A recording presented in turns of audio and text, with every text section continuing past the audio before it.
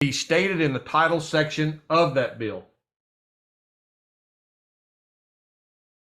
For example, a statute that was written with the stated subject matter being citrus fruits cannot be read or interpreted to include and be applied to just anything commonly deemed a fruit if it is not scientifically and legally classified as being citric in nature.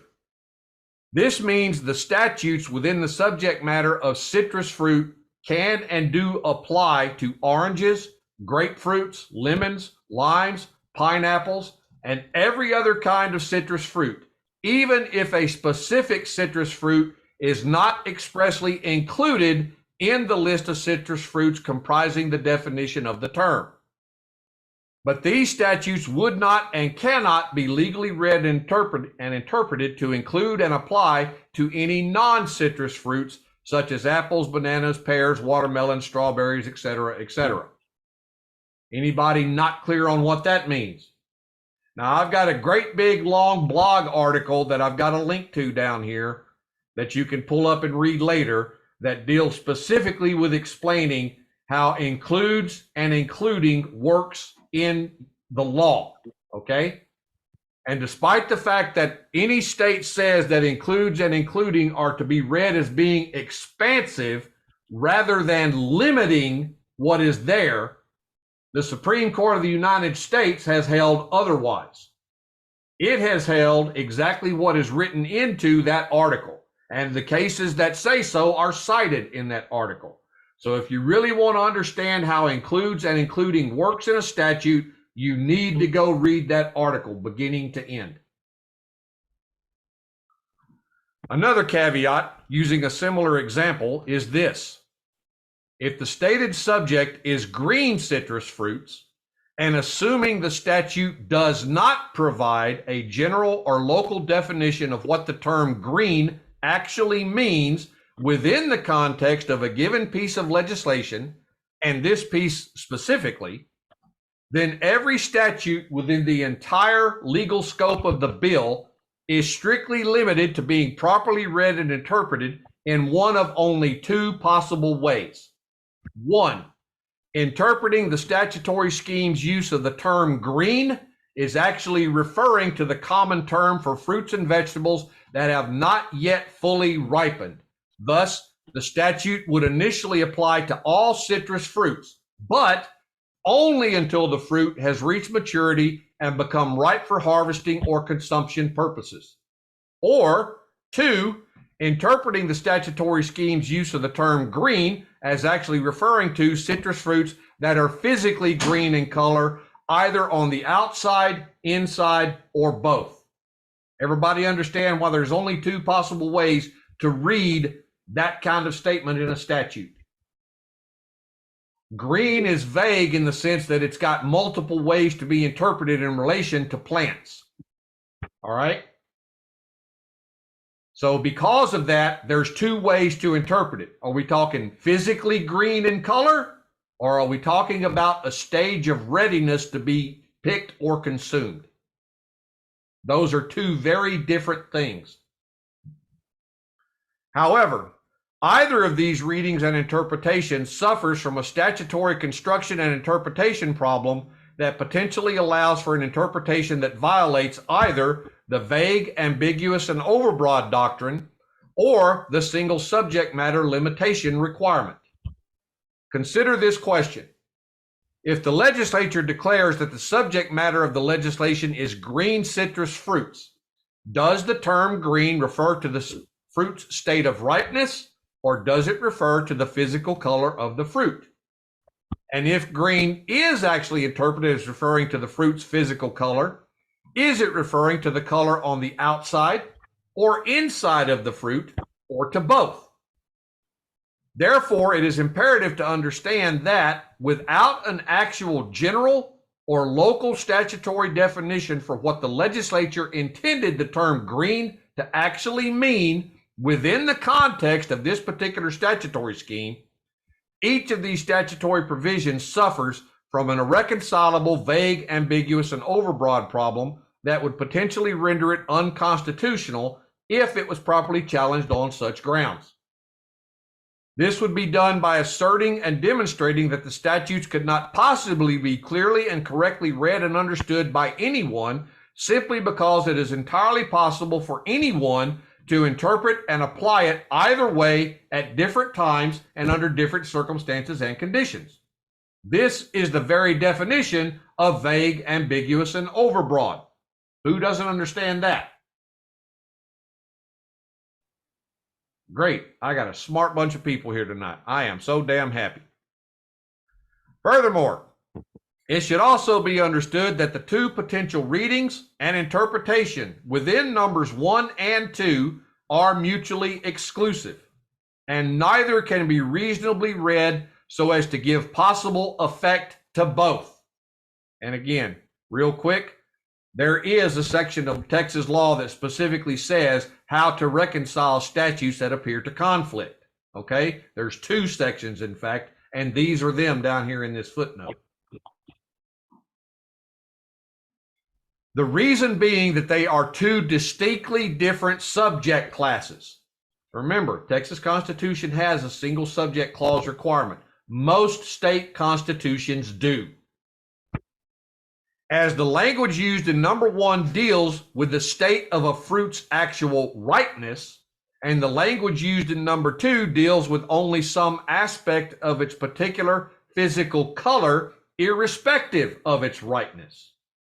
Therefore, to try and read and apply them both together would run afoul of the single subject requirement provision in Texas Constitution, Article 3, Section 35. The chapter on the legal use of includes and including explains in much greater depth and detail the legal concepts of using these terms when writing, reading, and interpreting law. Okay? Anyone not understand that? Why those 2 statutes cannot be read as being operative together? If they operate together, then they actually encompass 2 separate subjects: physicality and ripeness. And Texas Constitution forbids that to be the case in any single bill. Period. Okay?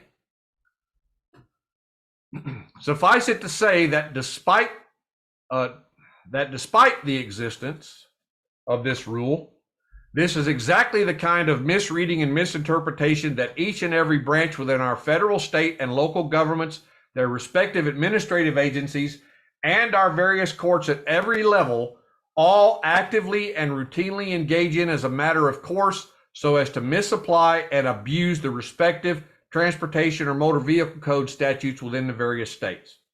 And in parentheses, in fact, respectively, each readily allows or engages in the misapplication and abuse of the delegated authority granted to bureaucratic agencies relative to most administrative regulatory codes.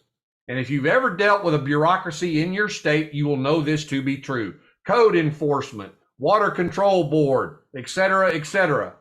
The bureaucrats there do not understand the law any better than the attorneys and judges do. And believe me when I tell you, the attorneys and judges do not understand it. I have demonstrated that in court more times than I can count.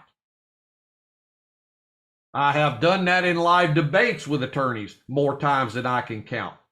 I actually, in my live class down at Brave New Books in Austin many years ago, I had a gentleman who was running for district attorney of Austin come to my Sunday class. Someone asked him to come and he did. And I got up there and I gave a presentation on the whiteboard to the class about how the courts were engaged in illegal activities and how the prosecutors were aiding and abetting in that. Now, I knew the guy was there, but he didn't know that I knew. So I had this presentation ready specifically for him. So while he was sitting there watching all this and I was explaining it, I got to the end of it and I looked at him and I said, "Sir, you look like an intelligent man who knows this stuff. Would you say that I am on point or somewhere off in the weeds with the information I'm presenting in this?" And he just kind of looked at me kind of real stiff-faced and says, you're absolutely right. Now, this was an actual lawyer running for district attorney. He's telling me I'm right about something that every damn lower court judge and city attorney and county attorney has ignored in Texas law for decades.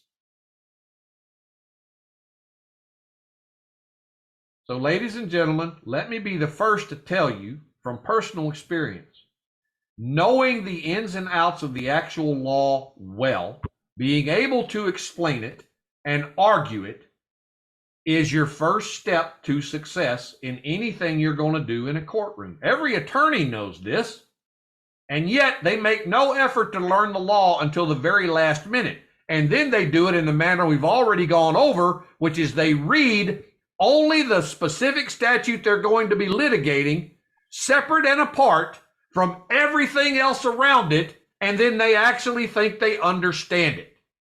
And then there's no wonder why when they get to the Texas Supreme Court and the Texas Supreme Court goes down through all the analysis of the various constitutional sections and statutory sections that these idiot attorneys didn't bother to address, they can say the attorney is wrong because he didn't address it in the context of all this other stuff right here that proves his argument is baseless as a matter of law.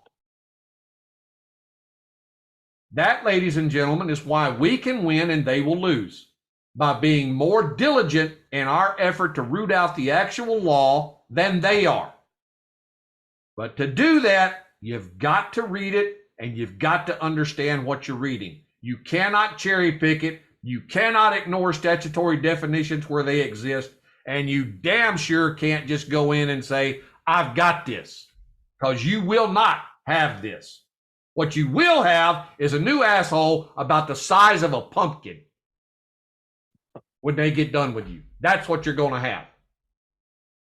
A good example, a good friend of mine who I tried to help with a case where he was unlawfully arrested by DPS and given a citation and went to municipal court in Austin to fight it. I've spent 3 months showing him how to do this, sitting down and walking through mock trial with him after mock trial with him after mock trial with him, telling him everything he needed to do and everything he should not even attempt to do. Guess what he did? He goes into court. The judge calls his name. He stands up and I say, Ray, do this, this, and this. I'm sitting right behind him and I whisper, do this, this, and this. Ray turns around, just twists at the hips, looks back at me and gives me the thumbs up. I got this. Okay? And then proceeds to do every fucking thing I told him not to ever fucking do in that courtroom. And his explanation after his ass kicking, I wanted the jury to like me, to understand me. I'm like, dude, the jury doesn't give a shit about understanding you. They were hauled in here off of their job today. They didn't want to be here. They're blaming you for having to be here. You're not here to make friends. And then he wondered why he lost. So here's another thing. Something I cannot ever do to fix your problem, okay? Or multiple things I can't do. I can't catch a fart and paint it green. I cannot resurrect the dead after 3 days. And I cannot save your ass when you make a huge fuck up in your case. We clear on that? Miracles I do not perform. Let's put that under that headline. All right? Eddie, not everybody that's in here now was in there at the beginning, so I'm just wondering. Well, I understand they're not in there at the beginning. I mean, there's more people in here. One-on-one with you, teaching you what not to do and what to do. I'm you do it right. perfectly most of the time in our practice, and then throw it out the window at the real-time thing. What am I supposed to do for you? I'm not talking about me. I'm talking about everybody. I'm not talking about you either. I'm simply saying in general, what am I supposed to do for you when I've done everything possible and you ignored me? Okay, I'm just saying the people who came in after Eddie already said what he said, don't be offended by his language or things that he says to you anyway, that's all. As of yet, I haven't spoken directly to anyone in the class. I know, but not everybody cusses. Well, anyway. That may be true. You will understand one thing. I'm very passionate about what I do and for good reason. I hate seeing good people get hurt without a just cause reason for it. And I especially hate it when that hurt is self-inflicted because they won't listen. Or they shut down when they're put under pressure or being yelled at by people who are out to get them, literally. And that's exactly what's going on when you walk into one of these courts. And you need to understand that. Where's James? All right, back to the document. What's that, Carl? Where's James Lovett? Is he already scared? Did he already run away? He's the one titled Bad Wolf. Okay. All right. Suffice it to say that despite the existence of this rule, this is exactly the kind of, did I do this already? No. Misreading and misinterpretation that each and every branch within our federal, state, and local governments, their respective administrative agencies. Oh, yes, I did, didn't I? Yes, I did. All right, never mind. Okay. Oh, no, I didn't. All right, never mind. Their respective administrative agencies and our various courts at every level all actively and routinely engage in it. And yes, I did down here. It should be common sense to understand that when a statute expressly defines a term or phrase, then that term or phrase is absolutely not being used in the common and ordinary context or meaning, generally associated with its use in everyday language or English. If it were, then there would not have been any need to begin with to explicitly redefine it within the context of a given statutory scheme, and the common and ordinary meaning and use of the term or phrase would then be legally sufficient. Let me break that down for you and give you an example. The use of the term person in statute. The term person will have a multitude of different definitions going from one section of the law to the other. It will have one definition in this chapter and section. It will have another definition in this chapter and section. It will have a different definition within the same chapter and section, but that definition is limited strictly to this section only, et cetera, et cetera, et cetera. So just because you see the term person, you would be making a very, very big mistake to simply presume you already know what definition applies to that term. If you do not actively seek out the definition that applies for that term in that section, you are not going to read that statute correctly. Thus, you will not understand and apply that statute correctly. Definitions are the key to understanding what a statute says. Leave the definitions out of the picture, you don't have a freaking clue what you're actually reading. You think you do. You believe you do. In your heart, you understand English. Ladies and gentlemen, these are not written in English. These are written in legalese, which is an altered form of English. And if you can't read and understand it properly, it will bite you in the ass every single time. Just like what I said earlier about an attorney that fails to read everything relative to what he's trying to argue about a given statute. It will come back and bite you in the ass. If it does it to the ones in the system, why do you think it wouldn't come and get you as someone outside of the system working within it? Or as they like to call you and me, a layman. Why would it come back and not bite a layman in the ass if it will bite an actual attorney or a judge in the ass? And yes, it does bite judges in the ass when they get overturned on appeal and overruled by a higher court because they failed to follow the rules and apply the law and read it the way they were supposed to also. And they do regularly. And even the higher courts get it wrong almost as many times as they get it right. And I've proven that more times than I can count. So just because a court said it doesn't make it true if what the court said is easily proven incorrect by what is in the black letter law and the state constitution and the history of the laws and court opinions surrounding it. If a newer court throws out an opinion that shuts all that down and throws it out the window, then there is no question the new court is not doing what it's supposed to do, and that the opinion it rendered was completely incorrect. It was their agenda to do that, not the law. So you want to understand when you're getting screwed, you need to know the law better than they do. Because if you do that, then they can never pull the wool over your eyes and say and do something you won't catch. But failure to know and understand the law is the biggest weakness laymen have. Thinking they understand what they're reading when in fact they do not. Believing they understand it when in fact they do not.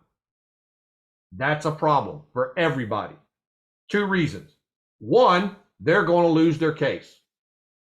2, it sets bad precedent for everybody coming behind them trying to fight their case, who may have even managed to do it right and argue it correctly, but because it's similar to the argument that got stomped on, the judges just gloss over it and ignore it. Thus, bad precedent is like shit rolling downhill. Even the good soldier gets shit on when that happens.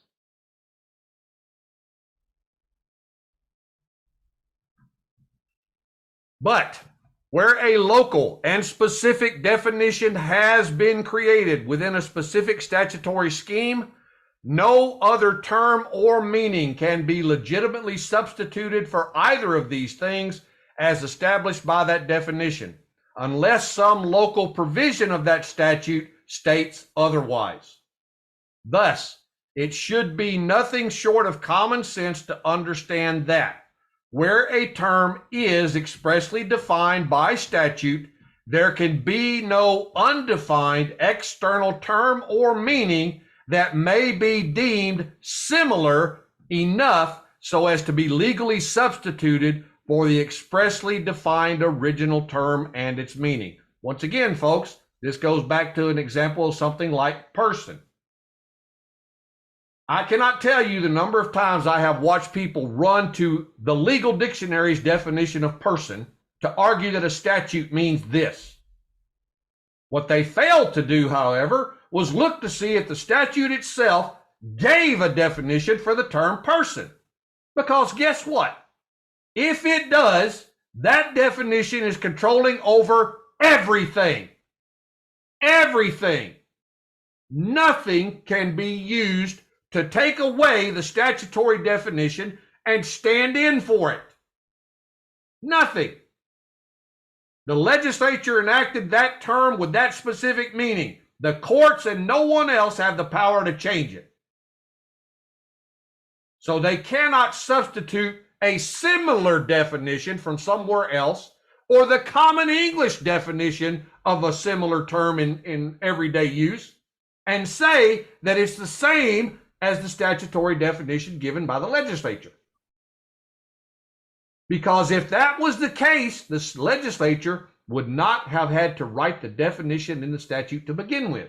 They could have just left it open, and the courts were then free to apply the common everyday use.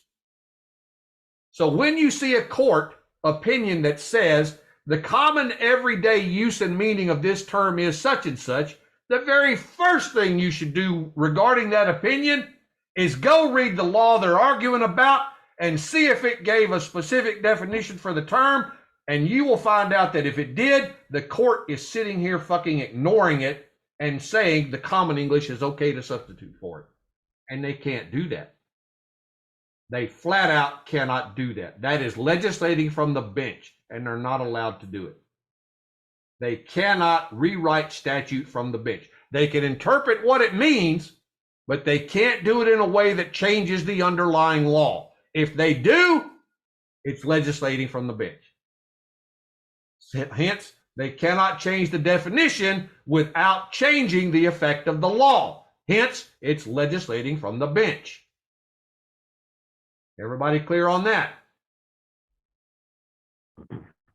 Sir, yes, sir. Yes, sir. This is true precisely because the substitute term is not statutorily defined as having the same legal and contextual meaning that the explicitly defined term has.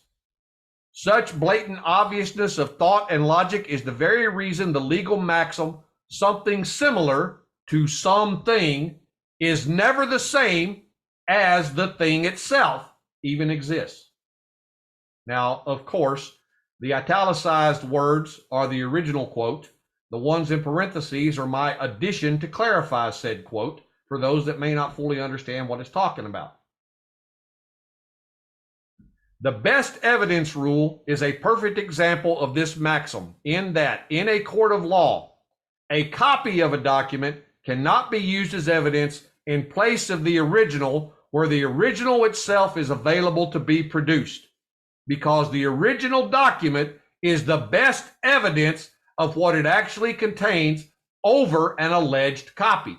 Thus, the copy, although similar to the original in every respect, is not the same as the original itself.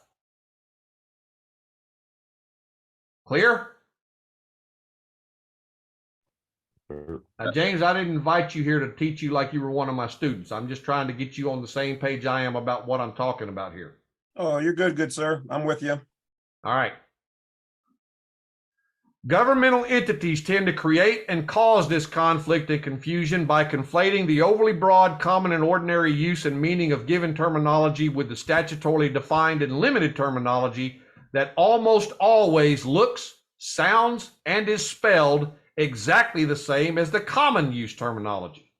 But the statutory terminology actually has a very different and exclusive meaning and use context that exists only within the subject matter context of the statutes themselves. In other words, the statutory definition made within the statute does not apply anywhere except within the context of that statute. That is not the definition that applies across the board unless the legislature declared that definition to be the general definition that applies everywhere unless a local provision changes it to something else. Okay? That's all that's saying. These two types of terminology, common English versus statutorily defined legalese, are not interchangeable. However, virtually all of these various government entities and agencies use them as if they are. And then they try to convince the rest of us that we aren't smart and capable enough to really understand how the law works or what it says and means. So we all just have to believe them and accept that their incompetence or dishonesty in misunderstanding, misinterpreting, and misapplying the subject matter context of such terminology is correct, normal, and proper. It's just another plain old governmental gaslighting scheme being perpetrated on a grand public scale. And it is. I've had discussions with attorneys where I've had them storm off in a huff because no matter what they tried to convince me of, I had a counter argument that they couldn't overcome. They would try, but every time they did, I'd slap them down with another provision that said, your understanding of this is still incorrect, and here's why. And some of them would even walk away going, anybody with half a brain would see it the same way I do. And I'd holler at it after them as they go, you're absolutely right. Only somebody with half a brain would see it the way you do.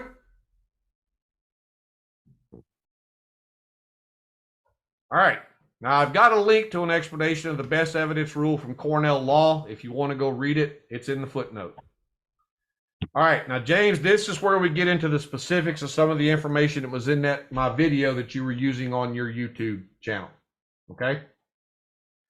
This is where we get into discussing some very specific aspects of the Texas Transportation Code that gives us statutory evidence of everything that I was presenting in that video to Alex Jones and his crowd.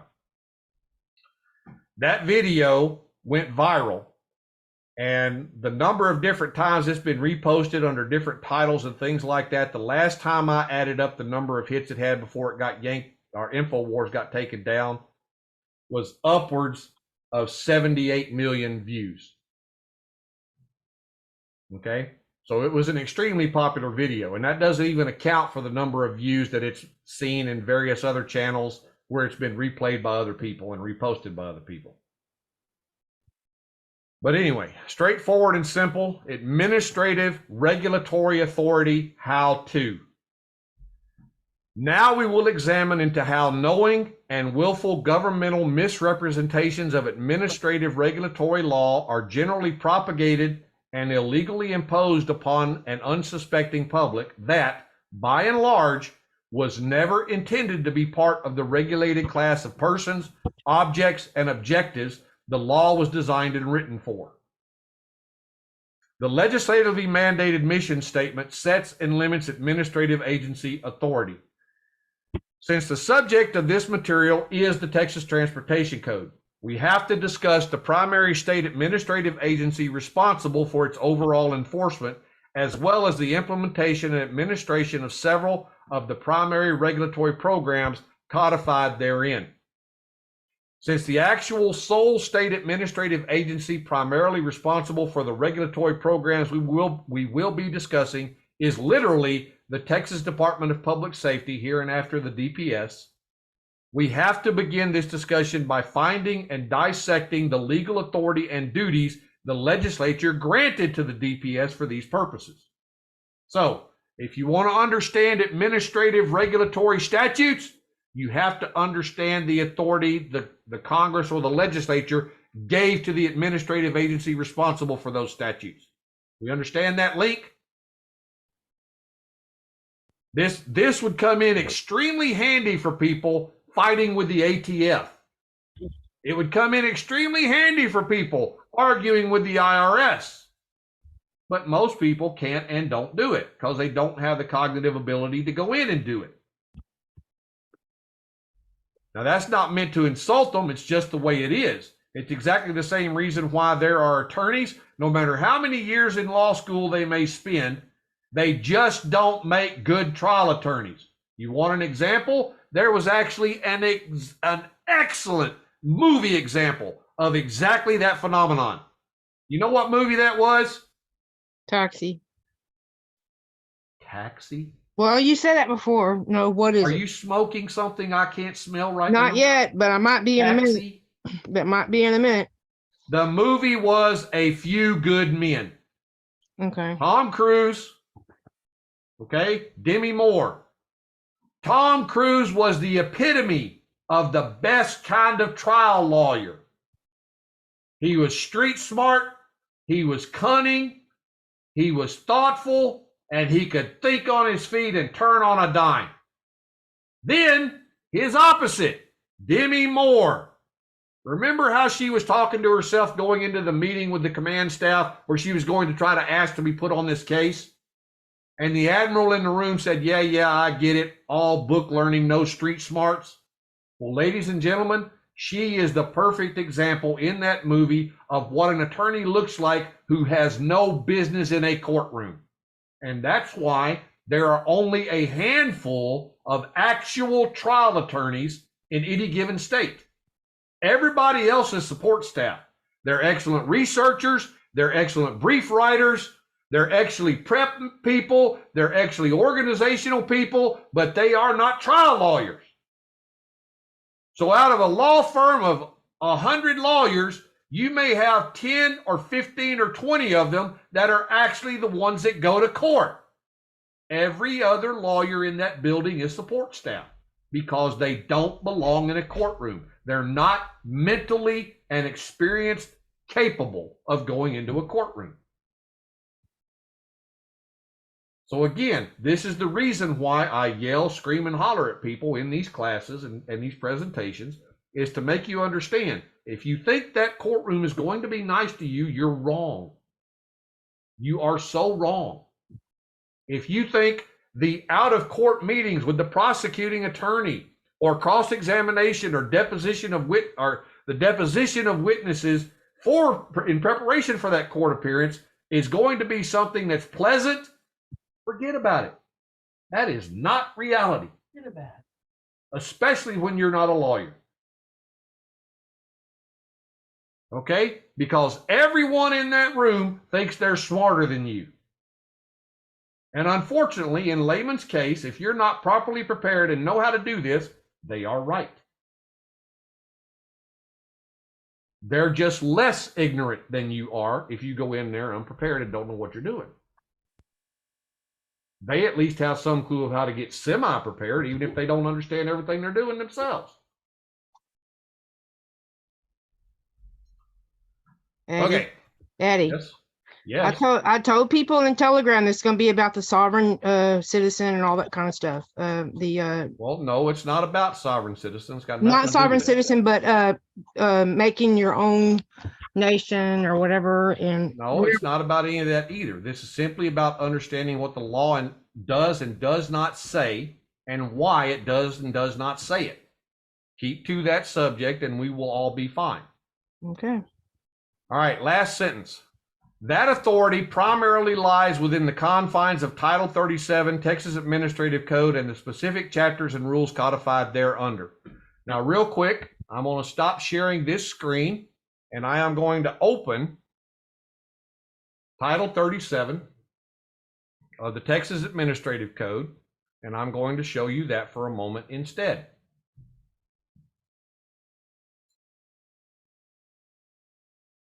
Now, real quick, this is the Texas Administrative Code online. In this code, we have Part 1 under Title 37. Title 37 is Public Safety and Corrections. Again, my Zoom says it.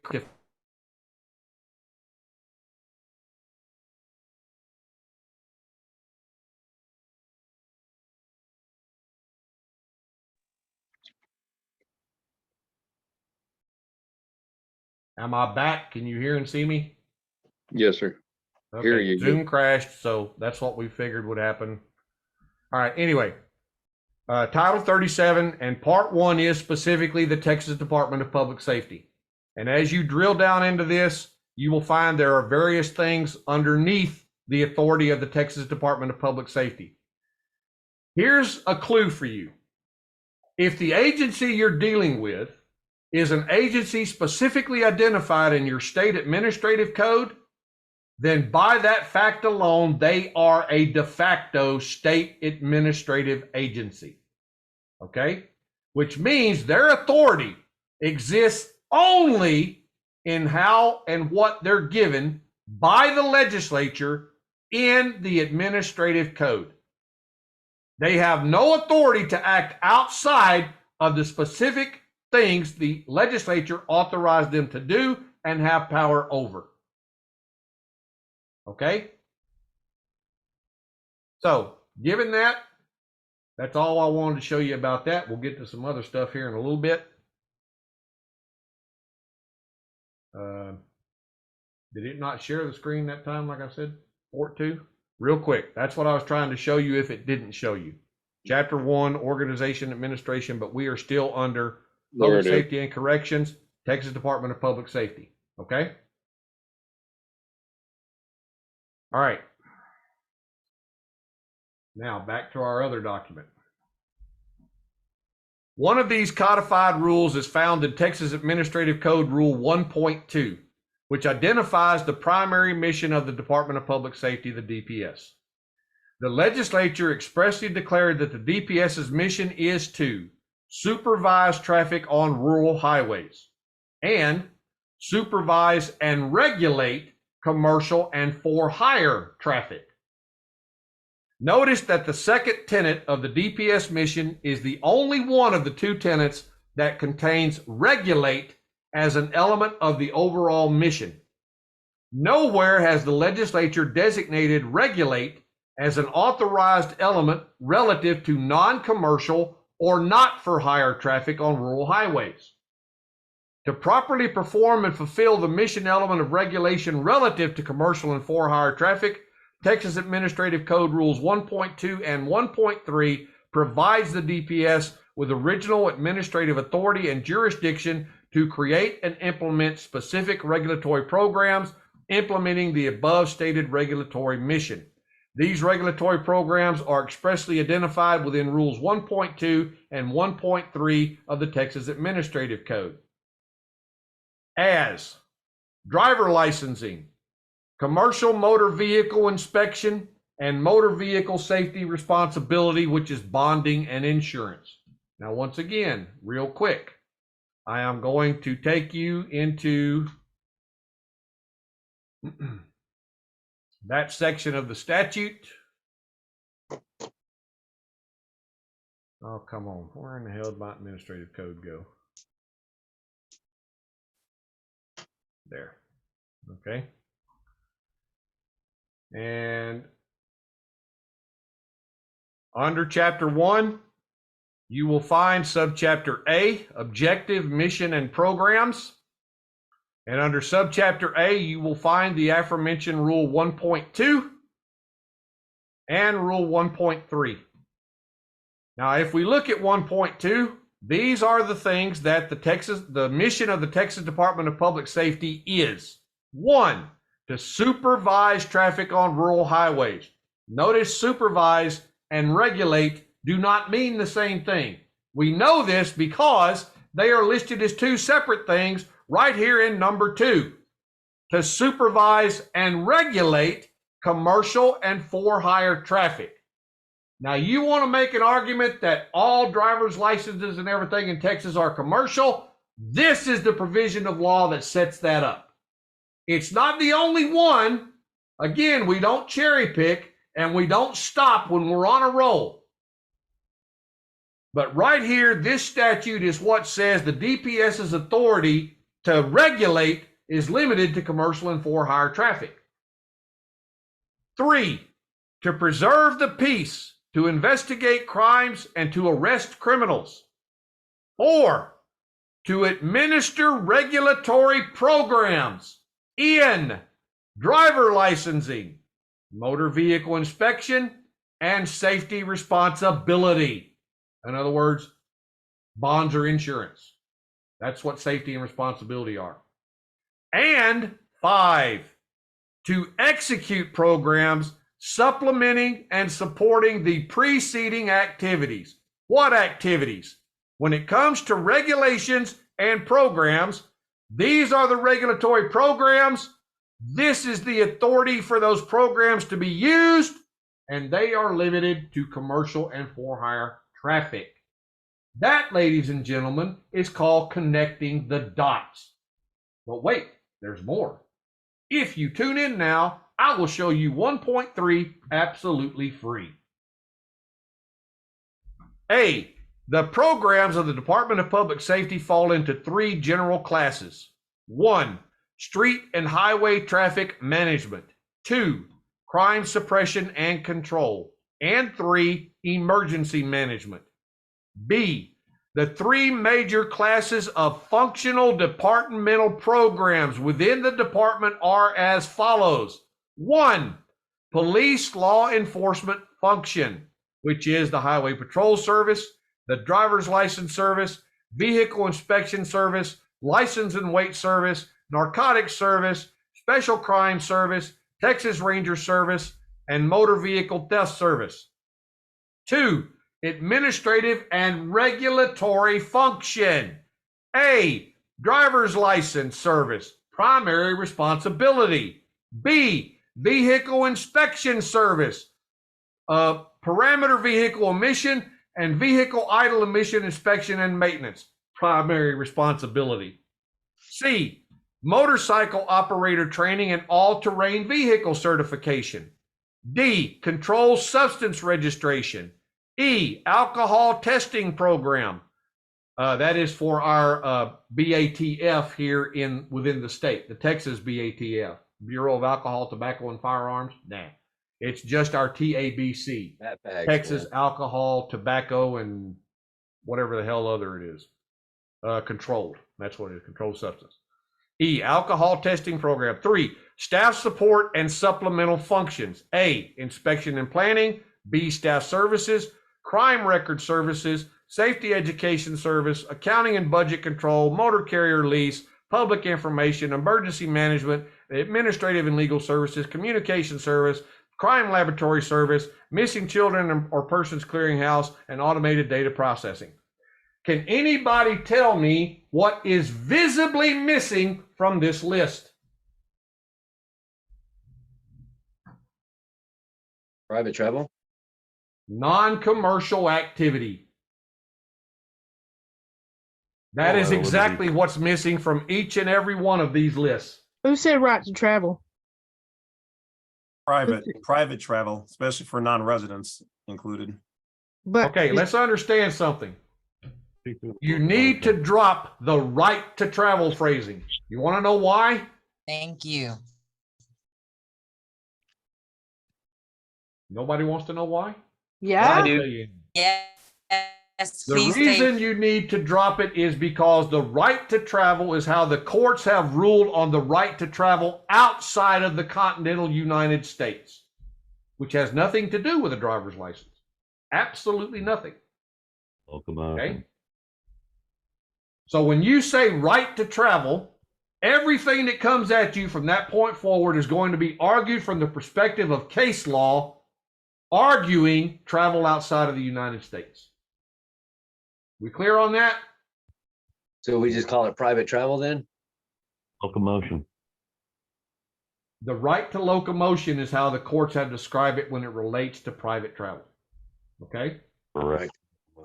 The individual liberty to move from place to place, i.e. the right to locomotion.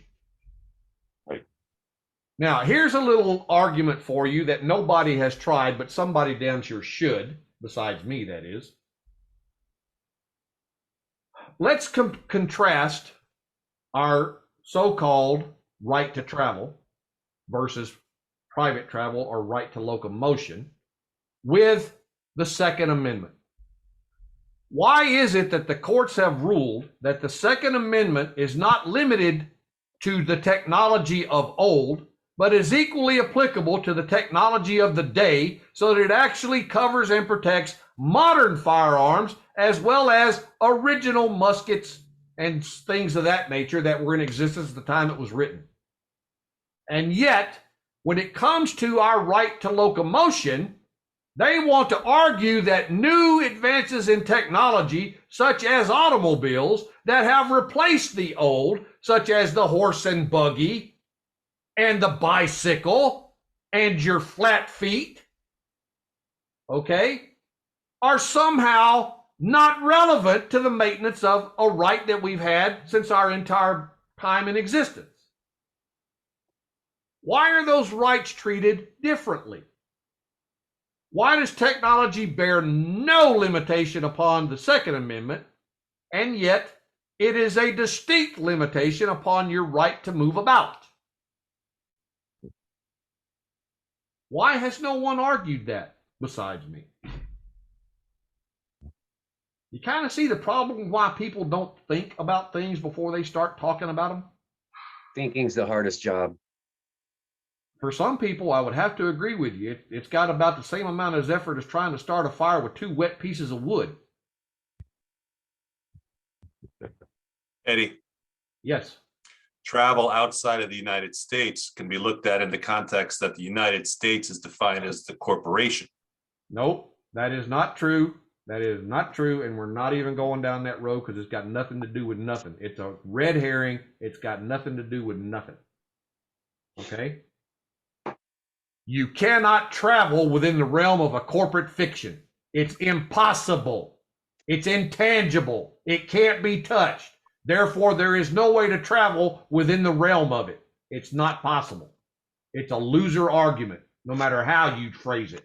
It's a loser argument. You're not in the incorporated state of Connecticut or the incorporated town of It Woodbury. doesn't matter if you're within that or not. It doesn't matter. Why? Because the law is what's in control here.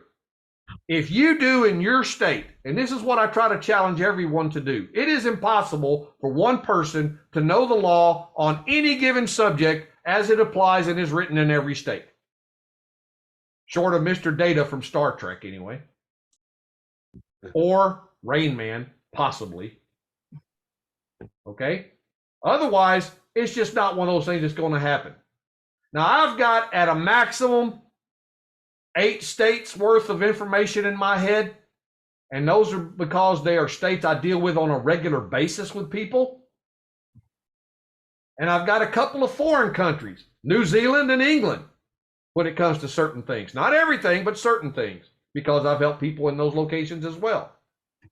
But the one thing I have never failed to use to help them was their own law.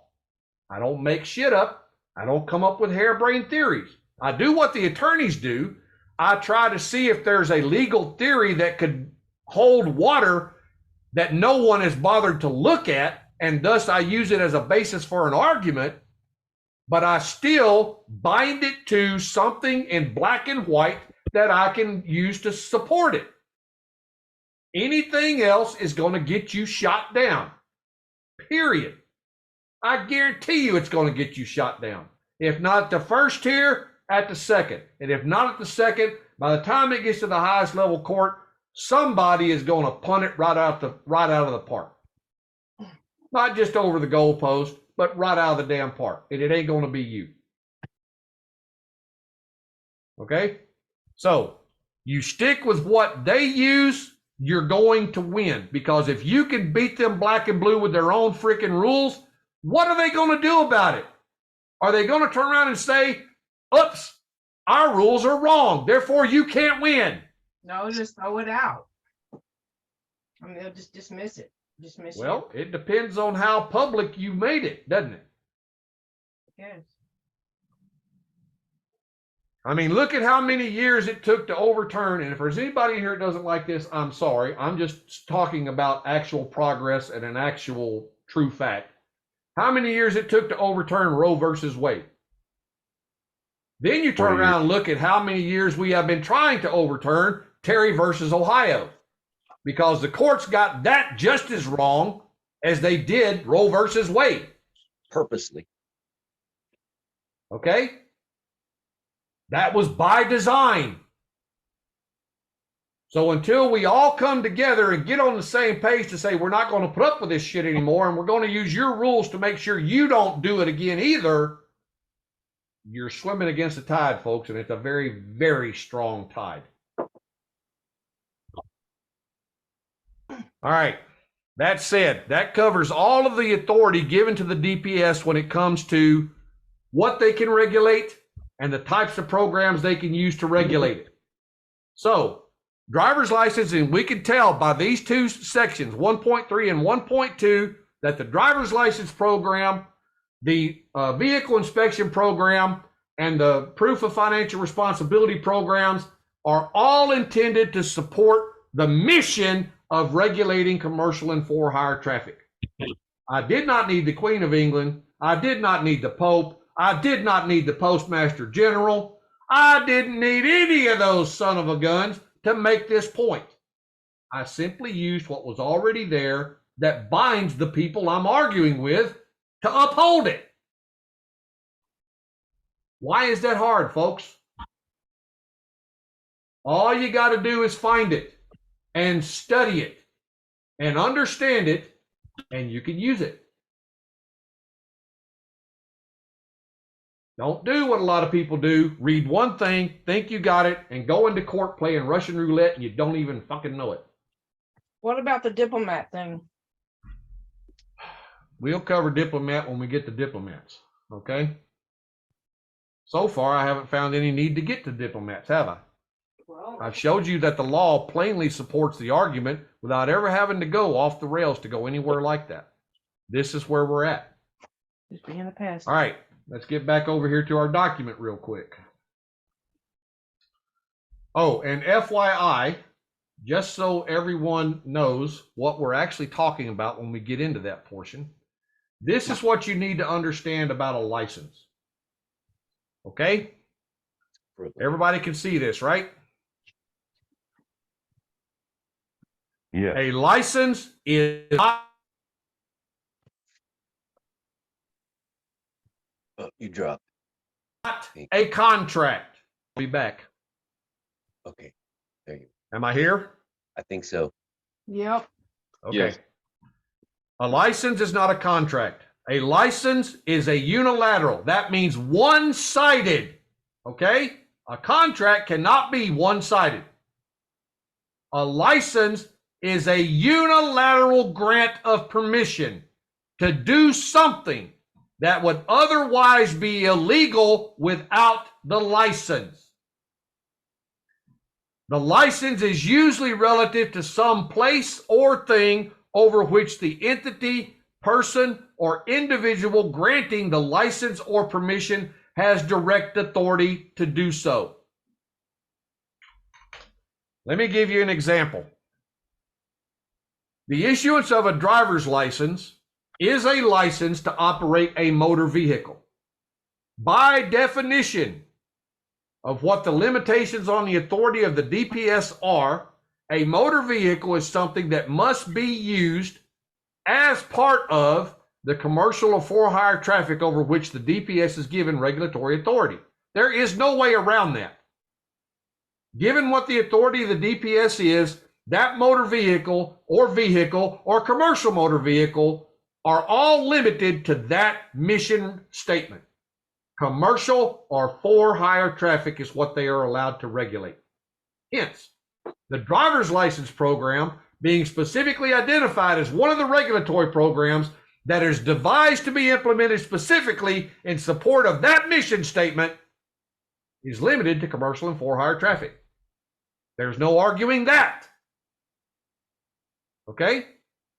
So, because the operation of a motor vehicle as a commercial or for-hire business on the roads, it falls within the police powers of the state as a privilege. Okay? As a privilege, that license is your permission to engage in that activity, and it's why it's unlawful or illegal to engage in that activity without that license.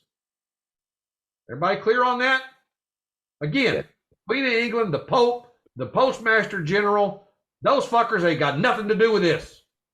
Nothing. This is what the law itself tells us it does and why it does it. What more do you need? Okay? So, when these people give us permission to engage in this occupation, business, or art on the highway, that is a one-sided agreement. We're giving you permission to use the roads for this purpose. End of discussion. Now, because that license is attached to the ability to make a living for some people, unlike most licenses, the state cannot simply yank it back anytime they want without some sort of judicial process. Because that would be depriving you of your right to earn that living, even though the way you earn it is a privileged activity. And the courts have ruled that way for eons. Okay? So that's not up for debate. That's very, very clear in the case law. And as far as I'm concerned, very, very accurate. And very, very proper. Because let's face facts. A loaded semi going down the highway bearing a load is an 80,000+ mile fucking missile. Okay? And the last thing you want behind the wheel of an 80,000 pound crushing missile is a moron with no skills, no experience, and no ability to comprehend why they're even there and how to do what they're doing. Or bad brakes or anything like that. What's that? Or bad brakes or anything like that, like equipment. That's a failures. different That's what aspect of it, but yeah, it falls within the same category of things to be regulated. Because the activity can be regulated, the equipment used to engage in the activity can also be regulated. And it's done for the purpose of protecting the public. An 80,000 pound missile with no brakes is a bad thing to have. An 80,000 pound missile with no steering is a bad thing to have. You kind of get the picture here? Oh, yeah. So there is a proper place for the police power when it comes to these things. So don't knock the police power. The police power does serve a real and true purpose for the people when it's applied and used correctly. It not often is anymore, but that's what it was intended to do. All right, so understand that about a license before we get into the details of a license in this other document.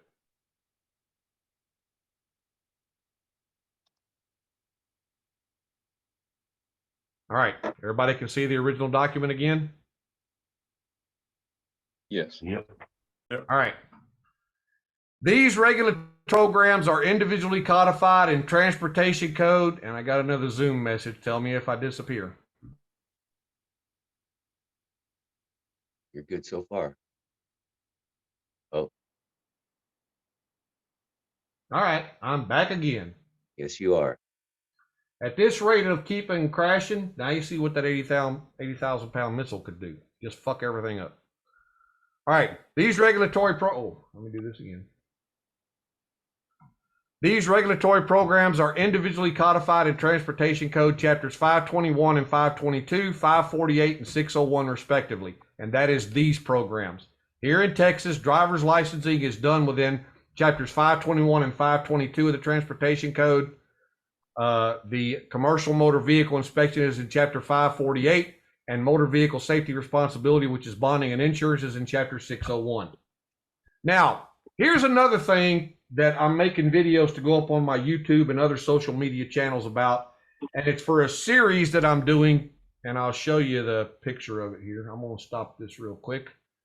Let me pull this up, and y'all be patient with me here because this is going to take a minute. Wait, can you read your chat too when you're at it? No, because I can't read multiple things at once. Even I haven't figured out how to do that shit yet.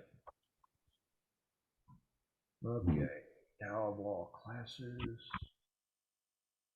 Come on, Windows, stop being a pain in my ass. Okay.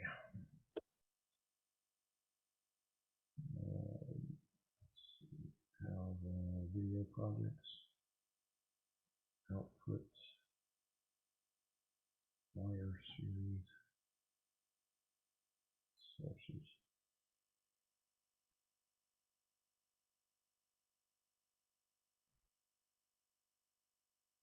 Oh, come on.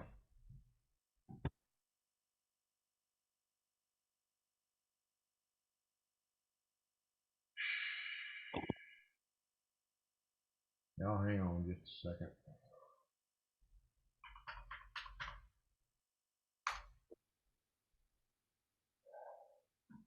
Sorry, guys. I was not intending for this to... You know, I really hate Windows. I really, really hate Windows when half the stuff I have to do runs on it. Linux Mint for the win. Nah, Ubuntu if we're going Linux, but the difference there is that OBS on Linux sucks balls. The Windows version of OBS is so much better than the Linux version of it.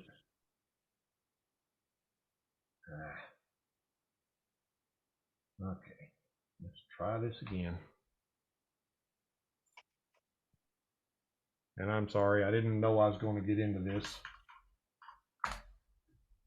until I got in here. Linux Mint uses Ubuntu. Yeah, I know that, but I just prefer the putting the Plasma desktop on Ubuntu. I really like it a whole lot better. There's certain things I think that the Ubuntu distro can do better.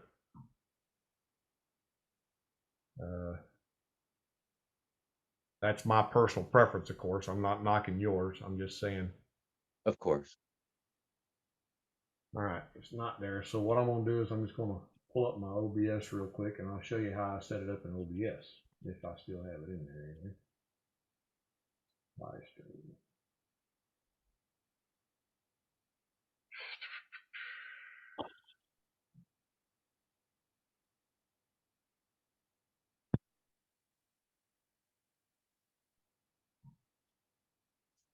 Okay, let's go to scene collection.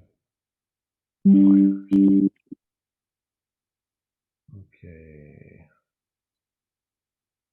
All right, now real quick, this is one of the video series I'm going to be doing on my YouTube channel.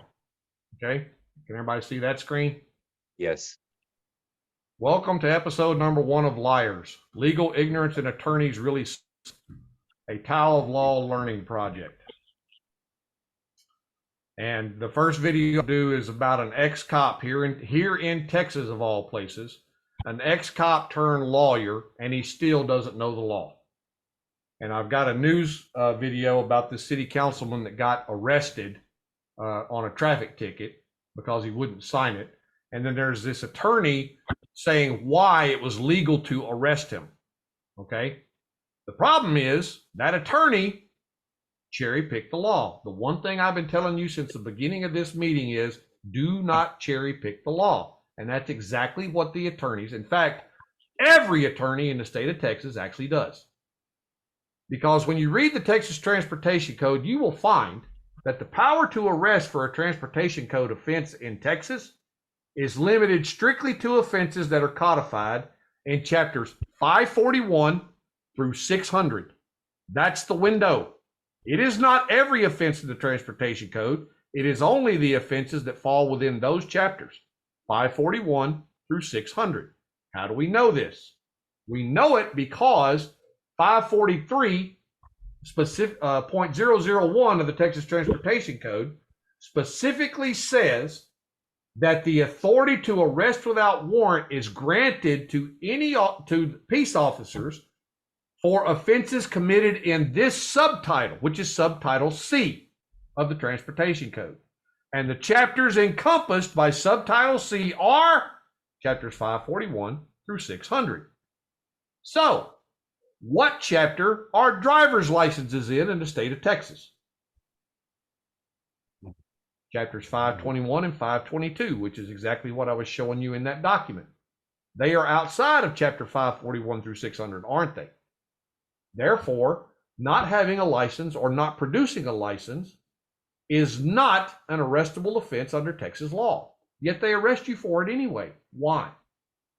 Because the courts have never had anybody stand up and argue that the arrest itself was illegal because the authority to arrest without warrant does not apply to this chapter. Hence, it does not apply to any offenses codified in this chapter. You see, there's this thing in statutory interpretation called local and specific when it comes to the writing of a statute or the defining of a term. And in every case, a local and specific definition or provision of law is controlling over any general provision unless the local provision specifically states otherwise. Okay? So in Texas, where that provision under 543.001 says the authority to arrest without warrant is limited to this subtitle, that is a local and specific provision that takes away warrantless arrest authority from all the other chapters, unless those other chapters have their own arrest authority in them. And they don't. So, where is the financial responsibility chapter? Remember, I told you it is chapter 601. So guess what? They cannot arrest you for not having insurance in Texas either. At least not on the side of the road. It's not within subtitle C. It is outside of subtitle C. Thus, it is outside of warrantless arrest authority. However, the commercial motor vehicle inspection, which means displaying a false, altered, or expired inspection sticker, is in chapter 548, which is within the range of chapter 541 to 600. Okay? So, this inspection sticker, that would be an arrestable offense if it's possible for you to commit it. But since we know that the commercial motor vehicle inspection program is limited to the DPS's authority to regulate what? Commercial and for-hire traffic, then commercial motor vehicle inspection can only be applied to what it exactly says in that chapter, which is commercial motor vehicles. You see, you don't need all this other crap. The law itself, if you will connect all of the relevant dots, makes the case for you. Okay? And it makes it very clear. For instance, did you know in the state of Arkansas, one thing the Texas law lacks is a specific definition of the term transportation. So it functions very much like that definition of green that I was talking about earlier in this document. How do you actually read and interpret transportation within the context of this statute?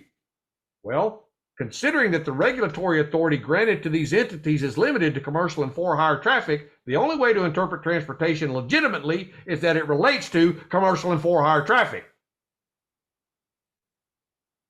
Yet the state doesn't do that. They tend to say that transportation simply means moving something from point A to point B. They're using the common English definition in place of a statutory definition, which, if the statute doesn't define it, they have every right to do. Except they have another problem. Chapters 311 and 312 of the Texas Government Code, which are also linked in this same document, and we've already gone past more than once. Those two chapters deal with statutory interpretation and how those statutes have to be written by the legislature. And in both of those chapters, it clearly tells us that terms of art, which is what transportation is, must be given the definition that is used by experts in that profession, occupation, or art. So right there, we have a specific limitation on how it can be applied. It's got to be applied to a profession, an occupation, or an art. It can't be just applied to anything and everything. It's got to be applied to something that falls within those three categories, per the statutes. How would they define art, Eddie? Well, you'd have to ask a court to define art. But art would simply be something that's considered art, legally considered art. And that the term or phrase, like for instance, if there's a particular word that's used to describe a particular type of painting style or brush stroke, and then there's a legal argument over a painting about whether or not it's real or it's fake or a forgery or something of that, then the experts who are familiar with that terminology would provide its meaning to the court. You follow? Yes, thank you. Okay, that's how that would work. But as far as everything else, they are limited to those three categories when the term is a term of art. And in law, transportation is a term of art, as is motor vehicle, as is driver, as is operator, as is commercial motor vehicle, as is vehicle. All of those are terms of art. However, most of them have one or more specific definitions provided by those same statutes. And you need to find out which of those definitions is actually controlling over the piece of statute you're trying to read and understand. And do remember, you can have multiple statutes dealing with the same subject, object, or objective that have to be read together, but in certain parts of this one, there's a different definition of person locally than there is in this one for a definition of person that's also defined locally there. However, the statutes that have to be read together should not overlap where those two definitions collide. They could, but I don't know that I've ever actually seen that. Okay? But the one thing about Chapter 311 of the Texas Government Code is it contains the general definition of person that has to be used in every single statute in every single code of this state. And guess how it defines the term? Everything that is defined in the term person generally is a legal entity. Okay? Corporation, association, partnership, trust, etc., etc. A legal entity. It's a fairly short list, but what is not there is a living, breathing individual. Okay? That's the general definition.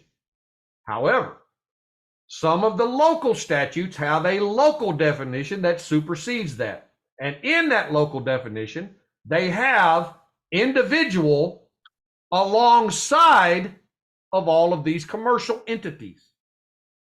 Now, and the term they're using to define it is includes. The term person includes an individual, an association, a corporation, a limited liability company, etc., etc. Now, under the United States Supreme Court determination of the usage of the terms includes and including, that presents a problem. Malika is very familiar with how that works because she read my article on includes and including. So it's on my legal blog, which is at taooflaw.wordpress.com. You can find it there just by typing in includes, and it'll pull that article up. It's a very long article, but it's very detailed and it's very easy to read. Just follow it and understand it. You understand that, you'll understand a lot better how something is to be read in law. That's very, very important. Okay. Now, let's get back over here to the document and continue on.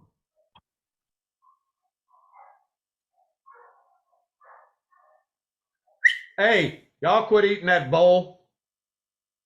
Sorry, I got trainees here. All right. Transportation Code Chapters 521 and 522, driver licensing. The licensing of a driver is one of these DPS implemented and managed regulatory programs that must be administered in accordance with the administrative regulatory authority granted to them by the Texas legislature. As driver licensing is one of the specifically authorized regulatory programs for fulfilling its regulatory mission, the DPS's driver licensing authority is strictly limited to the issuance and regulation of driver's licenses to those persons who are driving or operating a commercial motor vehicle, or vehicle upon a highway as part of the regulated commercial and for-hire traffic thereon. Now, we've seen the actual law that backs that up, have we not? I don't know. I don't think that's what everybody's here for. You changed the path or whatever. I haven't changed anything, Jane. I just have a path I'm going to follow to get there. Do not Okay. deter me from my path. Okay. All right. You know I'm Okay. gonna say something. All right, bye. You gone? All right. No. Okay. All right. Transportation Code Chapter 548, Commercial Motor Vehicle Inspection. The Commercial Motor Vehicle Inspection Program is another of the DPS regulatory programs specifically authorized by the legislature. In fact, Commercial Motor Vehicle Inspection is the exact wording used in the Transportation Code, specifically Chapter 548, to identify the purpose of the entire statutory scheme. In other words, all of Chapter 548 deals specifically with inspection of commercial motor vehicles. It does not deal with the inspection of any other kind. And in Texas, a commercial motor vehicle has a very specific definition, both in other parts of the code, such as what's found in Chapter 541, which is the general definition applicable everywhere unless superseded by a local one. And then there is a local one that's very similar within Chapter 548. Okay? But regardless, it still has to be a commercial use vehicle because that is all that chapter recognizes as being a vehicle that's inspectable. I know that's probably not a word, but still, that can be inspected. Let's put it that way. It should be noted that Chapter 548 is the only chapter that implements the process and procedure for performing such inspections and defines the specific type of vehicle to which it applies. And you will notice, if you go read that chapter, which you can do by clicking on the link in this document, in that chapter, they interchangeably use three different words: commercial motor vehicle, and vehicle, as if they all mean one and the same thing, when in fact, they are components of each other with the exception of vehicle. Vehicle is the root definition from where motor vehicle and commercial motor vehicle get their definitions. I call these compound definitions, okay? Vehicle is defined in Chapter 541 as a device that is self-propelled and used to transport persons or property upon, transport or draw persons or property upon a highway. Okay? That's more or less the definition of vehicle. Motor vehicle then says it is a vehicle that does such and such. Therefore, motor vehicle must be read with both definitions, not just the one for motor vehicle itself, because it says motor vehicle, it is a vehicle that includes these other things. So you have to read the definition of vehicle and what commercial motor vehicle says in order to understand what a motor vehicle says, in order to understand what a motor vehicle is actually defined as. Okay? And commercial motor vehicle goes even further. A commercial motor vehicle is a motor vehicle that weighs 26,001 pounds or more, carries 16 or more passengers, including the driver, or bears hazardous materials while being placarded for hazardous materials. Okay, that's a commercial motor vehicle. But it too is a compound definition because it incorporates the definition of motor vehicle, which incorporates the definition of vehicle. So commercial motor vehicle is actually made up of 3 different definitions: its own, the definition of motor vehicle, and the definition of vehicle. And if they're not all read together, you don't actually understand what commercial motor vehicle means. Guess what the attorneys and judges don't do? They don't read all 3 of them together. Okay? See, the reason vehicle's definition is very, very important is because it says that it is a self-propelled device that can be used to transport or draw persons or property upon a highway. That word can, C-A-N, is very, very important. You know why? Because in common English, there is actually a definition of can for use in law. Do you know what that definition is, folks? No. It is authorized by law. That's the definition of can when it is being used in a law. That it can be used because it's something that is authorized. So you could read the definition of vehicle, instead of saying a device that is self-propelled that can be used, you could read it as a device that is self-propelled and is authorized by law to be used. See how that works? Perfect. Exactly the way it's supposed to read. Exactly the way it's supposed to read. It's magic. Okay? So, by reading all those definitions together, everything in the transportation code is still joined at the hip to everything we read in the administrative code about what the DPS is authorized to do and who they're authorized to do it to. The law is working for us, folks. It's not working against us. It's the morons in charge of reading and interpreting it that are working against us. Lawyers. Not just lawyers. Most judges. Now you know are why I lawyers. titled that section Liars. Insurance Commission. Okay. Now again, the commercial motor vehicle inspection. If you go down and look at it, the explicit use of the commercial motor vehicle inspection wording is important for these reasons. It only identifies commercial motor vehicles as being required to be inspected, as does the entire contents of the chapter, and it is the only chapter in the entirety of the transportation code that deals with the inspection of the commercial motor vehicles, of any kind. And 3, the express term commercial motor vehicle as used in this context has basically the same overall meaning throughout the entire transportation code. That includes in this same chapter, 548. Since the phrase commercial motor vehicle has very specific and exclusive definitions within chapter 548 and throughout the various other chapters of the transportation code, and because commercial motor vehicle inspection is also one of the specifically identified regulatory programs over which the DPS was given administrative and regulatory authority to fulfill its stated mission to supervise and regulate commercial and for-hire traffic, the program's regulatory purpose cannot be legally or interpretively expanded to encompass self-propelled devices that are neither commercial motor vehicles nor being used to facilitate the transport or drawing of property or persons upon a highway as being part of the expressly limited class of commercial or for-hire traffic.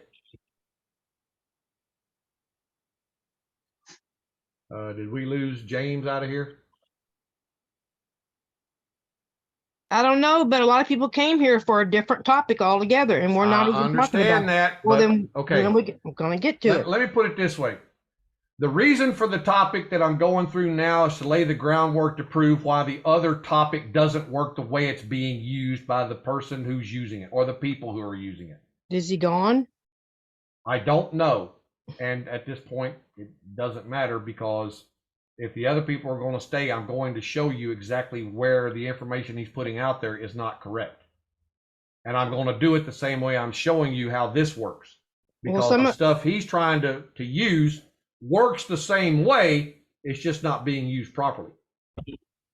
Okay, I don't know which name he has. I don't see him over there, but anyway. The bad wolf is what he had when he came He was in. here a while ago. I know he was here, but I think he got the idea, or somebody told him where this was going, and he left.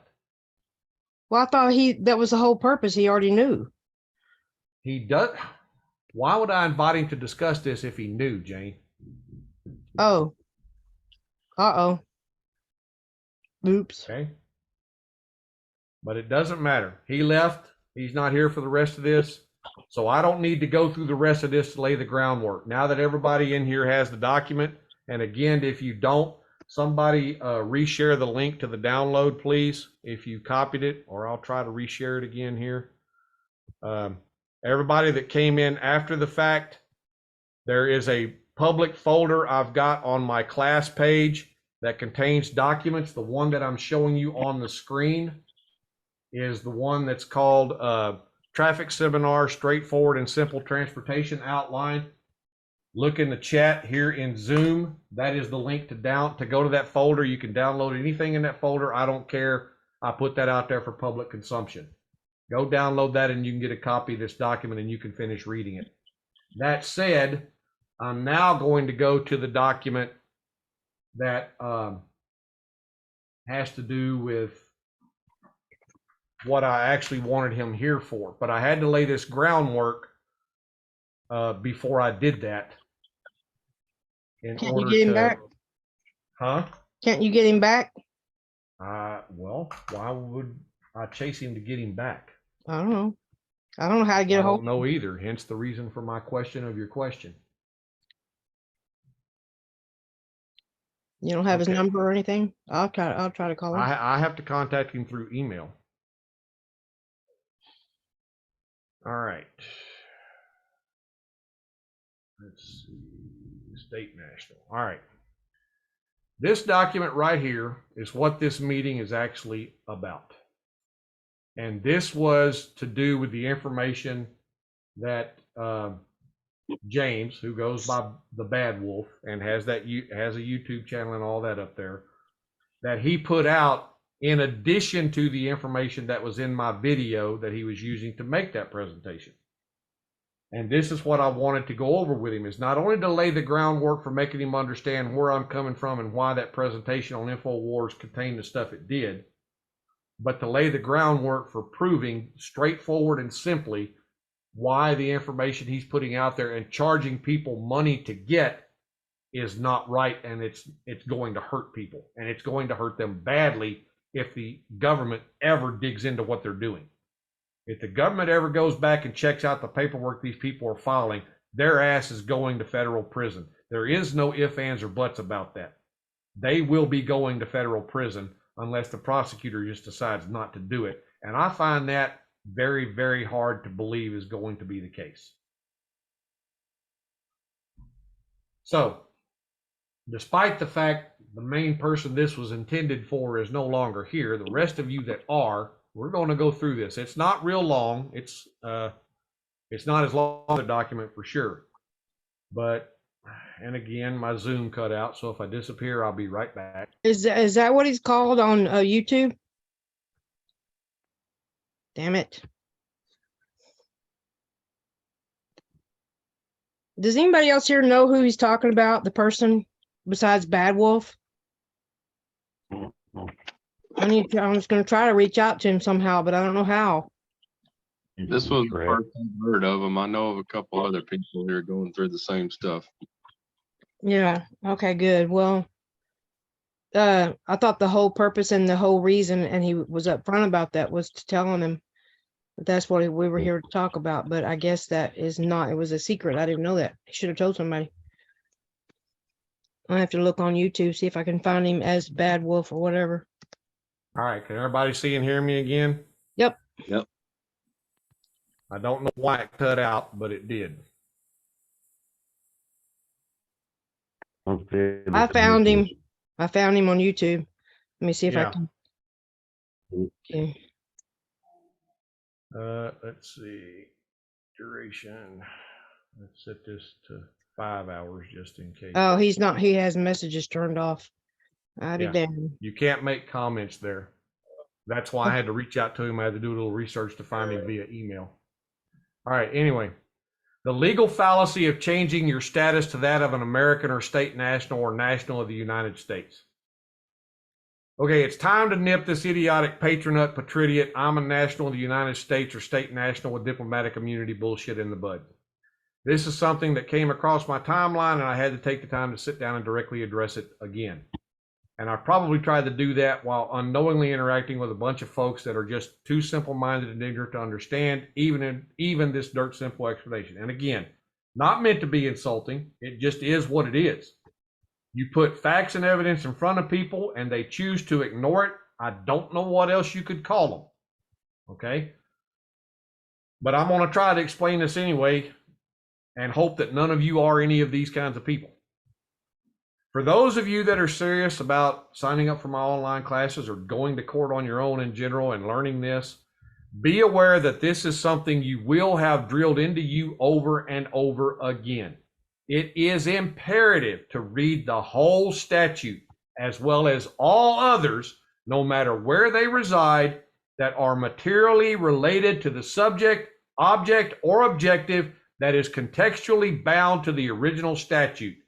This, Jane, was the reason why I was going through all the other stuff in the beginning of that document. Well, To get to this point right here for this. In law, this is called an in para materia reading and interpretation of the whole of the law. Reading the whole of the law is one of the major rules of statutory construction and interpretation. And it is the biggest failing of laymen and patronuts alike when it comes to actually understanding what they are reading. Another major rule is acknowledging that it is absolutely impossible to correctly understand and interpret any individual statute without first having a complete and accurate context and reading of the entire relevant statutory scheme as a whole. Reading only cherry-picked provisions of a statutory scheme will not provide you with the necessary overall context and big picture aspects of what the scheme was intended to do. Not to mention that reading statutes in this way also leaves out a great deal of the actual detail level information needed to properly understand any of it. And here was the conversation as it occurred on the social media site. I do wish that people would learn to read the entire statute as well as how to read it properly. Let's see if any of you, and this any of you was the folks that were commenting on this post in support of what this guy had posted, which I will show you in a minute. Let's see if any of you really are what you think you are in this post, because I doubt any of you actually understand what you are saying at all, much less why it is legally incorrect under the law. Folks who are peddling this nonsense are allegedly beginning with a misreading of 8 U.S.C. 1452b, okay? And 8 U.S.C. 1452b is this. Okay. Now, when you read 8 U.S.C. 1452b, you will see that it is from Title 8, which is Aliens and Nationality, for Chapter 12, Immigration and Nationality, Subchapter 3, Nationality and Naturalization, Part 2, Nationality through Naturalization. Okay. Section 1452, Certificates of Citizenship or U.S. non-citizen national status procedure. The people that are doing this read down through this, and their reading is that a person who claims to be a national but not a citizen of the United States may apply to the Secretary of State for a certificate of non-citizen national status. Anybody want to guess what the problem is with how they're reading this?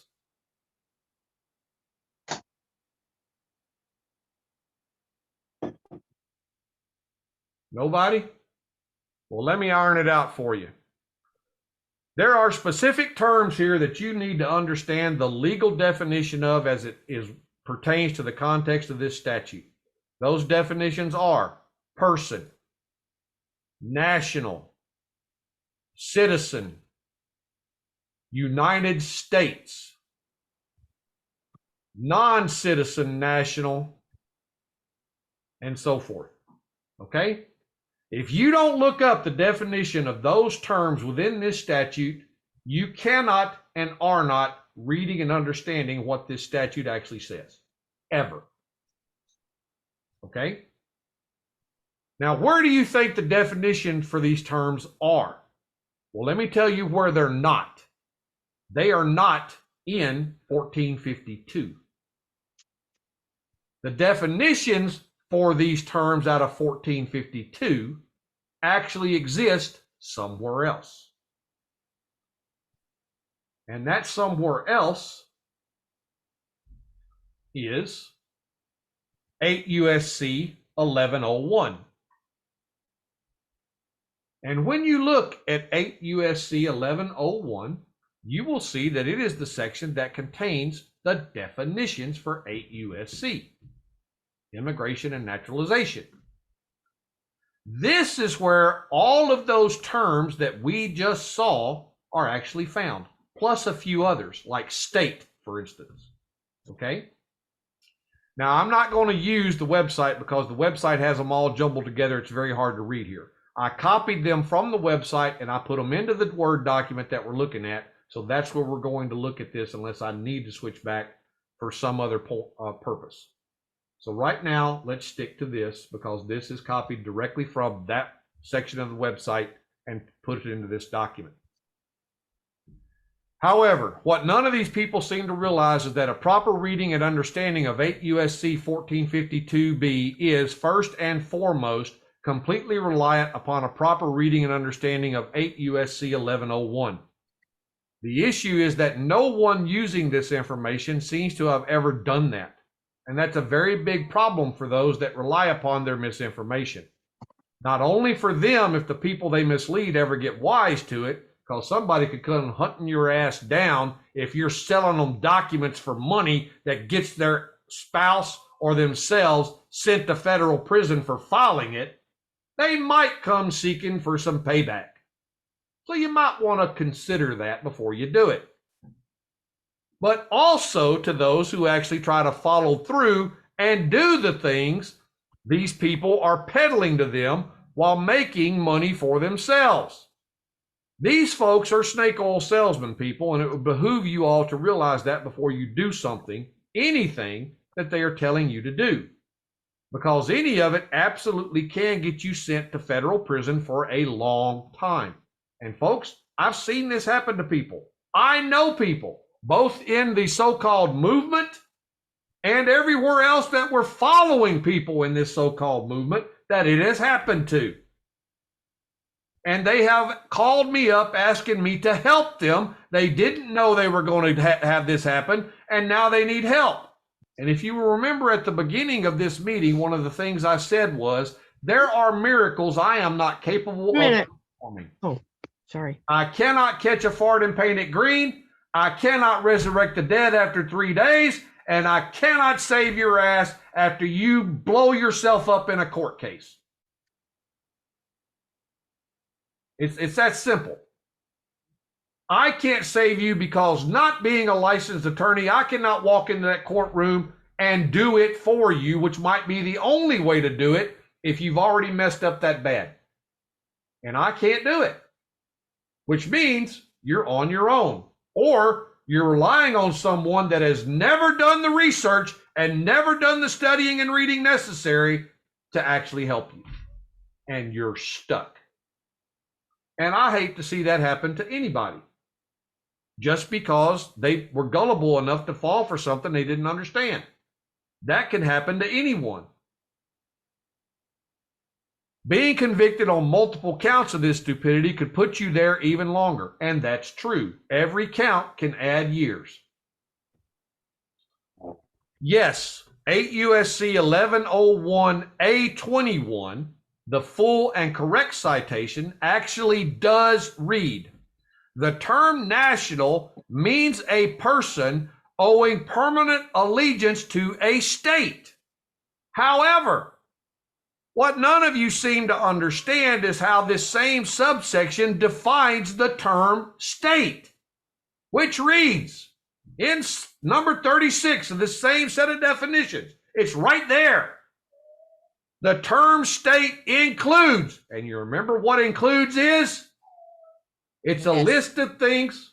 Go ahead, Malika. I don't want to spoil it for everybody else. No, they already know. I've told them, but I told them you were the one that read and researched my paper. You were dropped out at the time, but you're the one that read and researched my article and told me how good you thought it was. Oh yeah, I share it all the time. I go over it all the time. I actually dropped off because some policy officers came to try to pick me up on a warrant without a copy of the warrant or the complaint. Yeah, that would do it. So I'm back because they left. Well, all right. Yeah, you don't have a warrant or an actual complaint, get the fuck out. And that's true anywhere. And guess what you don't need? The Pope, the Vatican, the Queen of England, the Postmaster General. You don't need any of that shit. You just need to understand the law and due process says this is what you have to have, and you don't have it. Go the fuck away. Nothing requires you to open your door and let them in to take hold of you. Absolutely nothing unless they got that warrant. The term state includes the District of Columbia, Puerto Rico, Guam, and the Virgin Islands of the United States. Ladies and gentlemen, for the purpose of a state national, that is the only place that is defined as a state. It is not the contiguous states of the Union. It is not Alaska, and it is not Hawaii as a state. Okay? It is only federal protectorates, territories, enclaves, and what else? Well, I've got all four of them listed down here in a minute. We'll get to it. Anyway. Possessions. Further, what? Isn't it possessions of the Possessions. There you go. Possessions, territories, protectorates, and enclaves. Furthermore, we have to consider the statutory definition of United States, because remember, the term state includes District of Columbia, Puerto Rico, Guam, and the Virgin Islands of the United States. So what's the definition of United States that is also provided by this same section of federal statute? And that is 38. Only 2 down from 36, guys. The term United States. What? So if you live in the District of Columbia in, where is that, Virginia, wherever, Delaware, wherever, then this would apply, would it not? It absolutely would apply. That, what is it, a 10-mile radius or something like that? Provided you are someone that falls within the definition of a national, not the definition of a state. So we'll get to that part of it in a minute. The term United States, except as otherwise specifically herein provided, when used in a geographical sense, now notice, geographical sense versus political sense. Those are two very distinct and different things. Means the continental United States, Alaska, Hawaii, Puerto Rico, Guam, and the Virgin Islands of the United States. We also need to take notice that there was a 1966 amendment that added the canal zone to the list of places that are included in the definition of United States, to wit, 1966 subsection A38, publication L89-710, inserted sentence providing that term United States as used in section 1452, which is where we started of this title, for the purpose of issuing certificates of citizenship to persons who are citizens of the United States shall include the canal zone. That was when we were actually in control of the Panama Canal, which we no longer are. We turned it back over to Panama. So the canal zone no longer applies. So when are they gonna add Florida, Maine, Vermont, Tennessee? They can't and they won't because they don't fall within what this means. So hang on and I'll get to that. Now, in order to understand what subsection A36 actually means, and A36 is a state, okay? You must understand how the terms includes and including actually function in law. For that, you can read my article on the subject on my legal blog here, which is the one Malika was saying that she shares all the time. The above article explains certain rules of statutory reading and construction that determine how items listed after the terms includes or including in a statutory scheme are subject to the legal maxim of adjustum generis, meaning of the same type, kind, or class, which is a rule of statutory construction that dictates how general words as used in a statute that follow specific words in a list must be construed as referring only to the same kind or class of things identified by those specific words. Furthermore, the use of the term national in this definition is political in nature, not geographical. Logically, we know this to be true because the term state does not include any of the several states of the Union, while the term United States does encompass Alaska, Hawaii, and the continental United States. How does the term United States help us understand this assertion to be true? Well, because it is a plain and well-known fact that each of these locations either had or has an indigenous population, i.e., those who are the true state nationals under this law, that either predates the forming of the United States, like the American Indians of the continental United States, which was originally mostly territories instead of states of the Union. You need to keep that in mind, you see, that all the states except for the original 13 colonies were originally territories. And even the 13 colonies were territories before the king established them as colonies.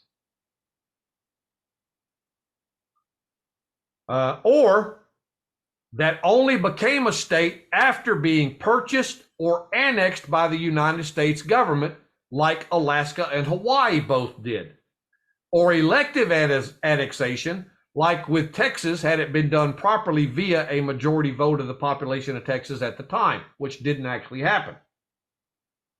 Purchasing and annexation are political acts rather than acts of conquest. Hence, the indigenous peoples of these locations are political citizens who either are or were residing in an otherwise foreign state, like is defined in section 36 up there, rather than being natural-born citizens owing their origin and allegiance to one of the actual states of the Union.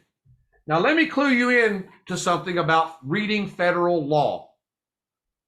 When federal law is actually talking about the states of the Union, okay, it actually says that in one of three different ways that I can, or several different ways, but they're the somewhat identical each time.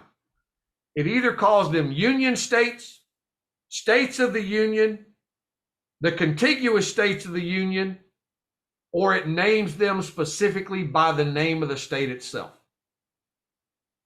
Those are the ways that federal law identifies the actual states as we know them from high school and junior high geography and such. Okay?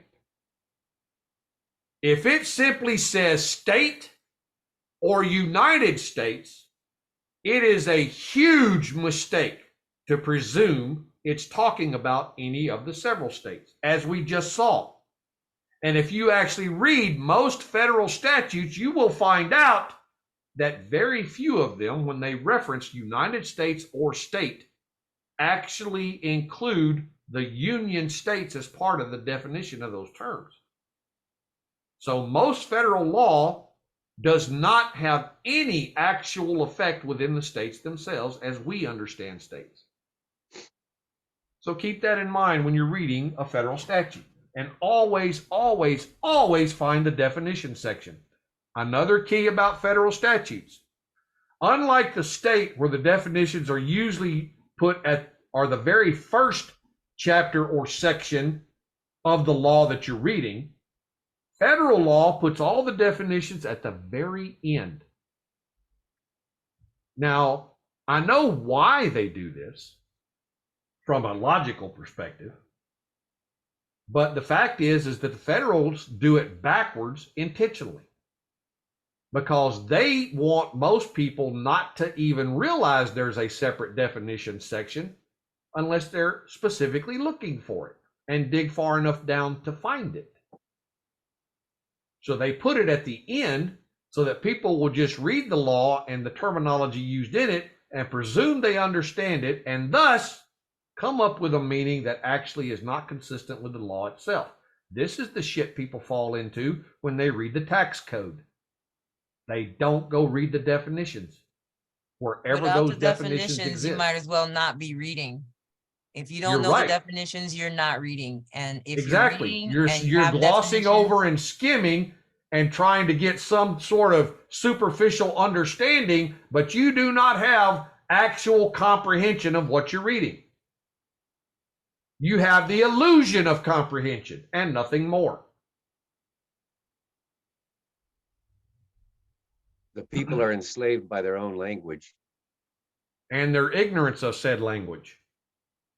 And not being able to tell the difference in which one is being spoken at them at any given time. And that justem generis is a big deal that It's lot a of people very don't big deal. comprehend. It's a big deal. You have to have justem generis when you're reading the definitions. You can't just be like, oh, I just think it means this as well. Exactly. And the courts themselves try to do that unless you call them on it and force them back into the right way of doing it. I've watched them do it. But I will say this real quick, Malika. I'm actually very glad that you're here. I was not expecting you to be here, but I'm glad that you are. Because at least you're one of those folks that, despite some of you at least at some point doing some of the stuff I'm talking about in this, I never open-minded did. enough. Huh? Not even one time. I've never done any of that stuff. No, not this specifically. But you Yeah. have talked about, when we were on Facebook together, you were talking about a lot of the other stuff that you and I used to discuss as having different perspectives on a lot. Some other You things, recall yeah. that? Okay. So I'm glad that you're here. At least you've got an open mind, which is rare to find in that instance. I appreciate you, Eddie, and I have a lot of respect for you. And I refer people to you all the time. And I just mentioned today on my Zoom that I was going to come on and see if I can get on your Zooms more often, because I actually have a specific question to ask you about your February 22nd, the Rule of Law Radio. So Okay. at All the right. end. All right. Eddie, is there a document that you shared in the chat besides the traffic seminar one? Because people are asking about the document. I shared the link to the public folder on the Google Drive where they can download everything that we use in our class, including this document. Okay, well, I'll share the traffic seminar document on there since that's the one you read. I didn't know if there was another one. Well, that's the one I'm reading, but the copy you have is no longer consistent with the one I I'm shared it reading. off of your drive, Okay, well, that's the one everybody needs to get. Just give them the link to the drive. Copy the link out of the chat and paste it back. They can have everything that's in that public folder up there. That's why it's there. Hence, the indigenous peoples of these locations are political citizens who are either are or were residing in an otherwise foreign state. Everybody understand how that works? I repeated that specifically in the hopes that everybody did. This is why none of the indigenous peoples in these locations that have either not become an actual union state or who do not operate as an entirely separate and independent local government have any voting congressional representatives. For instance, y'all know that female Democrat that's in Congress for the Virgin Islands? She can't vote on anything, but she always tries to be a royal pain in the ass at every congressional hearing. Just saw that the other day. I was wondering why they had one in there from the Virgin Islands. Gotcha. Well, this is why. They have a voice in Congress, but it's a non-voting voice. And it's because they are a federal possession. They're not an actual state. If they were ever made an actual state, they would then be governed by the Constitution and everything in it. But because they're not a state, they don't fall under the protection of our Constitution. And pretty much that's how the United States government was able to drive the economies in the Virgin or the Venezuela and other places into the ever-loving ground. He's got their hand up. Somebody's got their hand up. Well, I don't see Rich. Rich. You got a question, Rich? Yeah, I got a question, Randy. It's Or I'm Eddie. sorry, Randy. Eddie. You're talking about all these things, you know, the codes and all this and that, but people, I think, sometimes fail to understand that the codes are codified by a separate entity other than the legislature. And I've noticed, and I'm just saying this because I've noticed something on my behalf. Can I interrupt you real quick? Yeah. Are go you ahead. about to tell me about the copyright on the pages of the book? No, sir, not at all. That's- Okay, all right, then go ahead. What I've noticed is that sometimes the statutes that I read in my state of Virginia are not a whole lot, but slightly different than what the legislature actually passed. So Bingo! in your opinion, is it more important to look at the actual legislation, or is it, you know, quoting code? Abso-freaking-lutely. Whenever I'm reading a statutory scheme, I read it and I'll get to the point where I comprehend what it says and understand it. And then I go look at the original bill that was used to enact it. And I try to find where what I'm reading is not the same as what is in the original bill. Because if that's the case, then that published statute is invalid. And you can argue and win a case based on that single fact alone. Well, I don't know if most of your listeners are aware. I'm sure you are, but back before the 1925s, everybody would quote the legislative enactments and not the codes. And now all of a Correct. sudden it is completely different, and they're all quoting the statutes, which are not what was passed by the legislature. Yeah, and there actually is case law that does say that the statute is not the law. Okay, there are cases that actually say that. One If of them someone- is Peterson versus Peterson in Idaho. It's a Mhm. divorce case, and the judge also quoted that on the record. I think it's from 2017. Peterson versus Peterson, Idaho. Yeah, Statutes are and not he's probably law. quoting an even earlier case when he said that. Yes. Okay, so that earlier case is actually the precedent-setting case. That's the one that I would use rather than the 2017 case. That's the other thing about using case law to enforce your argument. Always go to the earliest iteration of the case law. The oldest one wins every single time. Unless it has actually been shut down by a new opinion. But if it's an opinion that references the older opinion is what you cite, never the new one. Always drill down till you find the original precedent-setting case, and that is what you use. Great point. Thank you. Mm-hmm. I knew you knew this, Eddie. I just wanted to bring this up for everybody else. Yeah, and that's okay. It benefits the group. I'm happy to have it on both of you. Thank you very much. Okay. This is a single level of logical inference using the aforementioned rule of adjustum generis relative to how state and United States are both defined within the context of this statutory scheme. Now, again, that's where that adjustum generis rules of the same type, kind, or class. Okay? The same type, kind, or class of things. That is why individual, when listed with all of these legal entities, cannot possibly mean what the attorneys and judges try to interpret it as, which is it means any human being. No, it does not.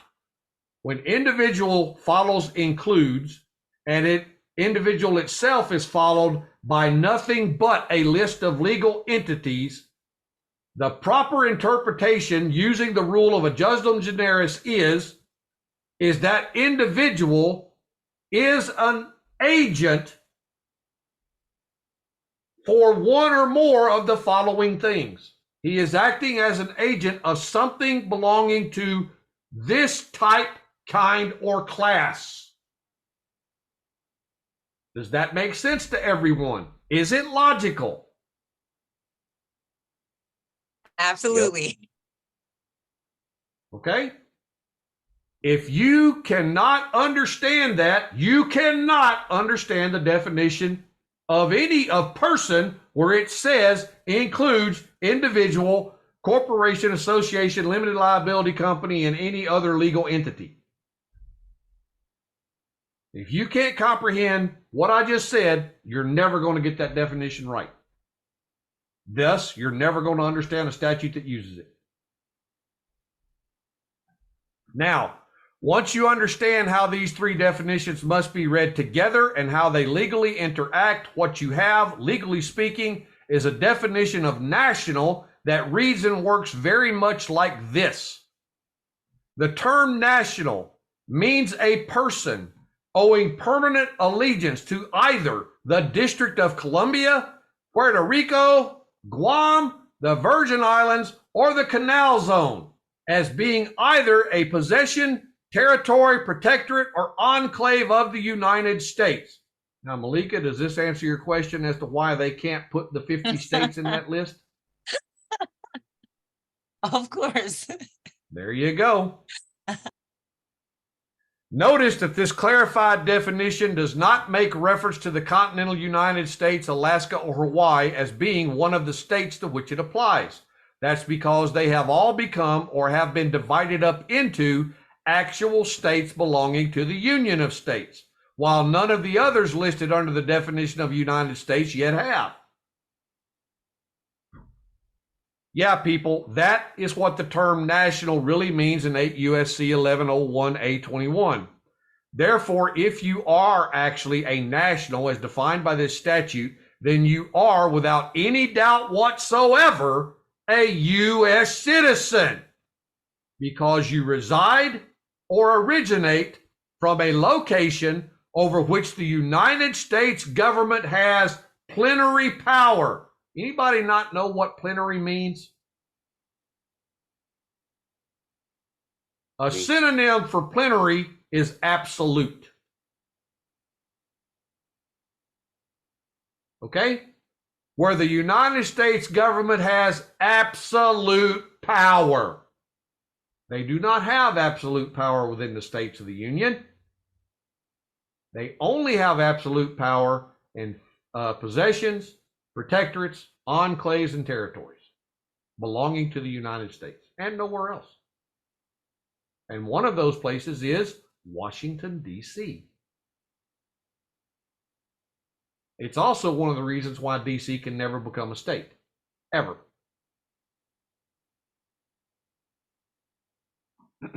Plenary power is something the United States government absolutely does not have within the several states of the Union. Yep, that's right. The District of Columbia, Guam, Puerto Rico, the U.S. Virgin Islands, and the Canal Zone are the only locations that are categorized as states relative to this statute. These are all locations where the United States Congress has plenary power and authority and does not encompass any of the several continental Union states or non-continental Union states such as Alaska and Hawaii. These are the only places listed in subsection 36 definition of state, and they each fall into one of these categories: possession, territory, protectorate, or enclave. Each of these are under the direct plenary power. I may be repeating myself, but this is a point I cannot drill home enough. Okay? Thus, the correct answer for probably all of you is almost certainly no. I'm not a state national or national of the United States. So who can legitimately call themselves either of these things under this federal law, which is 1452 or 1101, which is part and parcel of the Immigration and Naturalization Act, which is Chapter 8 of the United States Code. These peoples who are jointly referred to, are those people who are jointly referred to as Alaska Natives, which are divided into 5 major groupings: the Aleuts, the Northern Eskimos, Inupiat, the Southern Eskimos, the Ute, the Interior Indians, the Athabascans, and the Southeast Coastal Indians, the Tlingit and the Haida, the Samoans of Hawaii, big surprise, Puerto Ricans, the Chamorros of Guam, the Taino of the Virgin Islands, the Panamanians of the Panama Canal Zone, and the Washingtonians of the District of Columbia.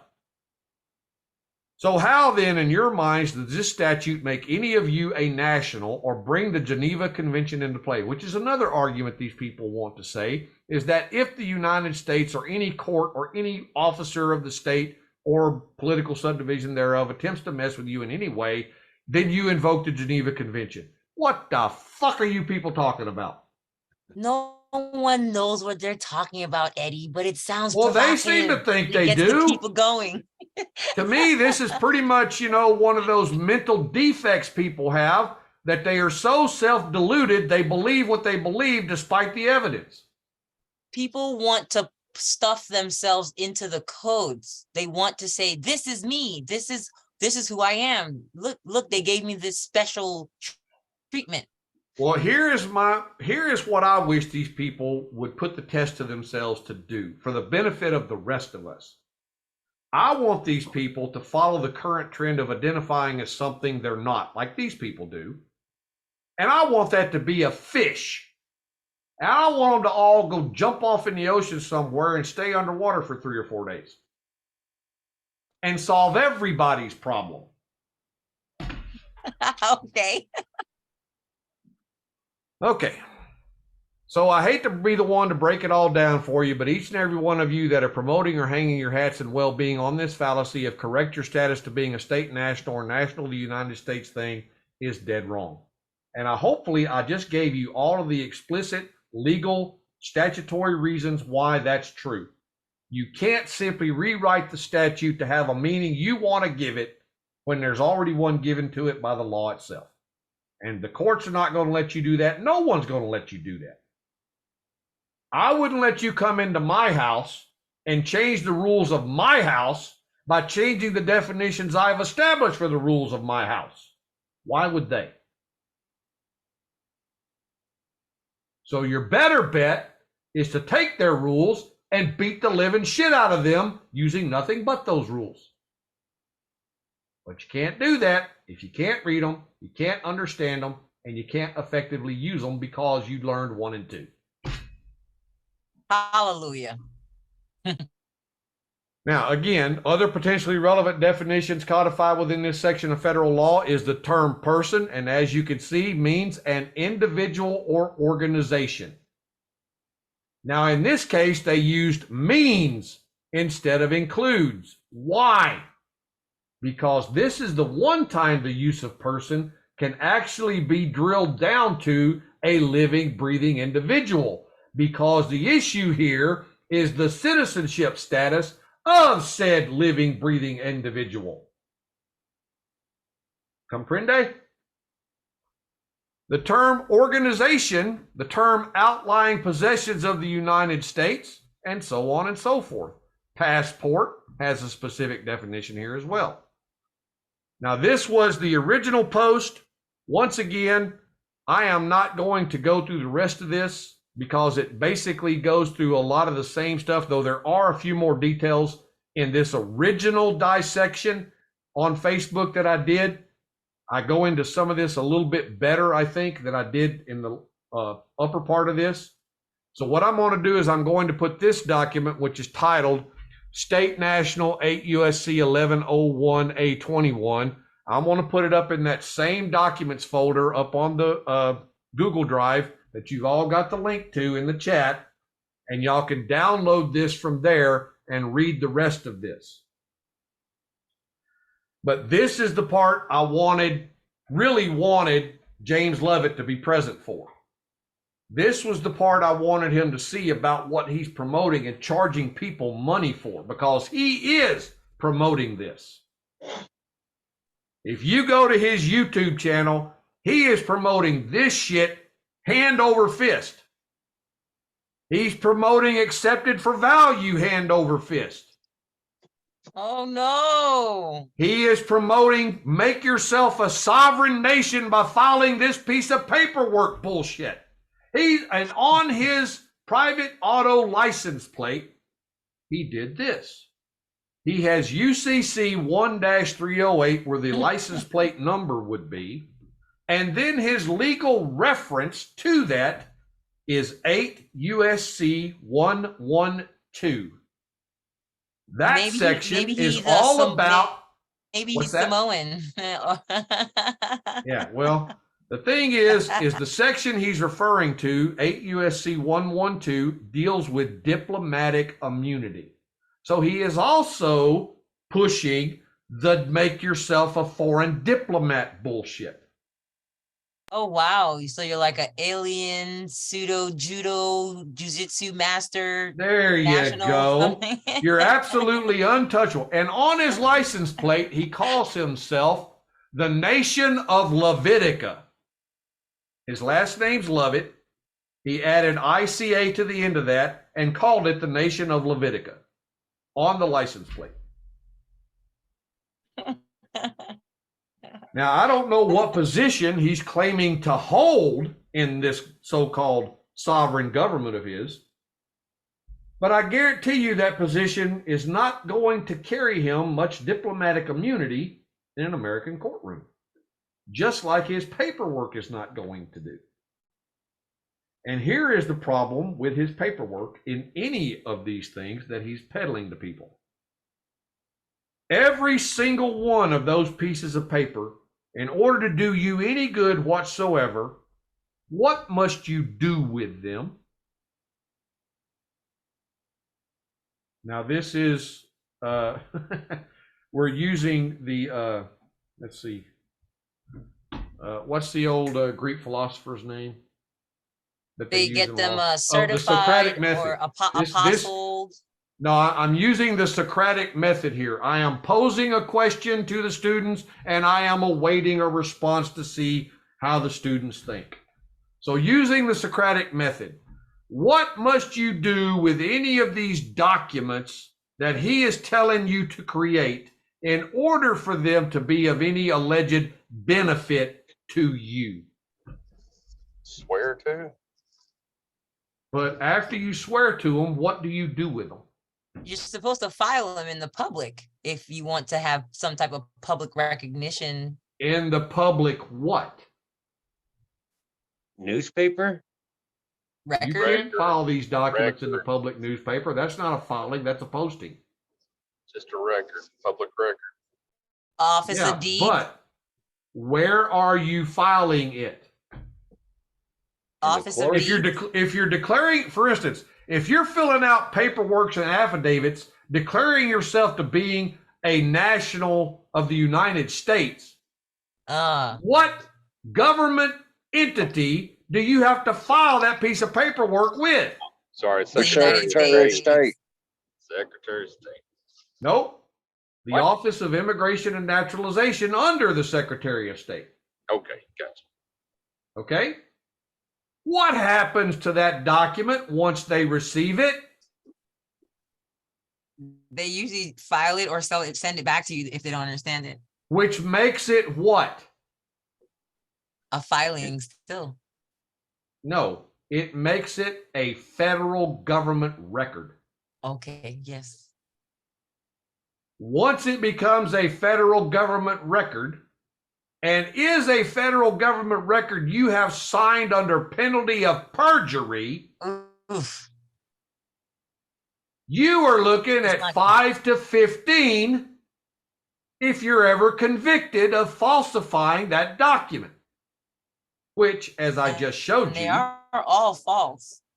they are all false. They are all 100% They false are. if you are not a native Alaskan, a Hawaiian Samoan, a person from the Virgin Islands, a person born on Guam, that not of state citizenship through parentage or whatever, et cetera, et cetera.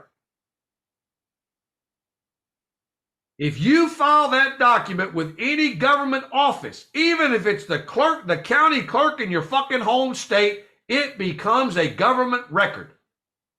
Once it becomes a government record and it is proven to have been falsified, you are looking at a fucking felony. And that is a felony that can be assessed for every single piece of paper you ever filed that way. I really don't understand what's attractive about this process that makes people even want to do it. And then, of course, before because it makes them feel empowered when they feel helpless and out of control.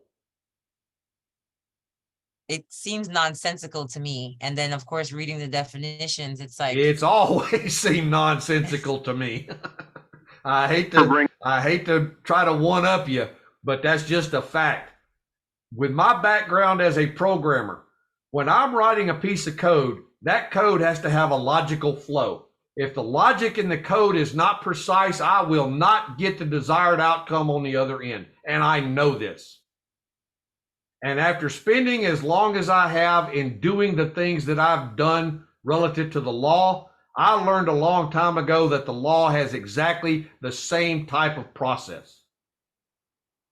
And failure to follow it will get a lot more than just garbage in and garbage out on the other side.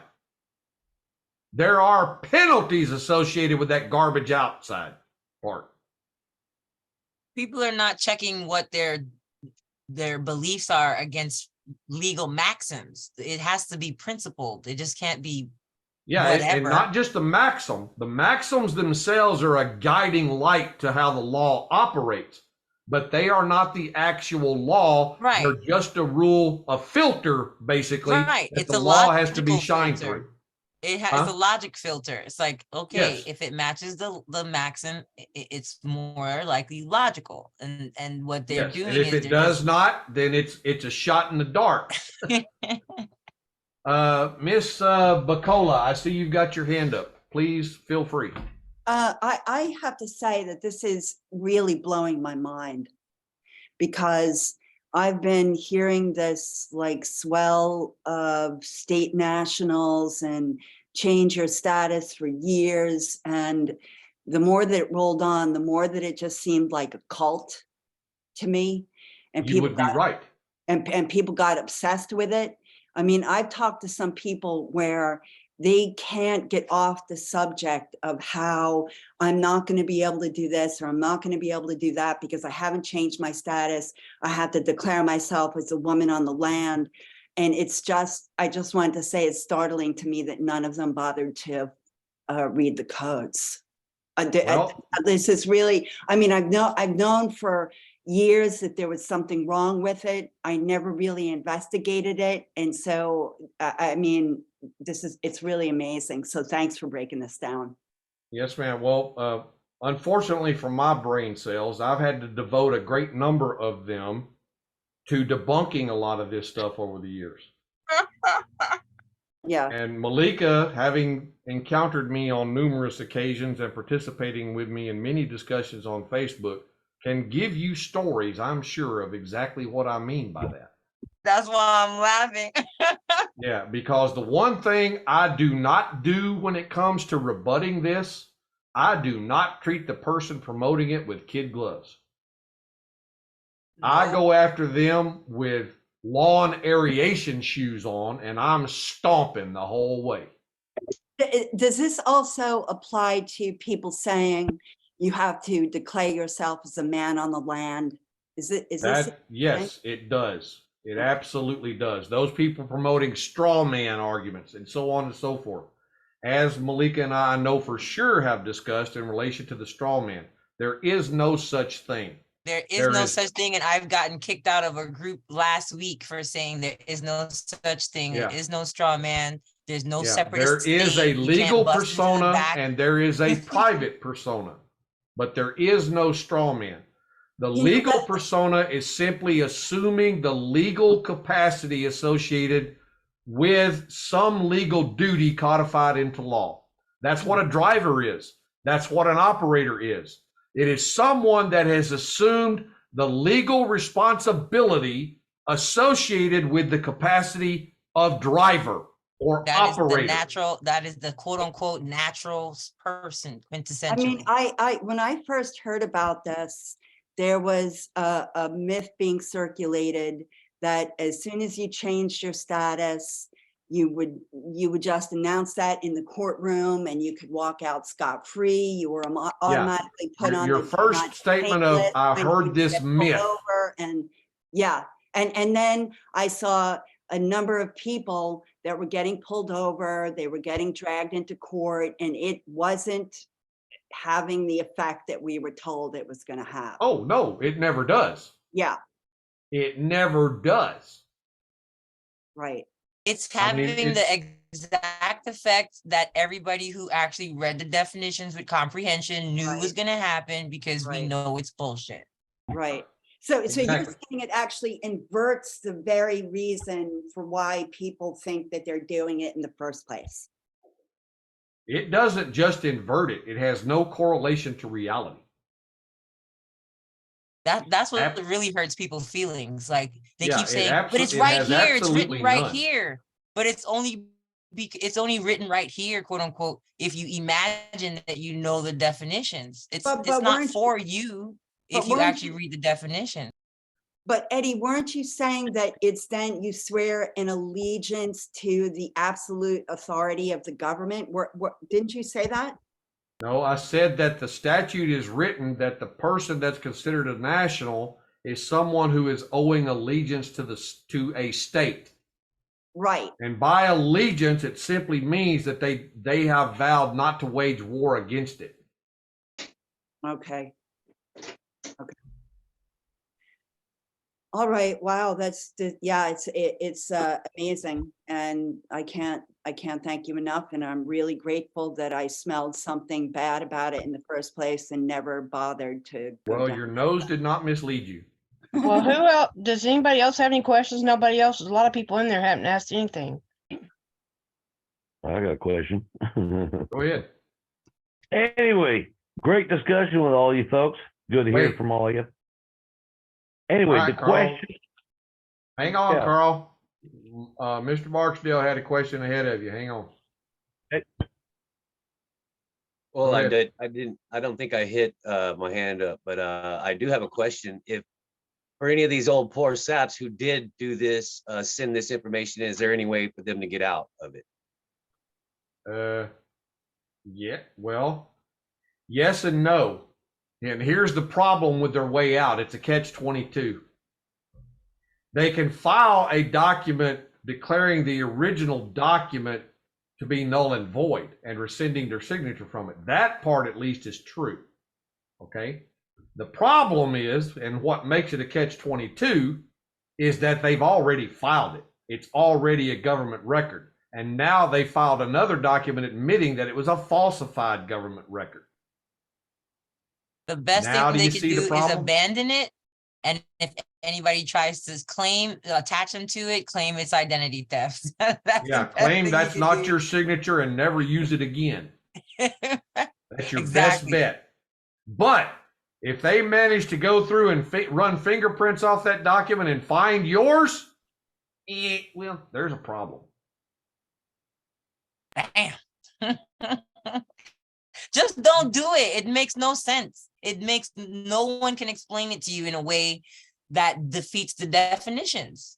Well, they can if you're one of those people that are desperate to believe something. And therein lies the problem with this guy's channel. Okay? If you go look at his channel, he's got 47,000 people that subscribe to it. That's at least, I would say, even if only 10% of those people actually do the shit he's promoting, that's 4,700 people whose life has been flushed down the drain. That's 4,700 people he's built $40, $100, $500 out of to get a piece of paperwork that doesn't do anything but put them in peril of going to prison. Didn't And Bob that have a question? Pisses me off. And that, ladies and gentlemen, was the whole reason I invited him to this meeting in the first place. But anyway, didn't Bart still have a question? He Yeah, I asked already his asked question. it, but I don't know why y'all keep thinking I have a question. I didn't raise my hand or anything. Oh, I so- thought you had. Well, because you actually said you did. And so that's Oh, why no. I went back to you. But now, Carl, what do you got? Very fascinating discussion tonight. But here's something else that I looked into several years ago. I found it to be humorous and entertaining and fascinating all at once. The concept that you can use your birth certificate as a financial instrument based upon the Well, Social that's the Security. accepted for value stuff. The accepted for value encompasses the birth certificate and the social security number.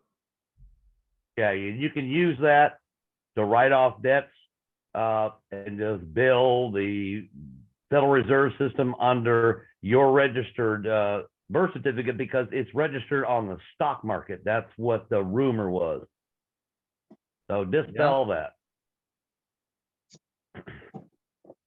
Why do And people that's care about all this stuff they can't verify with reason and logic and law? Like, If you can't support it with black letter law, it's a fallacy. It doesn't matter that you use an argument that's never been used before, as long as you can base that argument on something the law already tells you. And make the argument that either A, that part of the law is not being understood correctly, or it's being used out of context incorrectly, or if you read it in conjunction with these other things, it doesn't mean what you've been saying it means all this time. That is okay. Having that type of theory is fine. But when you concoct a theory that is made completely out of thin air all by itself, and then you try to make up different rules about what the actual rules mean, there you got a problem. You got a foundation issue. And bad foundations always lead to the collapse of anything built on top of them.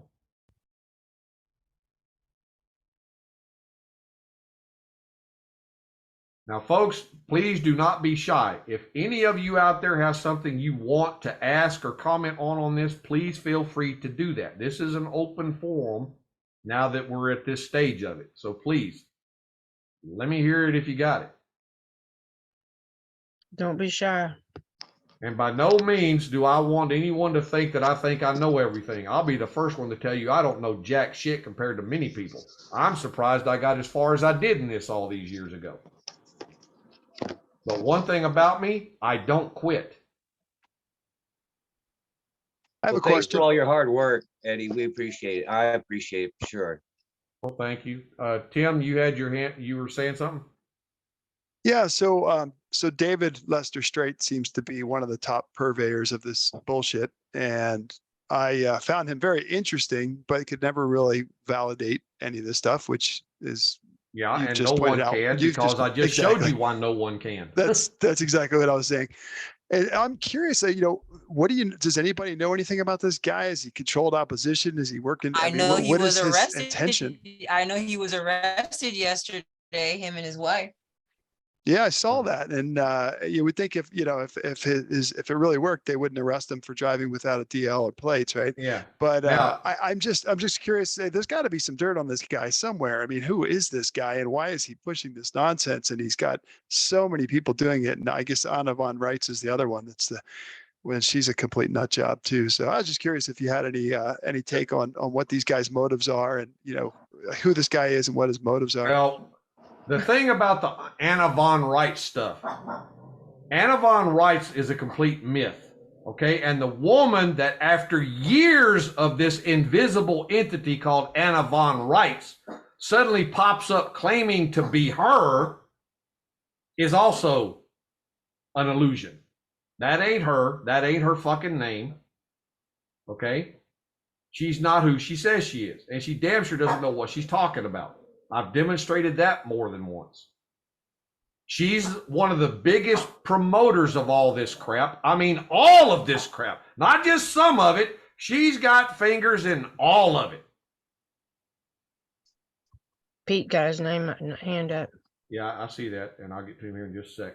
But the point of that is that Another person who sends out gobs of information to people that is misleading and is going to get them hurt, even though it's not exactly the same stuff, is Carl Lentz. Carl Lentz is somebody people listen to, and for the life of me, I can't figure out why.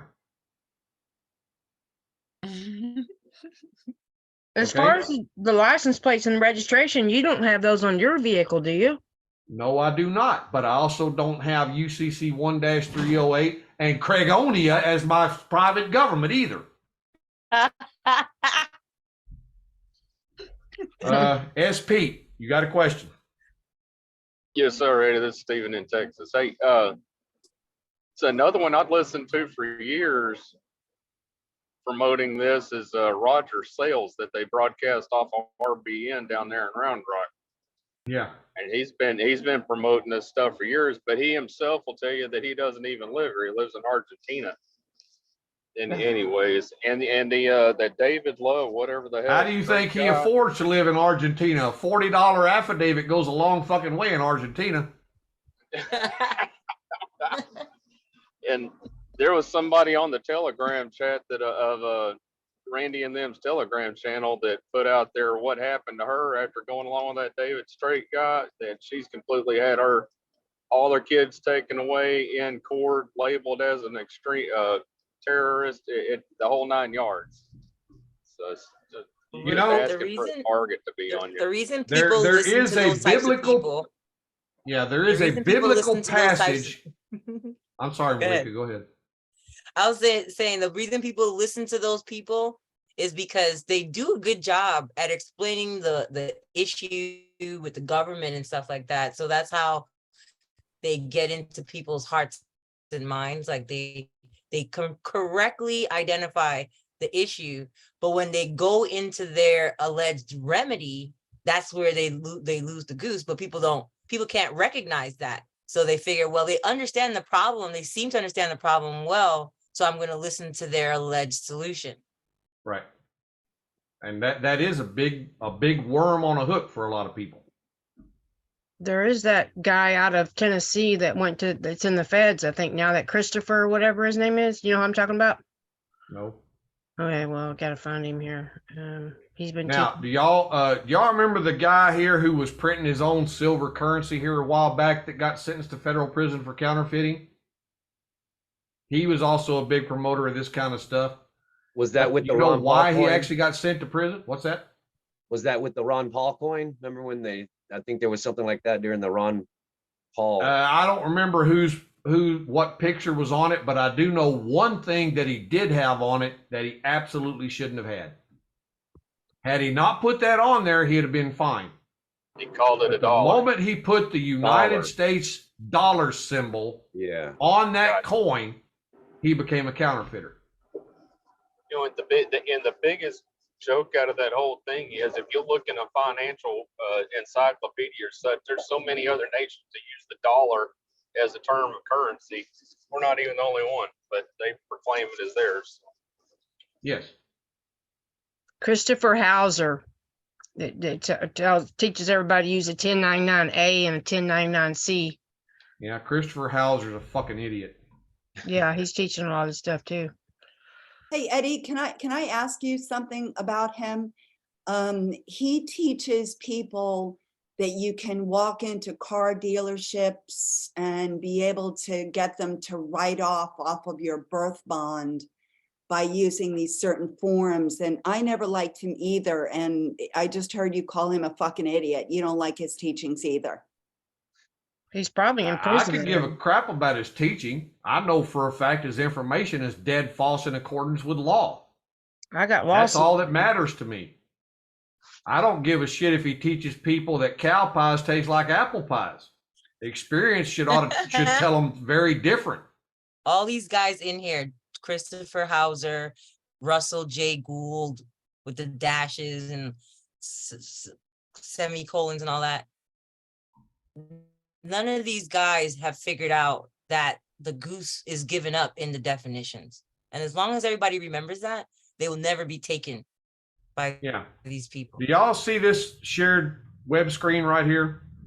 If you want to understand the income tax, This is my friend Dave Champion. This is one of the most intelligent people on this entire fucking planet. I kid you not.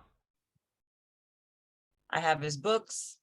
Does he I take? If you have get his two- books, Income Tax Shattering the Myth, you will know more about the federal income tax than any fucking tax attorney in the world. Does he have tell you two how to get sons out of paying it? working. We've He gotten tells our two you sons everything jobs the without same way. paying. I'm sorry, Malika, I ran over you again. Go ahead. I was just saying our sons were able to get their first jobs without having to pay any income tax, and now they're on their second jobs. Yep. And Well, the thing I'd about like it to know is how. Dave does in his book exactly the same thing I did here tonight. He takes you through the actual law, not his opinion, not his theory, but the actual law. And he backs up everything he tells you about what that law says with opinions from the Secretary of State, the U.S. Attorney General's office, the tax courts, the federal courts, the United States Supreme Court.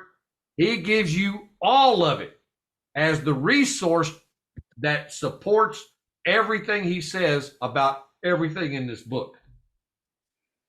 You will not find a more comprehensive study of the income tax law than Dave's book. Could you post a link to this page? I got a link to his book if you weren't looking for that. The link is now in the chat, drreality.news.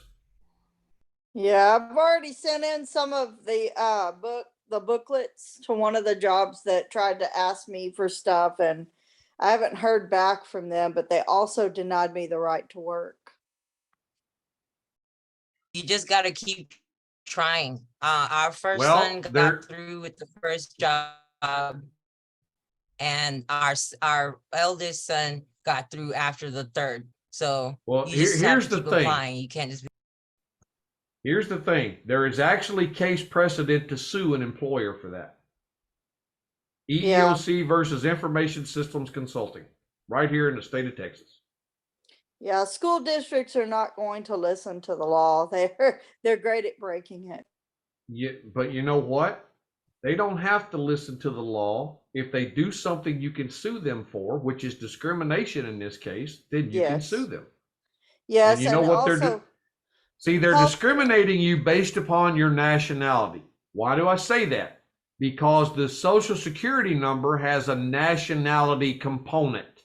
Yep. And they request that all the time. Of course, it's what they use for everybody's tax ID number, unless But they they need to specifically tell stop. them they have a TIN. Yeah, they need to stop.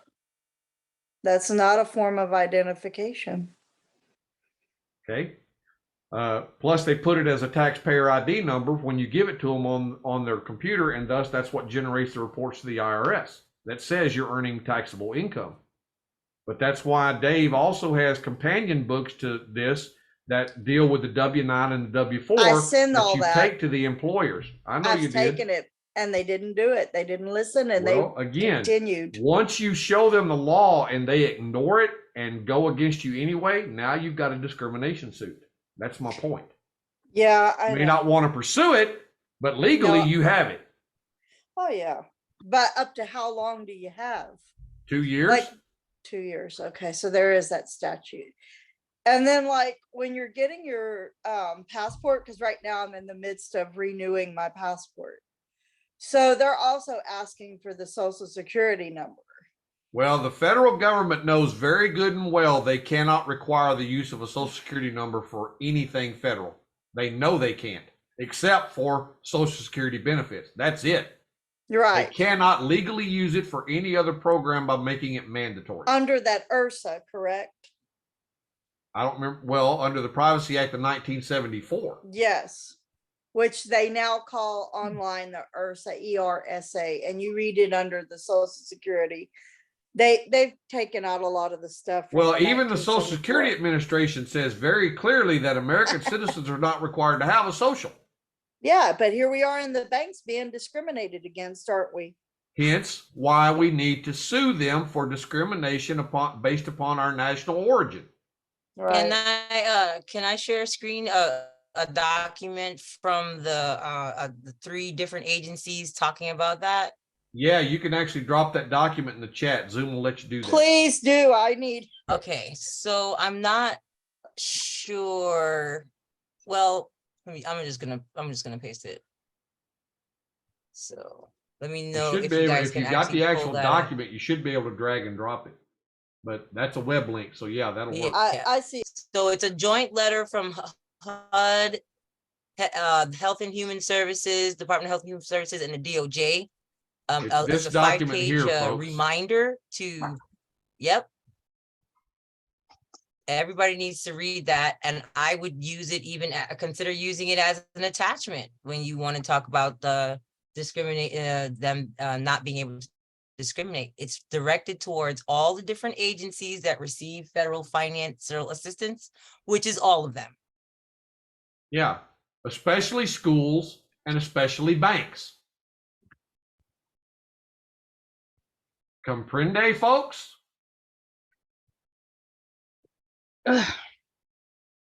People just don't want to sue them. That's the thing. And we've actually had cops admit that because they do what they do every day and no one sues them, they presume that they're doing the right thing. That's correct. If they weren't, people would sue them. That's literally what they got them to and here's say the question. on recording. So like, Eddie, for those types of discriminatory acts that like school districts, for example, that receive both taxpayer funds and federal government funding, and of course, which comes from the state government, how do you, like, which venues do you sue in? That's my question. Well, discrimination based upon nationality is a federally protected right. Therefore, it's a federal court. Do you have to start out at the federal court and follow just Unless those your rules of state procedure? constitution or your state law has a discrimination statute, yes. Well, it's all in Texas, so there you go. Well, it doesn't make any difference. If they're discriminating against a federally protected right that the state itself has no separate protection for, you sue in federal court. Okay. I'll need to get with you on that because these next couple of jobs that I'll be attempting to work part-time with. You can contact the folks at the Texas Workforce Commission. Yeah. And ask them if there is a specific Texas law that deals with an employer discriminating against individuals based upon nationality. Perfect. I'll definitely ask. That book is unavailable on Amazon. Which book?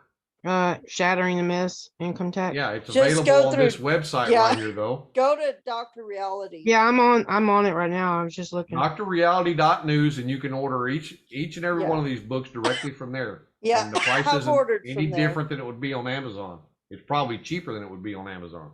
Yeah, and he'll waive the shipping and everything. Sometimes he has a special that he runs. Mhm. But I actually invited him to this meeting tonight. But I he said know it. he might not be able to make it because he had stuff that went wrong yesterday that made him have to make up for it today. So he couldn't promise, but he would It if was he the could. internet. Yeah, he's struggling with internet connection. Yeah. Okay, please, folks. Again, any questions or anything, throw it at me. That's what I'm here for. I'm not like everybody else. If you want to hammer me, you go right ahead. I can take it. I'm not running anywhere. Because I fully believe I can prove everything I say, unlike a lot of folks. Once you start hammering them with evidence, they got to find some other place to be because here ain't a good spot. So if you got questions, comments, complaints, bitches, moans, groans, or any other type of comment you want to make, please feel free. Now's the time. Pete, you got your hand back up again. Steve, I'm sorry. Yeah. Sorry, I just had to take myself off mute. So anyways, one other thing that I found when you go through it's mentally confusing when people look at the definition of person and see that individual and they're just dying to be there. No, Yeah. you're not a legal entity, And the great thing is, if you'll punch in for the state of Texas individual, you'll come up with you can register as an individual all day long. It's a one-man business. You can get your own legal entity, pay your taxes to the state. Well, see, that's the everything thing. else. That goes precisely with the definition of what I said individual means when it's included on a line with legal entities. It's just That it is so- actually a living, breathing agent of one of these types, kinds, or classes of entities.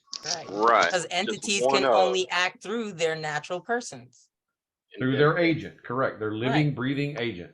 Another good way to explain it to people is, you see, partnerships was partnerships. That's two people or more. Individuals, one of. Anyways, no, I'm not saying that's a perfect definition, but still. Well, no, you're right. Individual is one of, or a person who is born and is alive according to the Texas Penal Code. That's an individual. Yeah, but the thing about it is that kind of individual cannot be included on a list of legal entities, and that list be read in a fashion they're trying to read it. Right. And the penal code has its own local definition of an individual. Yes, That's and the it's great part. specific, and the statute specifically says that definition only applies to that code. Yet they try to use it everywhere. Exactly. Well, when people read the definition of person and they see individual and the other terms, I tried to explain it related to how Eddie just said it, where it obviously, in order for that definition to make sense, that individual has to be one who is acting on behalf of the other types of persons in the definition, because of course, those other entities can only act through their agents. So even if you want to say, oh, it might. Go ahead. An easier way to say that, Malika, is it is an individual who is acting as one of the other kinds of things in the list. Correct. Absolutely. That's it. And that's what people have to embrace. So it could be them when you're acting in that capacity, but only at that time, if at all. A legal capacity of some sort. Yes, you have to be acting in legal capacity. So if you're acting in your private capacity, why they shouldn't even be talking to us. Yes. Now, one of the greatest old things you did long time ago, when I don't know how many years ago when I first started listening to you, is you went through the reference that the last actual certified copy of statutes in Texas was 1925. You can find it online. All current law in Texas is based upon the original 1925 statutes. So if you go read the original 1925 enactments, you will find the base subject, single subject, that every revised statute must adhere to. And to the point at hand, there is only one thing listed as the definition of a person is a corporation.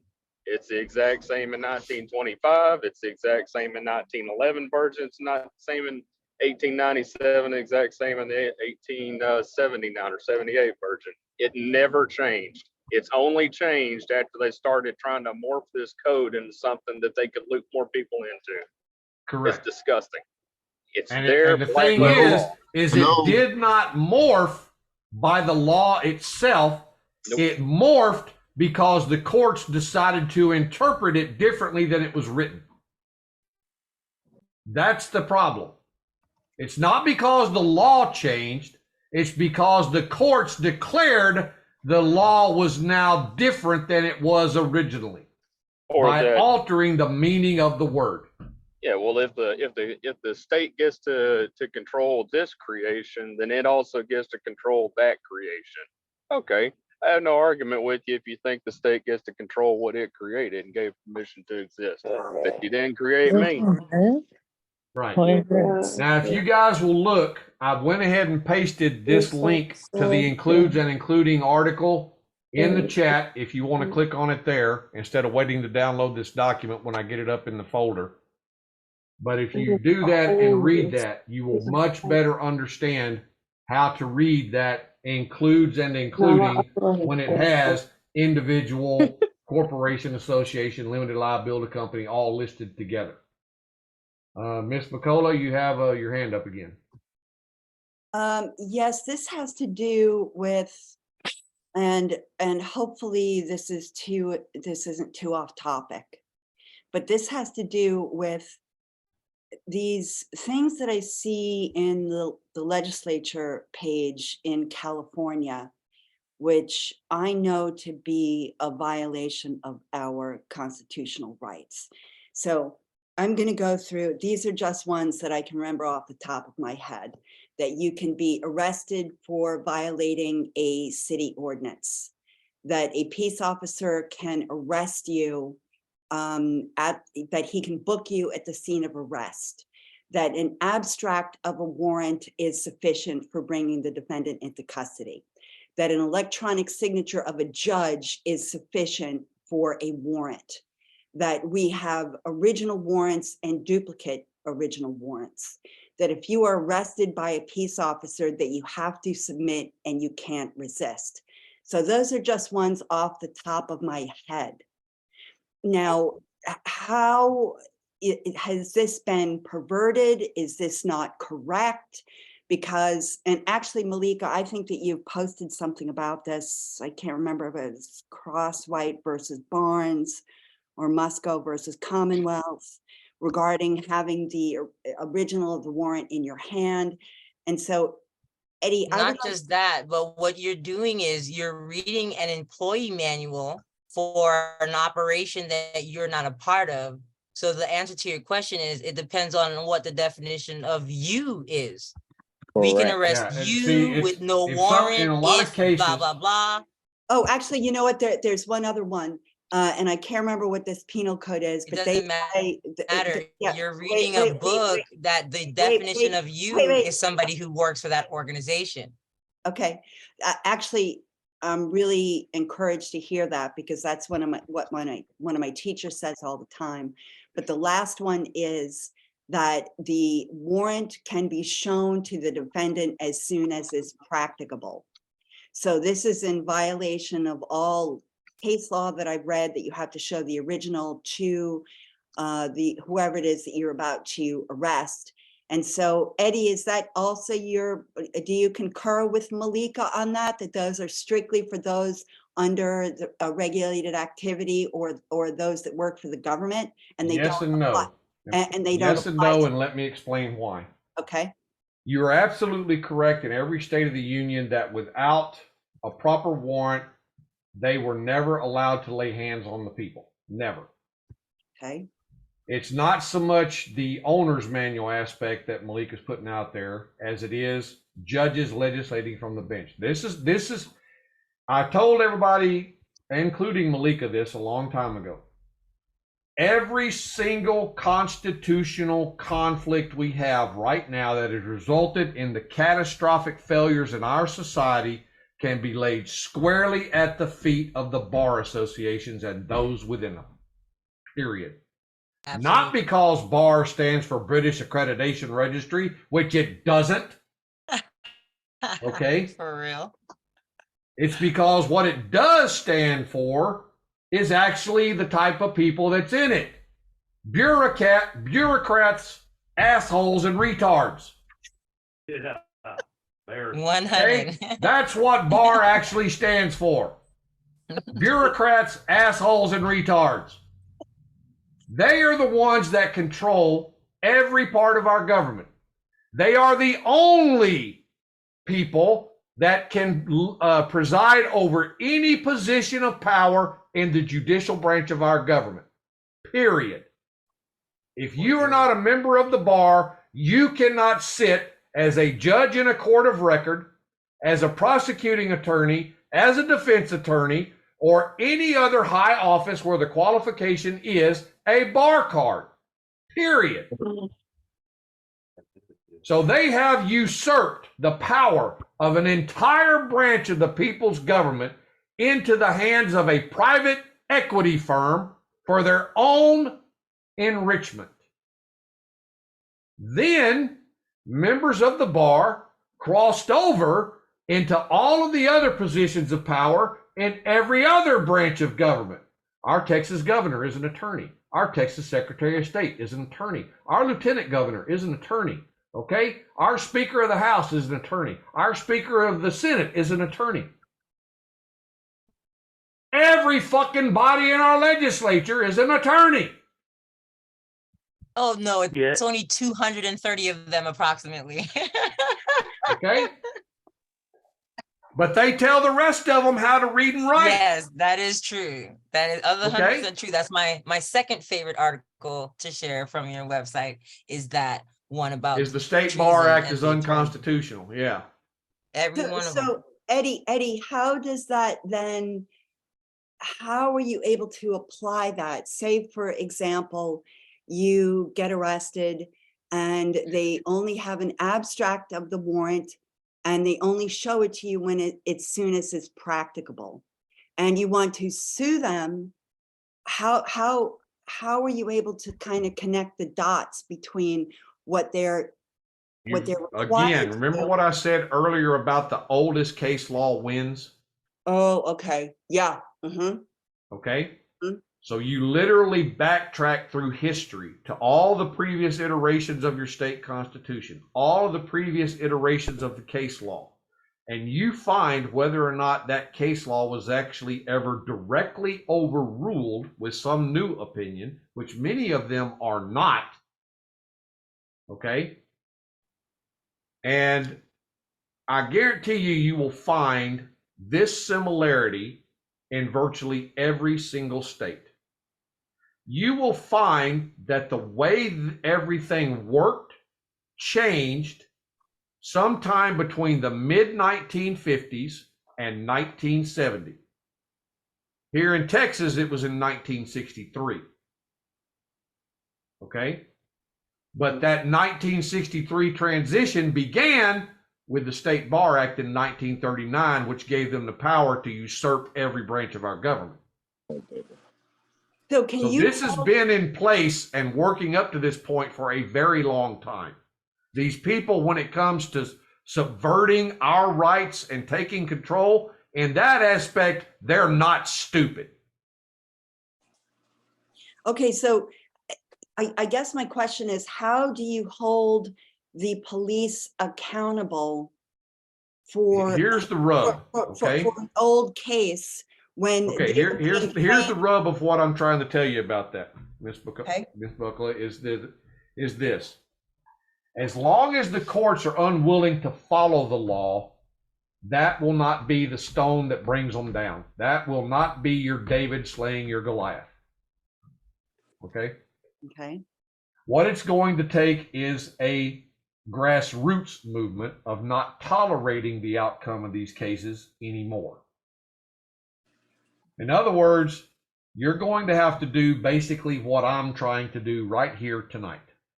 And that is to reach as many people and minds as possible with factual information that is irrefutable, so that they will then teach that information to others.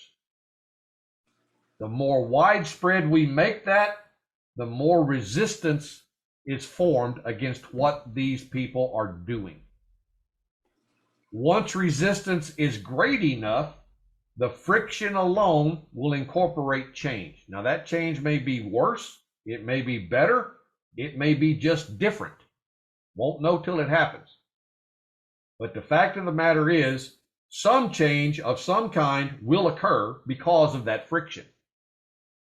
The goal here is to find a way to control the effect of the friction so that the desired outcome to the benefit of all is the one that is reached. How do we get there?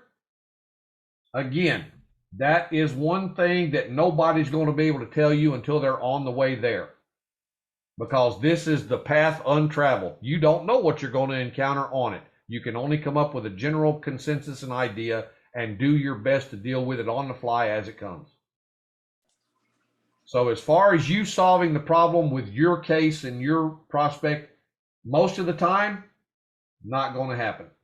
Occasionally it will, because you'll have a judge that's actually paying attention. He'll look at this and he'll go, you know what?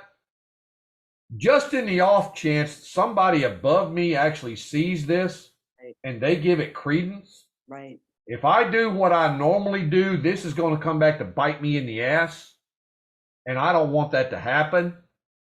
So just this once, because this person has given me more information than all the other ones that's tried this same thing before, and they've given me something authoritative to base their argument on, which is something nobody that came before them ever did either, I better look at this a little more closely and I better choose wisely. That does happen. Doesn't happen a lot. And you can't predict when and if it's going to happen because you can't judge the IQ of the individual you're going up against. Right. Okay, not until they've actually opened their mouth and spoken anyway. See, this goes back to that Mark Twain saying, it is better to keep your mouth closed and be thought a fool than to open it and remove all doubt. Mm-hmm. I mean, in a certain sense, I do, how are these police officers supposed to know?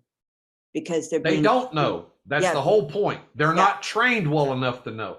Right. Why do you think America only requires a police officer to go to training anywhere between 10 and 36 weeks, where every other country in the world is a minimum of 2 years? Right. Right. Because they don't want, and why do you think the Supreme Court of the United States ruled that you are not required to hire officers with at least a minimum IQ of? They don't want cops who can ask questions and think on their own. They want cops who will do what they're told. Right. So no, the cops are not supposed to know. That is what makes me laugh every time I see a YouTube video with some cops telling some guy, I know the law and you don't. I know the law better than you. Where did you get your law degree? Well, where did you get yours? Well, I'm wearing mine on my badge. Well, then you really are a fucking idiot, aren't you? Right. Okay? Okay. Because you're saying your IQ is based on a piece of plated nickel that ain't worth 5 cents anywhere you would want to sell it. So why should your opinion of the law be any different? Cops base their knowledge of the law on their presumed authority to enforce it in the way they believe it reads and applies. That's it. It's not because they're right. It's because they're not held accountable for being wrong.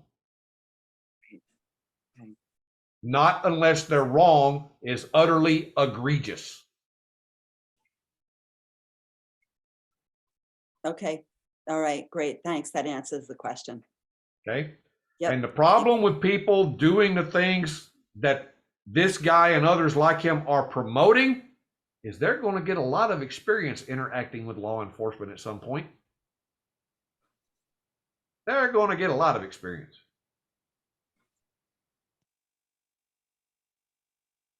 Okay? Because they're the ones that's going to be sent to arrest the people for all these fraudulent documents. And these same people are going to be sitting there waving their so-called diplomatic passport and ID in their face saying, I'm a member of Levitica. You can't do that to me. And guess what? They're going to do it anyway. And they will be absolutely 100% correct in doing it. And hopefully, everything I showed you tonight is why they will be right. And hopefully I gave you enough information to convince yourself, this is not some shit I want to do.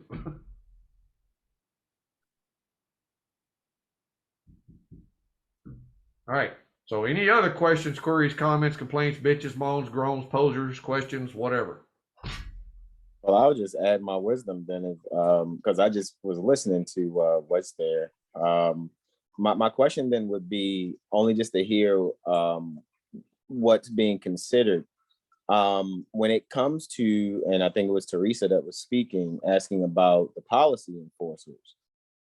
Is it comprehended that actually that they can really only enforce their policies that they're practicing on others that are of like kind? They must be either other municipal agents such as themselves. And if that isn't comprehended, then maybe that would be some bit of some help possibly. And then, you know, instead of, as you stated, how some people out here saying, this is what I am, you can't do this to me. Would it not be possible to consider that, okay, let me have these agents, whether municipal, state, or federal, to show me their record of me actually being of like kind like them? Because if I'm not of like kind like them, then maybe they should not be talking to me, because now I have a trespass. I have evidence of debt collection without a contract. However, I know that that's all dependent upon what concepts people may have as far as their comprehension is concerned pertaining to the subject matter. So it's like, do you grasp, Teresa, that these people aren't supposed to be talking to you in the first place? Okay, can I respond to your question? Yeah, I yield the floor. Okay. Your concept is a little bit askew, and let me explain why that is. Okay, I'll do it step by step here. There are certain circumstances where your assessment is accurate. There are others which it is not. And let me explain the difference.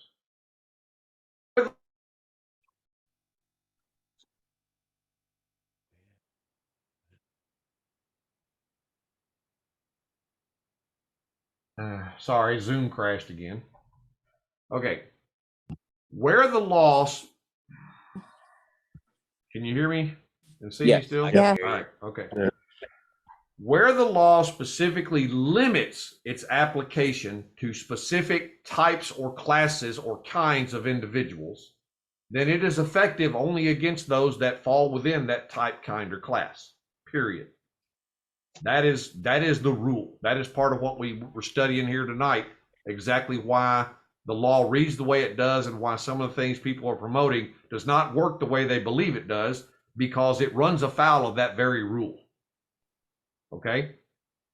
The other is that the like kind or class or type could be defined in such a way as to encompass, in a broader sense, more people. Okay. But here is the catch-all. When you are talking about a regulatory code versus an actual penal code, and as I stated it early on in the class tonight, the penal code is actually nothing more than a written codified version of the actual common law. Okay? Murder, kidnapping, assault, battery, theft, fraud. That is the majority of things that exist in every penal code in every state. Those are the offenses that belong to the original common law. Those are the general law, criminal law, that applies to everyone regardless of who they are. Whether it be their system, private, doesn't matter. You accept that? Oh, I'm listening, but I'm just saying, do you agree with that? Not actually, but I want to listen to your concept. Okay. Because I think penal laws of the state, being the codification of the common law, houses those original common law offenses. The reason it was written down is because the original common law was not written down. And because it was not written down, it could be enforced and interpreted many different ways depending upon the body of people, the location in the world, or whatever where it was being enforced at the time. So this place enforced it this way and punished it this way. This place enforced it that way and punished it that way. Some were death, some were life imprisonment, some were stoning, some were beheading. They were just all over the map as to how they did the punishment and the sentencing for the same crime. So it was codified so that would stop, so that the people would have the same right to the same type of prosecution, punishment, and sentence everywhere as they did anywhere. Okay? It was to make it uniform. It was written down. Okay? I accept that. If I just may, add to your wisdom, who would the penal code apply to? Is it the common sentient beings or only employees? That it applies to everyone, because even the common sentient being has no right to murder another common sentient being. Do we agree? In Law and Equity, I'm in full agreement. Well, what else is there in that regard but Law and Equity? Well, either you have the right to murder outside of Law and Equity, or you have no right to murder, whether it's Law and Equity or not. Which is it? No, I agree. In law, you should not hurt anyone and you deserve to have to deal with the penalties. However, when it comes to police or judges or attorneys, that's not law or equity that they're dealing with. They're dealing with admiralty and maritime. Again, we're talking two different types of law. That's what I'm Correct. trying to get at. Right now, I'm talking specifically and only about the codification of the common law into the penal law. Okay, Listening. that's it. Listening. Okay. The other law that we're talking about is the regulatory law, which it's not admiralty, it's not any of that stuff, but what it is it's law by consent. Okay? In other words, regulatory law is a body of law that deals with a privileged activity that would be illegal to engage in without a license from an authority capable of granting such license. Okay? This is the concept of the driver's license. This is the concept of regulating motor vehicles. This is the concept of county water boards and land commissions and all this other stuff. That's the concept. The concept is that by consent, if you engage in an activity over which the state has regulatory authority because the activity is considered a privilege, then you are governed by the rules that coincide with that regulatory scheme. And you can only enter that regulatory scheme by consent. You do that by applying for a benefit associated with something attached to that scheme, such as a driver's license, for instance. Once you apply for the benefit of the driver's license to engage in the privileged regulated activity that license applies to, which is driving and operating in commerce on the roads, okay, then you have consensually asked to be governed under those rules and regulations by simply applying for that license. Okay? If you don't want to be in that, then you don't apply for it. The key, though, is understanding the difference between the public, which is that, and the private, which is not that. All right? In the private, we have the right to do anything other than harm the person, rights, or property of another. In the public, those rights are somewhat curtailed if we're engaged in this consensual regulated activity of whatever that may be. Okay? So we have volunteered to a curbing of our rights in one situation while not doing so when we're acting in another capacity and situation. Private capacity versus public capacity. Okay? Anything that falls within the realm of regulatory law is acting in a public capacity. Why do I say that? How do I prove that? How do I demonstrate that? Easy. The public capacity is a creature of law. Public law. It only exists because a law created it. It only operates because a scheme of laws determine how that operation is to be performed. Period. So it is a public capacity. There is no question of that. Now, this will sound confusing, but think about it the way it's meant. And I'll give you a comparison to help do that. But in a public capacity, you're actually operating under private law. Now, what do I mean by that? Do we agree that McDonald's is a public corporation? It is under Title 15. Yes, because it's. I'm not worried about how it's organized under a particular law. Just for the purpose of discussion, do we agree that a McDonald's, for all intents and purposes, is a public corporation? Because it's under. Yes. Yes, it is. It is.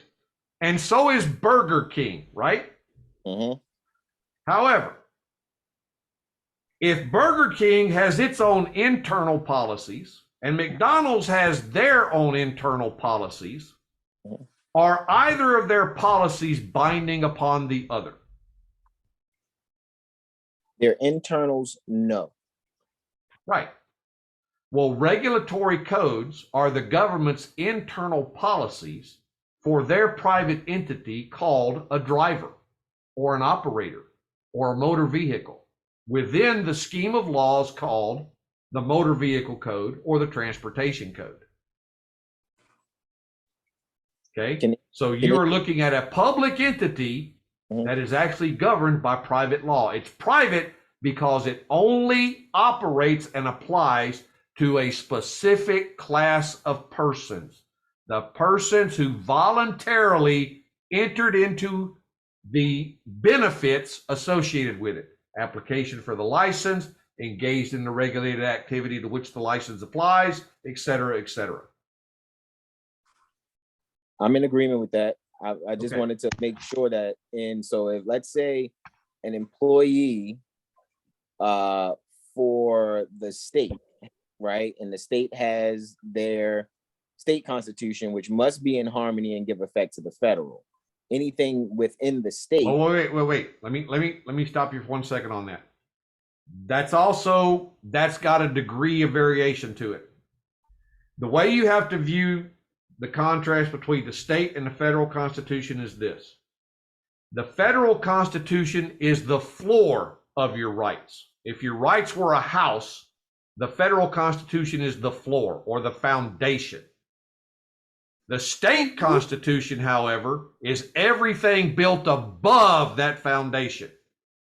It's the walls, it's the roof, and that bar almost always is higher in what it affords you than the foundation itself on a house, right? The roof is always higher than the floor, right?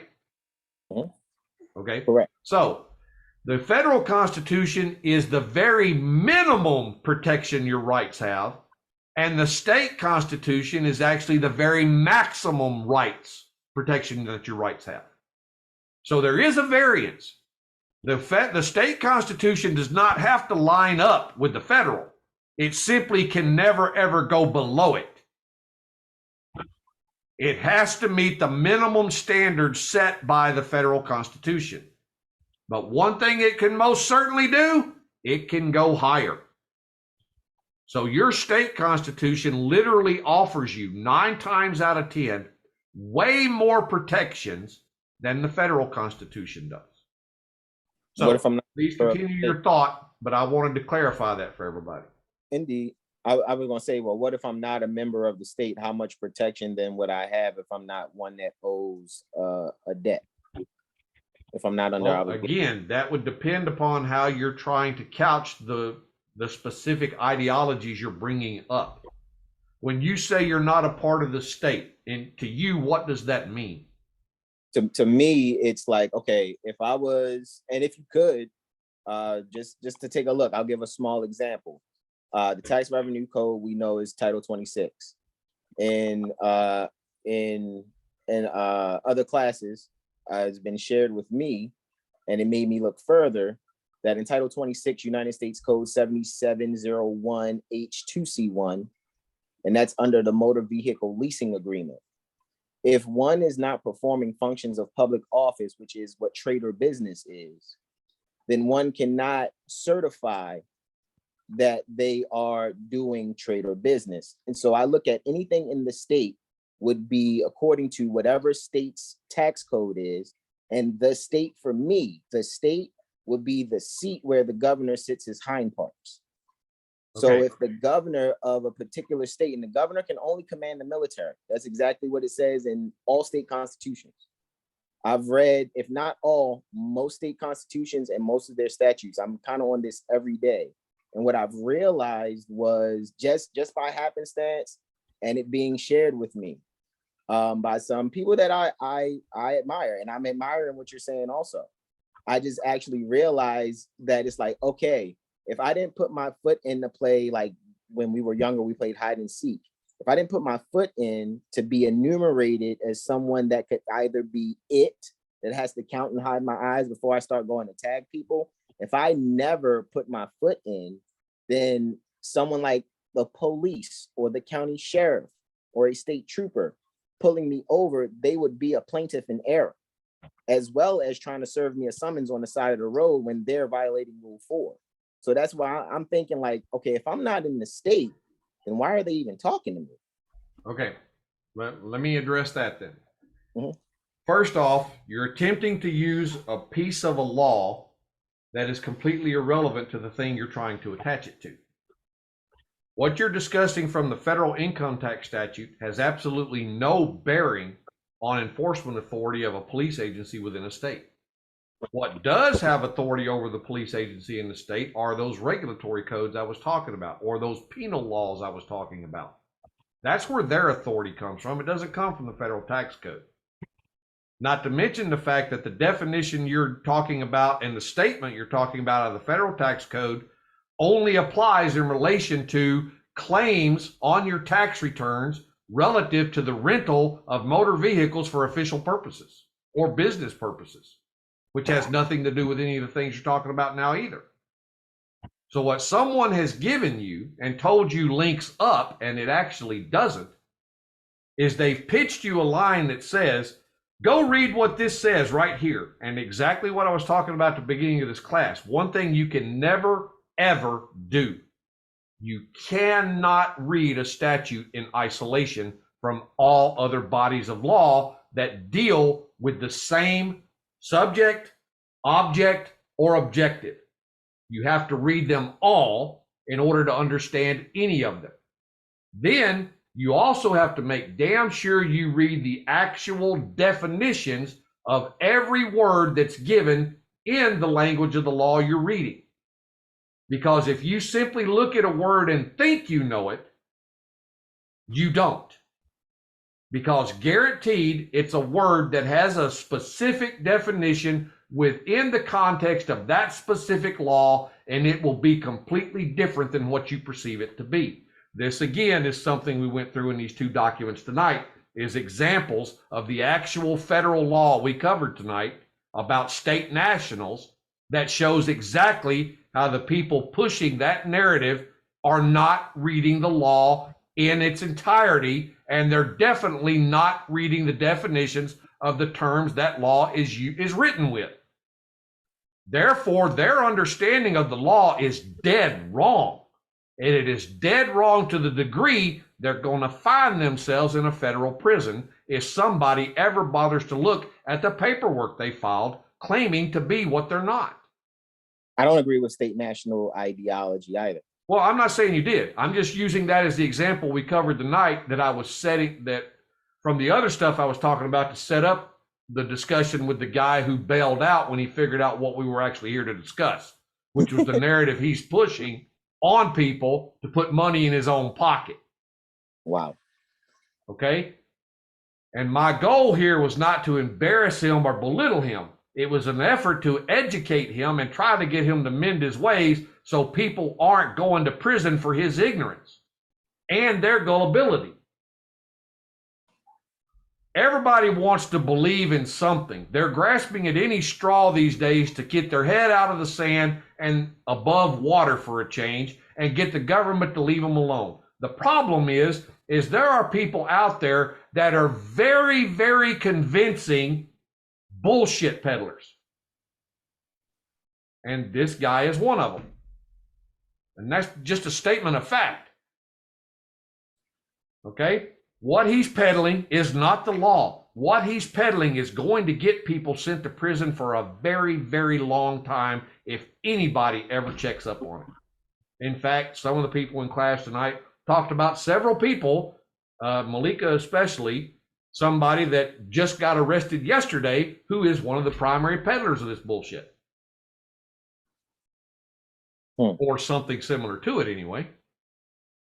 But the point is, the statute you're relying on to make the theory that you developed isn't going to work the way you believe it does. I would bet you any amount of money you'd care to name that that's going to be the case. So It would never one is. have to be a citizen then? What's that? Would one have to be a U.S. citizen, a United States citizen then? No, because under the federal law, United States citizen has at least 27 different definitions depending upon what part of the law you're reading. There are at a minimum 27 different definitions of United States and United States citizen that I have found in federal law. Yeah, I've only found it to be something that's not a sentient being. Well, in any case, it's like the term state in what we studied here in the statutes tonight. Everybody that's pushing this state national stuff is reading the term state and think it means the states of the union.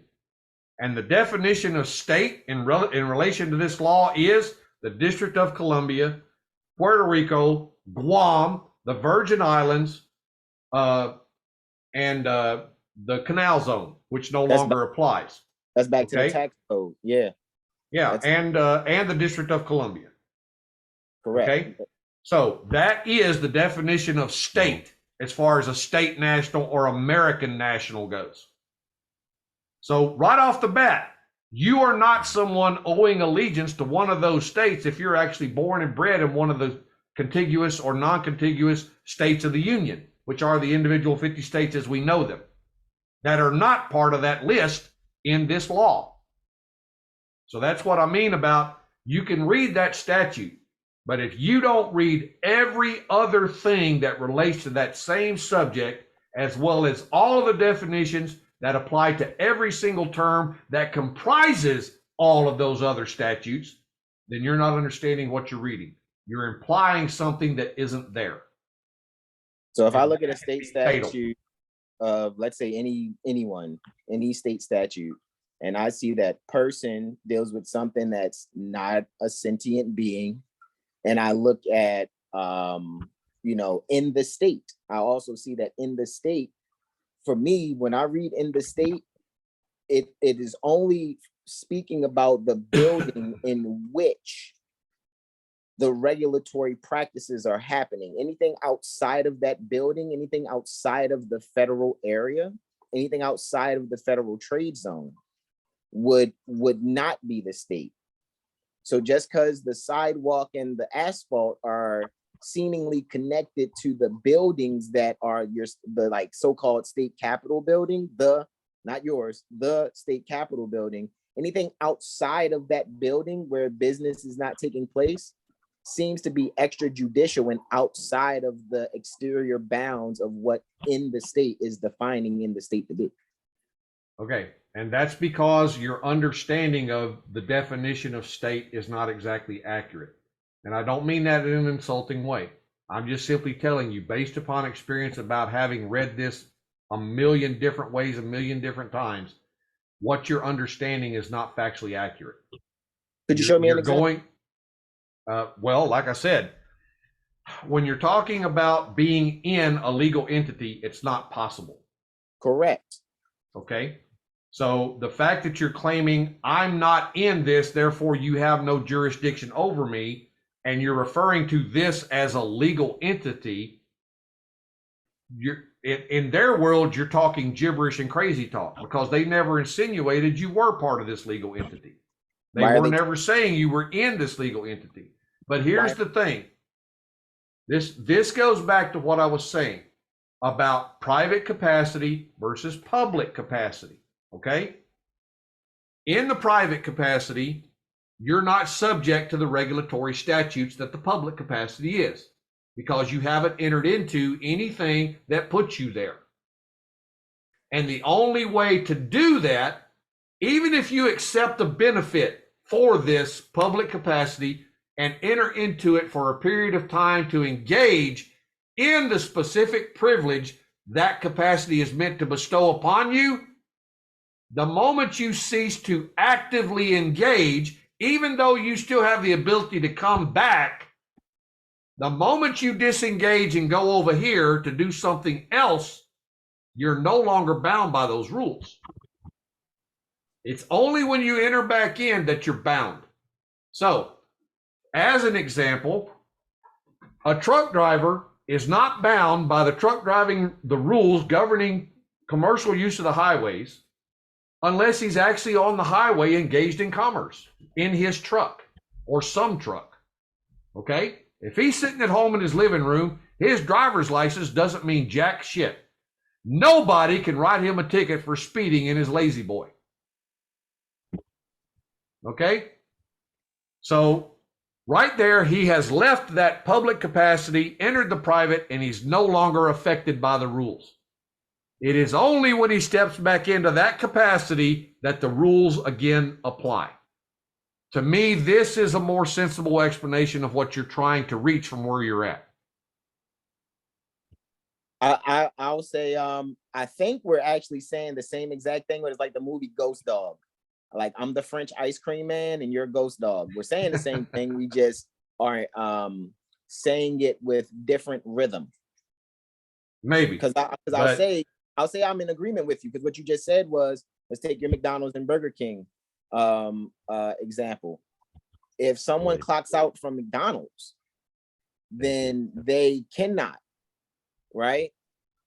Yeah, then the McDonald's employee manual does not apply to them any longer unless there's a specific clause that says they have to maintain a certain behavior or not get in a certain kind of trouble outside of their employment, such as getting charged with a felony or something of that effect.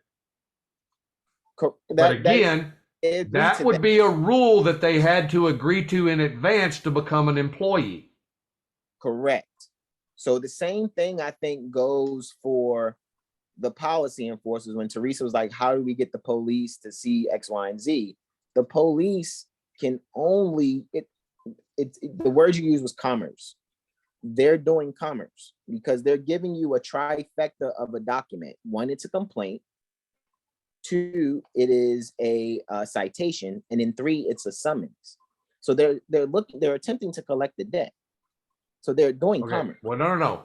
They're not looking to collect a debt. They're looking to imbue a debt. All right. Okay. What they're looking to do is they're making a legal presumption. And here's the thing about cops. They're not qualified to make legal presumptions. Ever. Okay? They're doing what the cop is doing is making the legal presumption that you are not acting in this private capacity we're talking about, that you are acting in the public capacity over which he has actual authority. That is their presumption. That is their presumption every time they pull you over in a car. That is their presumption every single time they interact with you on a sidewalk or in a business or anywhere else. That's their presumption. You have entered into a capacity over which they have authority. Okay? Now, it can be a regulatory authority under some particular code, or it can be a penal authority because you violated some, or perceptively violated, assuming they assume you violated some actual penal law under the penal code, i.e. the codified common law version of it. Okay? That's their presumption all the time. So the goal here is to, one, you have to disavow and prove, and believe me, there is no such thing in America as guilty till proven innocent because of that cop's being allowed to make that presumption. The moment the cop makes the presumption and puts you under arrest, the burden of proof has shifted to you no matter what they tell you. Because the first thing you have to do is disavow yourself from the presumption of being in that capacity over which that cop had authority. Okay? If he's accusing you of a regulatory offense like speeding or not having a driver's license or no registration or no license plate, et cetera, those are regulatory punitive acts. And they only exist within the confines of that regulatory code that is that public law. Okay, or I should say that public capacity governed by private law. Did I consent to comply to that? Well, here's the thing. If you took a license, yes, but only while you're using the license. If you're not using the license, you're not in this. It doesn't matter that you're in a car. It is the use of that license and the use of that car for the specific activity that is regulated by that code that makes the difference. For instance, a transportation code, which is what we have here in Texas, actually regulates transportation. Doesn't regulate motor vehicles. It regulates objects and objectives associated with transportation, which is what a motor vehicle is and does. But what is actually regulated in the state of Texas is the occupation or profession of transportation. Only someone who is engaged in transportation is required to have a license, is required to register their car, is required to have financial responsibility on their car, is required to get it inspected, et cetera, whereas the private person only has one set of rules to obey. And those rules just also happen to coincide with certain rules within the transportation code. However, the difference is the guy who accepted the privilege can be charged under the transportation code for violation of its rules. The guy who isn't under the transportation code, however, cannot. Any action that goes against him has to be done under the penal code. Why? Because he's not subject to the regulatory code. But he did something, let's say he hit a pedestrian with his car. He wasn't acting for the purpose of transportation, so he can't be charged with an offense of speeding or reckless driving or something like that under the transportation code. But he could be charged with assault with a deadly weapon, attempted murder, manslaughter, or assault, aggravated assault under a penal code. See, this goes back to the thing that the common law punishments for ordinary offenses was much more severe in the good old days when the common law was what it was. And now you see why. The regulatory codes downgrade a lot of these potential offenses to such a degree that the penal code no longer applies. But if you're not covered by that code, the only one left to get you with is the penal code. So that's doesn't have to deal with just employees. No, the penal code is general law applicable to everyone. A state employee has no more authority to commit a murder than Joe Blow sitting at home. That private, I forget what you have referred to it as, but that's living, breathing human being, whether he's in that capacity or not, has no right to murder another living, breathing human being. Does not matter what legal capacity that person is in when they do it. They don't have a right to just go do it. So the same thing goes for the police then? Absolutely. But just like with the private, you can make a claim of self-defense and self-preservation or protection of others as a defense to murder, can't you?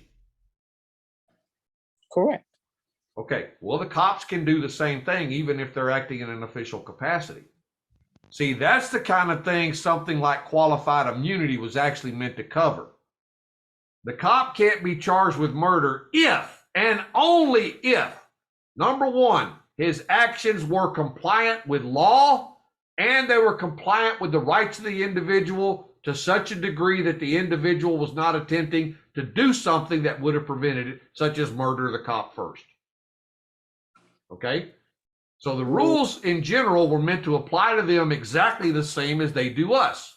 But like I said, the judges the prosecutors and all the other members of the bar associations have rewritten the rules to give special protections to not only their protectors with guns, but to themselves. See, the judges and everybody that's trying to steal the livelihood of the rest of us could not get away with it without their armed security. So they had to come up with a way to protect the cops and keep the cops from getting kicked out so that they would stay to protect those that protected them. And qualified immunity is how they're doing that. Got a question. Why can't you charge them for performance if they're requiring you to perform on these statutes, codes, blah, blah, blah, blah, blah? You can to a degree, okay? Again, you have Supreme Court, again, bar association problem. You have the Supreme Court ruling that cops are not required to protect the people, despite us being told it's the entire reason they exist. It's the entire reason our tax money is stolen to pay for them, is because they are there to provide us with protection. But then the court says they're not obligated to protect, they're only obligated to enforce the laws. Okay? I think you misunderstood what I was saying. I'm saying for our performance of anything that they're asking of us, why could we not bill them for it? Because you have a natural duty to perform certain things for the benefit of all. For instance, you have a natural duty not to violate my person, rights, or property. Doesn't matter whether you want that right or not. The fact is you have the duty to abide by it. I'm sorry, not to interrupt, but I'm speaking of these illegitimate statutes and codes. Well, again, they're not illegitimate. They're simply acting on a class of persons they're not intended to. Because once again, the judges are interpreting the laws in a way that expands the law beyond the scope for which it's actually written. And they've been doing that for eons. So if the reason they're, I'm sorry, hang on just a sec. Frenzy versus Pagliaro, right? What's what? If we were to read the holding for Trenzi versus Pagliaro, right, which is statements of counsel they're just insufficient. I'll just say it in brief. However, I can actually say it in full. Statements of counsel in their briefs or argument while enlightening to the court are not sufficient for purposes of granting a motion to dismiss or summary judgment. So if everything has been structured under the NCCUSL, which is known as the whole bar members team of Uniform Law Commission, and what's being done is the Uniform Law Commission through their various agents are saying, let's enforce this policy to push aside the common law, right? If that's the case, wouldn't their movement as such, like for example, the Landlord-Tenant Act of 1974, which we know is based on roughly a sample of the Housing Act of 1937. If I'm quoted that wrong, just let me know. However, what they're saying would be something that they're speaking it's a statement in brief, or even when they try to argue it in a kangaroo venue. What they're saying is insufficient because they could never bring, even no matter how much Landlord-Tenant Act is being pushed, no matter how much anything the Uniform Law Commission is pushed, everything that they're saying is insufficient. And there's been that court ruling for Trenzi versus Pagliaro. You had stated there was a change between 1950 and 1970s. Well, 28th May 1964, in Trenzi versus Pagliaro, it was stated, hey, look, no matter what counsel says, they need to shut the fuck up. Okay, hold on. You're misunderstanding what that opinion is saying about that. All right. What the opinion is saying when it says that counsel, they're simply saying anything the lawyer testifies to from either side is not evidence of anything. Their statements are not evidence, and they may not be considered as such for any purpose in this court. Now, they may tell us something about a reference to law or some other legal authority that we can check on to see how it bears upon the case at hand. But we cannot use any statement by the attorneys on either side as evidence of anything to take an action such as a dismissal or a default judgment. That's all the court's actually saying there. That does not mean that the attorney can't. I'm sorry, go ahead. That's not to cut your wisdom. I'm just saying then, if we consider that any and everything that's a said statute that may be out of harmony with equity and law, then I'm looking at it. This is just me, and I could be just expansive. Even down to something like Trinzi versus Pagliaro could be looked at as a pinky nail clipping. But I'm looking at the whole hand being the fact that the Uniform Law Commission has now got something called the Landlord Tenant Act. And a lot of people are under the pressure because these beings have made a brief or an argument that this is what needs to be regulating landlord-tenant interactions. When you look at most leases, for example, landlord is not defined. Neither is, let me check the statute. You're actually looking then, when you're looking at a lease, you're looking at a maintenance agreement, which most people don't know that they don't qualify. Okay. So that's what I'm saying. Wouldn't that make whatever the Uniform Law Commission say completely insufficient? Wouldn't we be able to kick their ass every time because they have no authority? Well, let me respond here. Okay. The problem with the way you're looking at this is you're trying to separate the fingers from the hand and then expecting the hand to work the way it's supposed to. Okay. When you say that the statutes and everything don't work the way it is in law and equity, you do understand that law and equity is based upon the determinations that the statutes make. Law and equity is derived from the body of law that's been created over time. Okay? That body of law is based upon court opinions. Those court opinions are used to draw the statutes as either being constitutional, unconstitutional, or having to be worded a certain way so that they affect only the things they're intended to affect and aren't able to be considered as vague, ambiguous, or overbroad. Okay? So there is a specific way law must be written, just as there is a specific way law must be read and interpreted. So when you say that the statutes don't comport themselves in harmony with law and equity, that's not possible, because law and equity is a derivative that comes from those statutes. It comes from those court opinions. It comes from the rules men have made to govern themselves. Now, the principle of what you're talking about is a different thing. The principles that we were founded upon and are supposed to have and uphold is what they are ignoring and deviating from. Not law and equity, but the principles in how that law and equity is to be applied. That's where they're screwing us.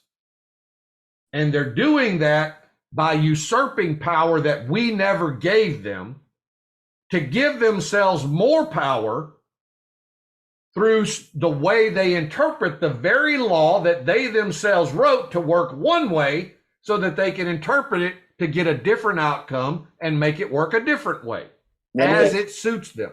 Okay. So in that, and then I'll yield. So this makes me bring up the reason. This is why I said maybe I could be expansive. However, what I'm doing is drawing a full circle. The reason why Trinzi versus Pagliaro is so powerful, because as you said, principle, I am a principles guy. And what I recognize, even after reading the case myself, and even reading some people's commentary, what's true, two things are true, and one thing's for certain is attorneys could never produce an affidavit. An affidavit, and the only way to handle anything in any court venue is by affidavit. Truth is expressed in an affidavit. That's a maxim, regardless of any statute. Hold on. Here's the problem. Check any court case in existence. You're going to find one problem with your theory. An affidavit without a witness is worthless unless the affidavit is ruled by the court to be a dying utterance. Beyond that, the affidavit cannot stand on its own no matter how much you try. I don't give a shit how many seals and signatures are on it. If there is no one to take the stand to testify to the validity of the contents of that affidavit, it doesn't mean jack shit. You just agreed with me, Dow. That's what I'm talking about with the I'm attorney. not trying to say I disagreed with you. No. I just disagreed with the way you stated it, in that an affidavit is the thing in any court anywhere. And That's I'm trying to get you to understand that is not the case. The attorney could never bring a viable defense. Again, an attorney that is a representative of one party or the other in the case before the court can never do that. But an attorney who is a competent fact witness to what is being testified to in the affidavit, who is not a party on either side of the hearing before the court, absolutely can sign an affidavit. Okay, he'd have to have firsthand knowledge. Correct. For that That's what I affidavit. said. Competent Okay. firsthand knowledge. Okay, so if he's representing somebody else for that, is he a competent firsthand witness? If he's representing either party in the case, he is not a competent party for making an affidavit. No. Okay, all right. Okay, so with what you described before of equity, all those things you described before were equitable practices through customs and usages of precedents of statutes. Okay. And court opinions, yes. Okay, yeah, court opinion. So if we're talking about true equity, my equity, which in a state of suspended animation, and it's up there when I want to bring it down and bring it to court, okay, my equity, if I stay with it, supersedes those equitable customs, uses, of practices if I'm not practicing and applying equity. You follow me? I would say I would follow that. I followed that, but I would be lying. Okay, so if let me ask you this. Hold on a second. Hold on a second. If someone sends me or they put a summons on my door handle, what is that? That's an invitation. That's a presentment, the invitation to come to court to practice law. Is it or is it not? It's not. It's not? It's not. Okay, so when I write so you're saying I've got a right to, you're not saying that I don't have a right to deny that or accept that? Here, I don't know what I'm saying in relation to what you're asking. I'm saying what I'm saying based upon this, okay? One, it is not an invitation to come practice law. Not by any stretch of the imagination. It's not. Okay? Because you're not going into court to practice law. In order to practice law, you must be a member of the bar. Are you a member of the bar? Well, no, but isn't that what Then you are not in there to practice law. What is Period. everybody, what are the people in there doing that's not bar members? What are they doing? Which people? The ones that aren't bar members. The ones that are not bar members are acting in their private capacity to defend themselves against allegations by those who are, usually, or somebody that works for or with those who are. Well, isn't that a legal impossibility if they don't know legalese? Is what a legal impossibility? They can't defend themselves if they don't know legalese, the language of legal documentations, because if they understood that, the summons that was sent to them. The whole purpose of this meeting tonight was discuss the concept of legalese and why it is so important for us to know it, even though we do not practice law in the capacity of an attorney. Okay, well, that's my point. So if they The thing here is, you don't necessarily have to know legalese to go into court and win, but it sure as hell helps. Just like going to Mexico is really a lot more easy and fun if you speak Spanish. The point is, if you're going somewhere that you don't have experience and knowledge, you need to do a couple things. Study up and be prepared. And if you're not doing that, then you're going in blind. If you're going in blind, whatever you run into is whatever you run into. It's that simple. If you've never built a house, I'm sure as hell not going to hire you to be the head contractor building mine. And if you did build a house and I came and looked at it and found out it looked like my old tool shed, I'm still not hiring you, despite the fact you've already done it before. Kind of see how that works? So how can these bar rats use their uniform law commission to usurp the construction that's been in place before their usurpation? I say that again. What are you calling a uniform law commission? The Uniform Law Commission is who we're speaking about. When you say the attorneys, they have a volunteered group, okay? Like, for example, I'm an astrologer. I'm a part of a major astrological community that's worldwide. However, we all freely give our energy to this one astrological society. In the bar rat world, in the barrister world, what they have that's exactly like that is the NCCUSL. All righty, which is also known as the ULC, which is the Uniform Law Commission. And the Uniform Law Commission is the ones that are responsible for your Landlord-Tenant Act. For example, the Landlord-Tenant Act, as constructed by the ULC, which is a group of bar rats that freely given their energy to come up with something to totally push aside the common law.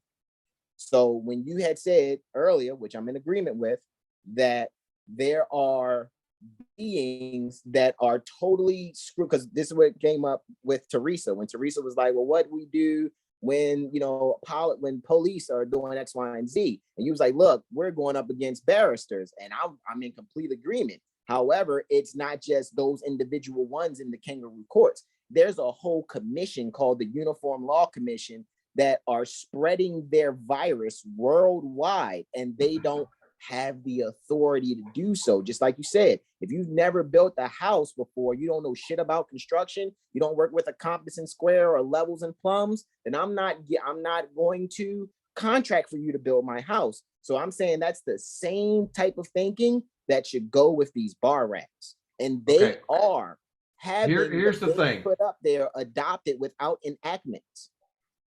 Okay, here's the thing. The group you're talking about, I'm familiar with the concept of who they are and what they do, but their purpose is not to write law. Their purpose is to standardize how laws are written, the language, the terminology, et cetera, et cetera. It's very much like what I said, the reason the common law was reduced to a written penal code, to standardize it across the board. What that means is you could go to Louisiana, you can read a Louisiana statute, and you should be able to read that statute just as well as you read a Texas statute or an Alabama statute or a Georgia statute, because the language and the use of that language is universal. Now, the specific meaning of terms and so on and so forth, those may vary from state to state, but the form, the substance, and the usage are standardized. It's to make the law more accessible to everybody. Believe it or not, that's exactly why it was done that way. Okay? It's why libraries have a uniform numbering system on books, the Dewey Decimal System. It's why road signs have a particular shape and a particular color with a specific illustration on it for the same condition no matter what state you're in, et cetera, et cetera. Standardization simplifies access and information access. Okay? That was the point of it. Now, I'm not saying that this body does not at times get given the task of penning a certain law, but they are not the one that enacts it. They may be responsible for writing it, but it is still up to your legislators to read it, review it, and sign off on it, or rewrite it, or throw it out the window. The problem is that most of your legislators are also members of that bar club as the same guys who wrote this crap that they're now going to try to pass one way or the other. But that commission does not enact it. They have no authority to enact it. All they can do is make a standard set of language rules and then employ those rules in the writing of law. And everybody else has to sign off on it or not. Okay. And do whatever they're going to do. Okay. But if there are dues paying member of these organizations, they will generally cooperate with each other. Okay, But that's then again, all of these entities fall under the purview of those that are members of the bar, state and national. that's a great point. So you have a small collective of people that are literally in control of every branch of your government. There is not a single branch of government in any state that does not have an attorney in the position of power. Okay, proprietary. Whether it's governor, lieutenant governor, whatever. It's proprietary, right? No, it's not proprietary. It's a rigged game, Oh, no. but it's not proprietary. Okay. It's you a gave the- rigged game in that only those people that are selected to fill these positions and run for these offices are the ones that get them. Okay, And they are all members of the same cabal, the bar associations. so you gave the example of Dewey Decimal System, and that's a proprietary numbering.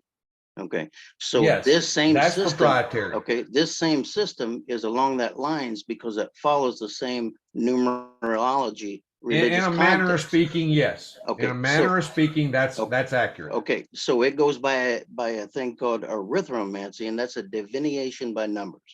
And you can't do anything in that system without their assignment of a number. It's impossible. It's a legal impossibility. Because every time you In put what, something, wait a minute, in what system are we talking about? the legal system, anything that is unlawful is legal. You can't do licentious behaviors without being licensed to do those licentious behaviors through presumption and assumption or stated or implied contracting. And those have to Okay, be numbers. All right, you're again conflating things that don't mesh. Okay, I don't need a license to commit murder. I said implied or stated. Okay, well again, there's nothing implied that says I have the right to commit a murder. Well, it's implied that you're going to be drug in there when you do commit murder. Right? Yeah, but that's Okay. still not the act itself. That's the consequences of the act. Right. So your intent can't be legislated because it's unknown until you go in there and start making but that implication comes from being part of a society. If I lived on an island where there was no society and there was no man-made law, and somebody else came and tried to take over my island with the minimal resources that I had, and it was fight or die, who's going to charge me with murder? Okay, so we're back to presumed Living and on an assumed. island. Hold on a second. We're back to presumed and assumed a number of that society. Have you accepted a number in that society? Again, what do you mean by a number? Any number, a driver's license number, a social security number, any number attached to a decedent will, any kind of number. You have to think the number is the thing that ties you, not the Sure. instrument on which the number itself is, which bears the number. rank, name, and serial number. Again, you're conflating things that have nothing to do with the discussion at hand. Name, rank, and serial number is used in the military. Okay? And that's what's happening. The governor can only regulate the military. Right. Again, the governor's not the one doing the regulating here, the legislature is. And the legislature's power to regulate is limited to those things over which the police power properly applies, which is privileged activities. Right. Okay. There's the distinction in where this conversation's going off the rails. You're conflating privileged activities with everything else, which is what they do. And then you're trying to come up with a logical reason how that's possible. And I put to you that logic's got nothing to do with it. Corruption has everything to do with it. Somebody doesn't commit murder because they got a number. Somebody commits murder because they're driven to it for one reason or another. But someone is guilty of murder, regardless of if a statute exists to say we can punish you under it. That's apples and oranges. But when they That's are trying to apply a statute, that is what requires one to be a party to the society that statute is related to, and it's not an automatic thing. That's why you can't prosecute a foreign individual under another nation's laws unless the crime was committed in that nation. Well, murder is still murder, regardless of where your parents had sex. I and understand you that, popped out of her vagina. but France law cannot be used to prosecute a murder in the United States and vice versa. Well, So that's sure. what I'm getting at. When But you it's say the still- society that you it's a belong law, to, but murder is illegal and unlawful all over Earth. It has nothing to do I with the agree, and I'm name not of the saying it's law. not. It's so I'm right. just So it has simply nothing to do with saying the that name of the law. societal body of law to which you belong or under or which governs the place where that act occurred is what's applicable there.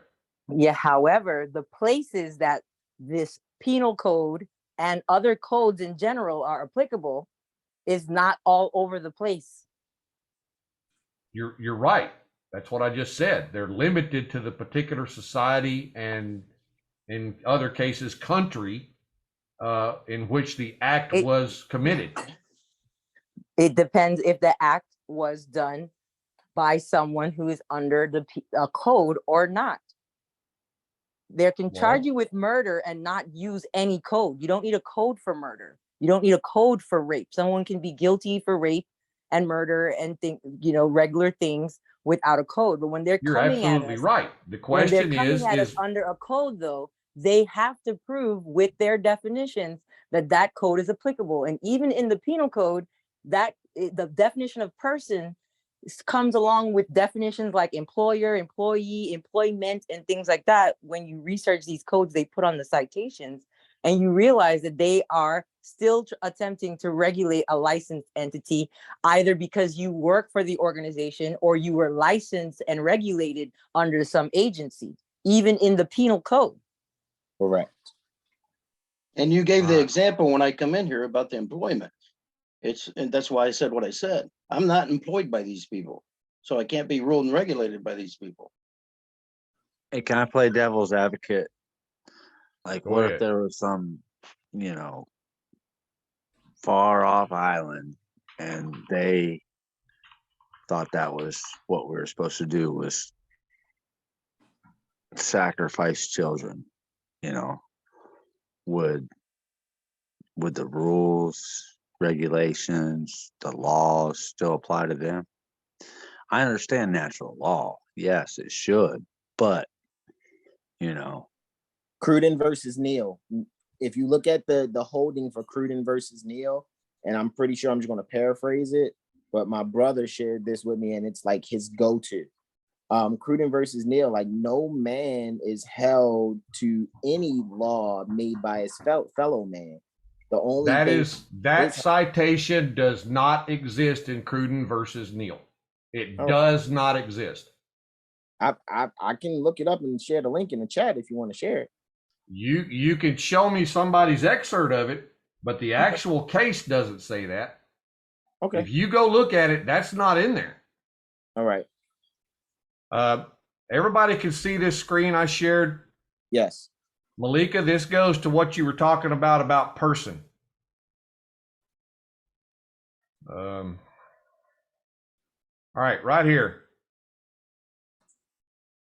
The difference in what you're talking about, Malika, is this word right here, means versus includes. Okay? Means does something the exact opposite of includes. Means does not make individual here something that has to be of the same kind, type, or class as all of these out here. They do not, it does not have to be. Here, individual means someone who was born and is alive. That's how individual is defined in our penal code. So when it says individual here, that is exactly what it means. Someone who is born and is alive. And because it says means rather than includes, it is not required to be of the same type, kind, or class as anything else in this list. So this penal code would apply. It still has to be an entity or organization, an individual No, it does not. one or a No, multiple it does one. not. That's the difference between means and includes. If they use means, that rule does not apply.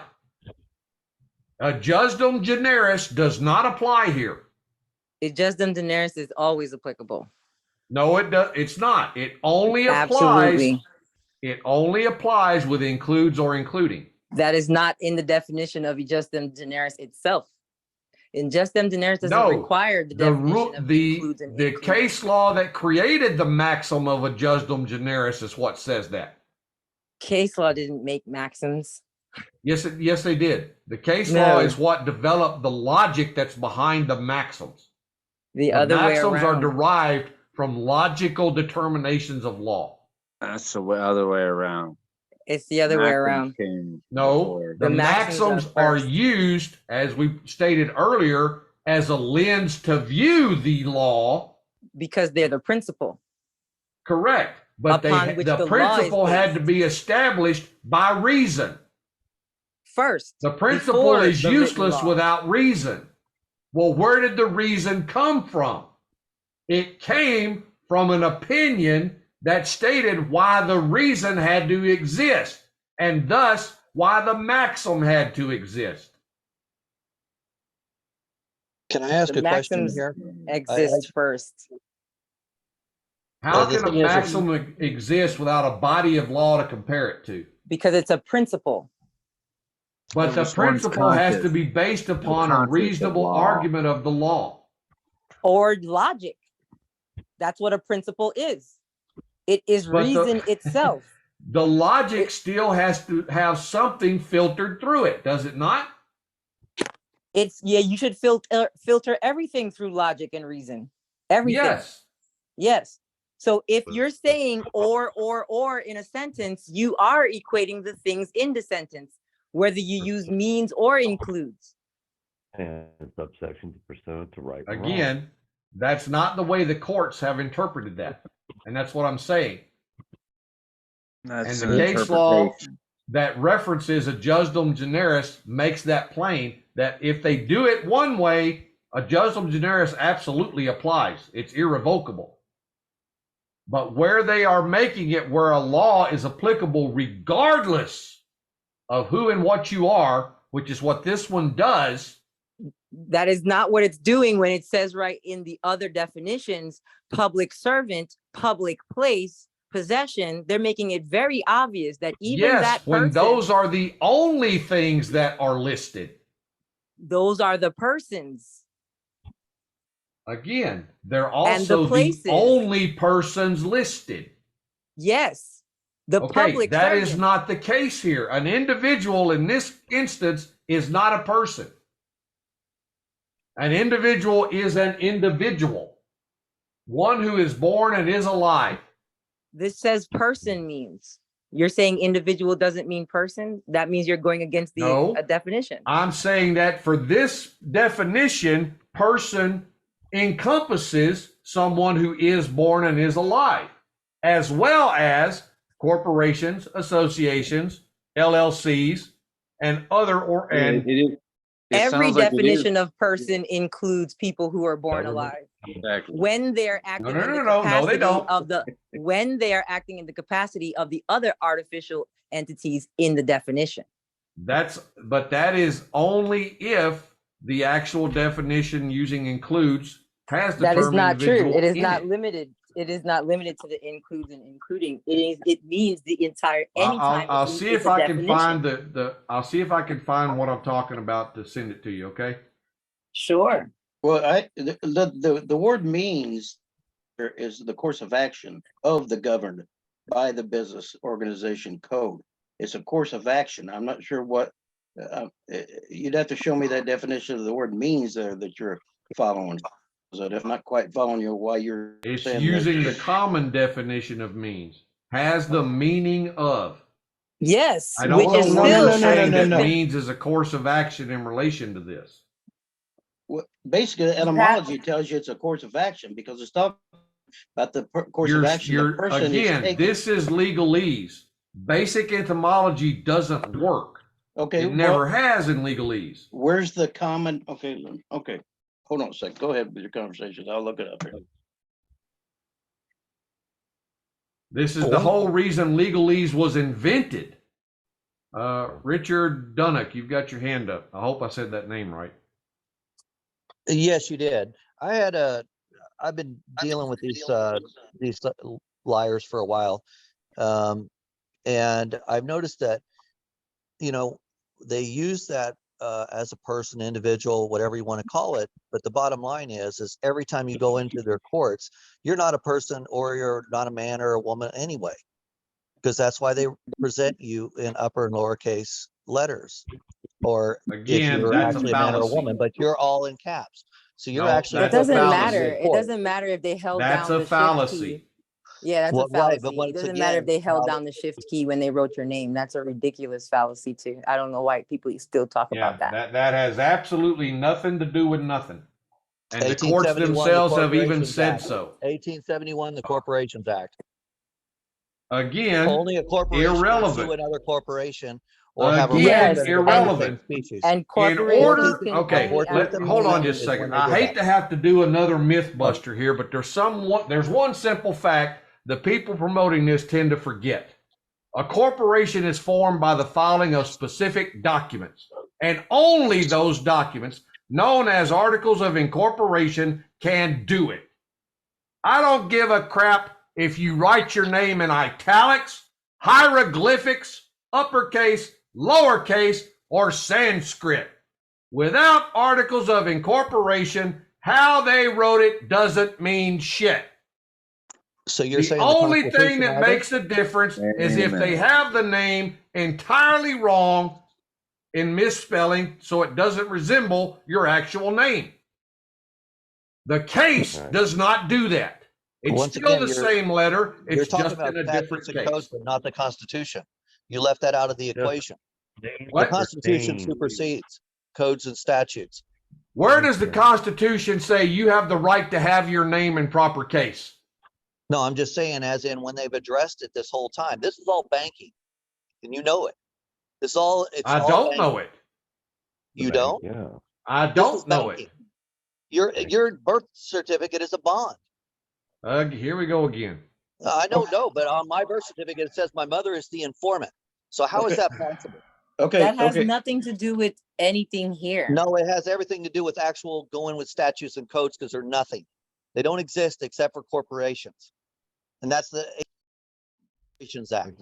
Okay, can we clear this And up nobody real wants quick? to address that? Yes, is well, that- that doesn't exist? I can give you an example, Richard. When they sent a summons to they left it on the door. When I read the summons, it did have capital first letter, lowercase rest, because it was waiting for me to accept the invitation to come to that legal event, okay, by invitation. And because the respondent is what they were called, they weren't called a claimant yet. They were called a respondent. They gave them information to belief to come and gang stalk me and induce me to that invitation. I did not volunteer to that invitation, did the law of notice, wrote the clerk and the judge what my feelings was of the thing, privately noticed the respondent before she became the claimant, and they sent everything back to the respondent, never put a capital name on that, took the upper and lowercase name off, and sent all the paperwork back to the respondent since she misinformed the court. Nothing was applicable to because I didn't volunteer to the case, and that's what it tells you in general appearance. If you look at it, the defendant must volunteer to the complainant's suit. It's that simple. You do not have to volunteer to legal proceedings at law in rem if there's no injured party. But okay, at this point, this is devolving into discussions outside of the scope of why we're here. Okay, so let me Are see we if I talking can about the collect this back Constitution at all, though? into the realm of where we were supposed to be going with this to begin with. This had to do with a lot of these Patrinut theories on how this stuff works. And yes, that's a term of my own making. And the problem is you cannot back up the assertions you make using black letter law, you're fucked. End of discussion. Now you can go on all day about how this has worked for you and that has worked for you, but I would wager 99.9% of everything I own that the only reason it has worked was a fluke. Somebody somewhere along the line dropped the ball. And the first person that picks it up and carries it down the field is going to run right over your ass, and that's going to be all there is to it. And I've seen it happen. I've watched it happen, and I've watched it happen for years. Everything I did here tonight was to show you if and when a statute does apply. It does not always apply. I will give you that. Most of the time, if it's a regulatory statute, it doesn't apply to you at all unless you are specifically engaged in the actual subject matter activity that regulatory code was meant to regulate. Period.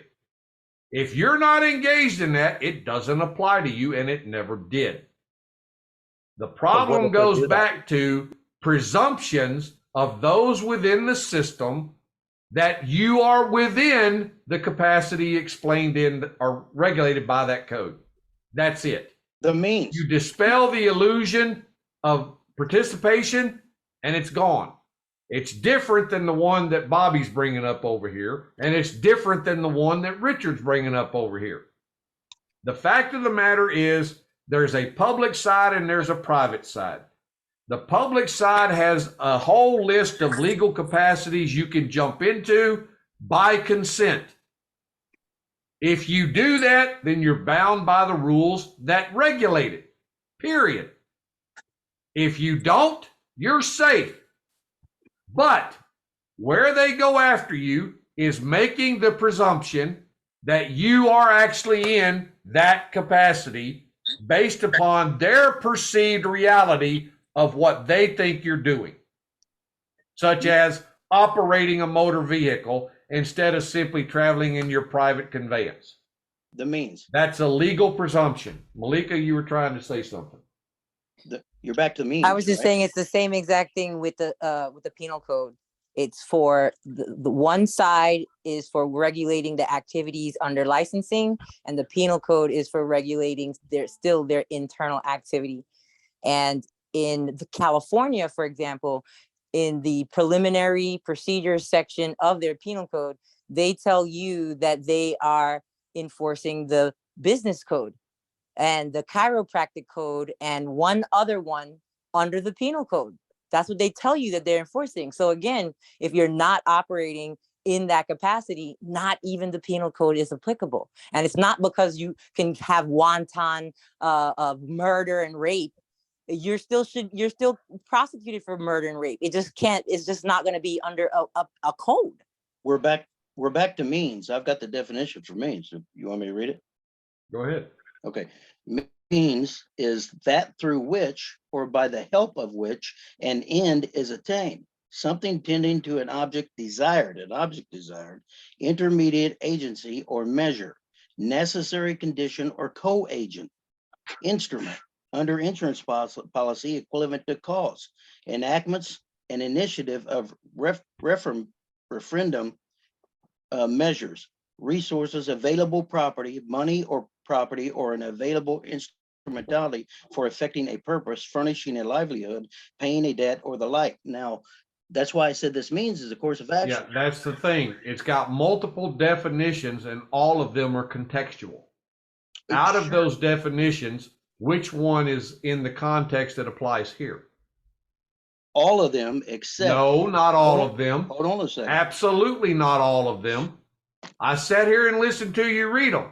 Absolutely not all of them apply here. Did you hear me say except? I said all of them except. All of them except what? Furnishing a livelihood. That's it. No, you also said it's means of payment. Sure, but they tell you we can't pay. So furnishing a livelihood would be the only. Where does payment have anything to do with this definition of person? Well, you brought up payment. I'm trying to explain it. No, you read it out of the definition just now. Well, okay. That's what I'm saying. There are what, 6 or 7 individual definitions for the term means, and each one of them is contextual. No, they're all related to pecuniary values within the system through the course of action that these persons. Where does it say that? What? Where does that definition say that? Under insurance policy equivalent to cause, probable cause of pecuniary code enforcement of the weights and measures within that system. Are you saying the term means only has application in insurance policies? No, you asked me. Then you where it can't says- say that under insurance policies, this is what it means. Thus, it means the same thing here. I'm not saying that. This is the definition saying that. You asked me where, and I pointed to the definition. Where are you sourcing this definition? Black's Law Fifth. Okay, so you're reading a definition from how it's been determined to be used in law. That's what you asked me to do. Well, no, I just asked you to find whatever definition you were relying on, but if that's where you got it, that's fine. Okay. Hang on just a second. I'm not sure where the misunderstanding is here. What's the point of contention? We were going after means, not necessarily the pecuniary part of it. Means is like I said, the course of action. It's always about the intent, the behavior, mannerism, the conducts that can't be legislated. They have to be presumed. That's how they're legislated. So every man has the right to self-determine, self-govern. So the intent's never qualified. So it has to be presumed until it is certified and qualified. And when it's certified and qualified, are you an employee or are you not of the Dewey Decimal System?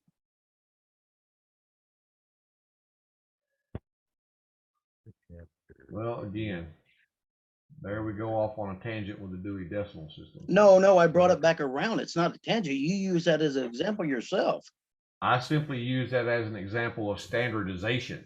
Yes. That's all I used it for. Rank, name, and serial number. You can't be of the Dewey Decimal System without a number. So I brought it back around to the Dewey Decimal System. For comparative purposes. The point is, I didn't say you were part of the Dewey Decimal System. I said in order to use it universally, it had to be standardized. That's all I said about it. Right.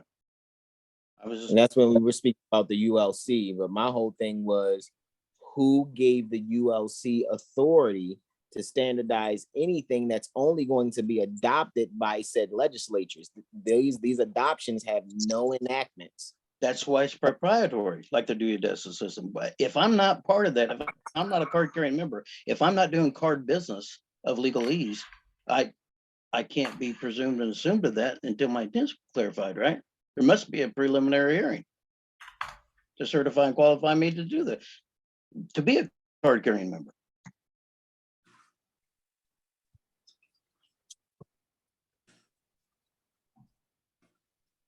Hang on, I'm looking for my. It's still, once you get in there, it's commerce and contract, because these clowns don't listen to any of these things.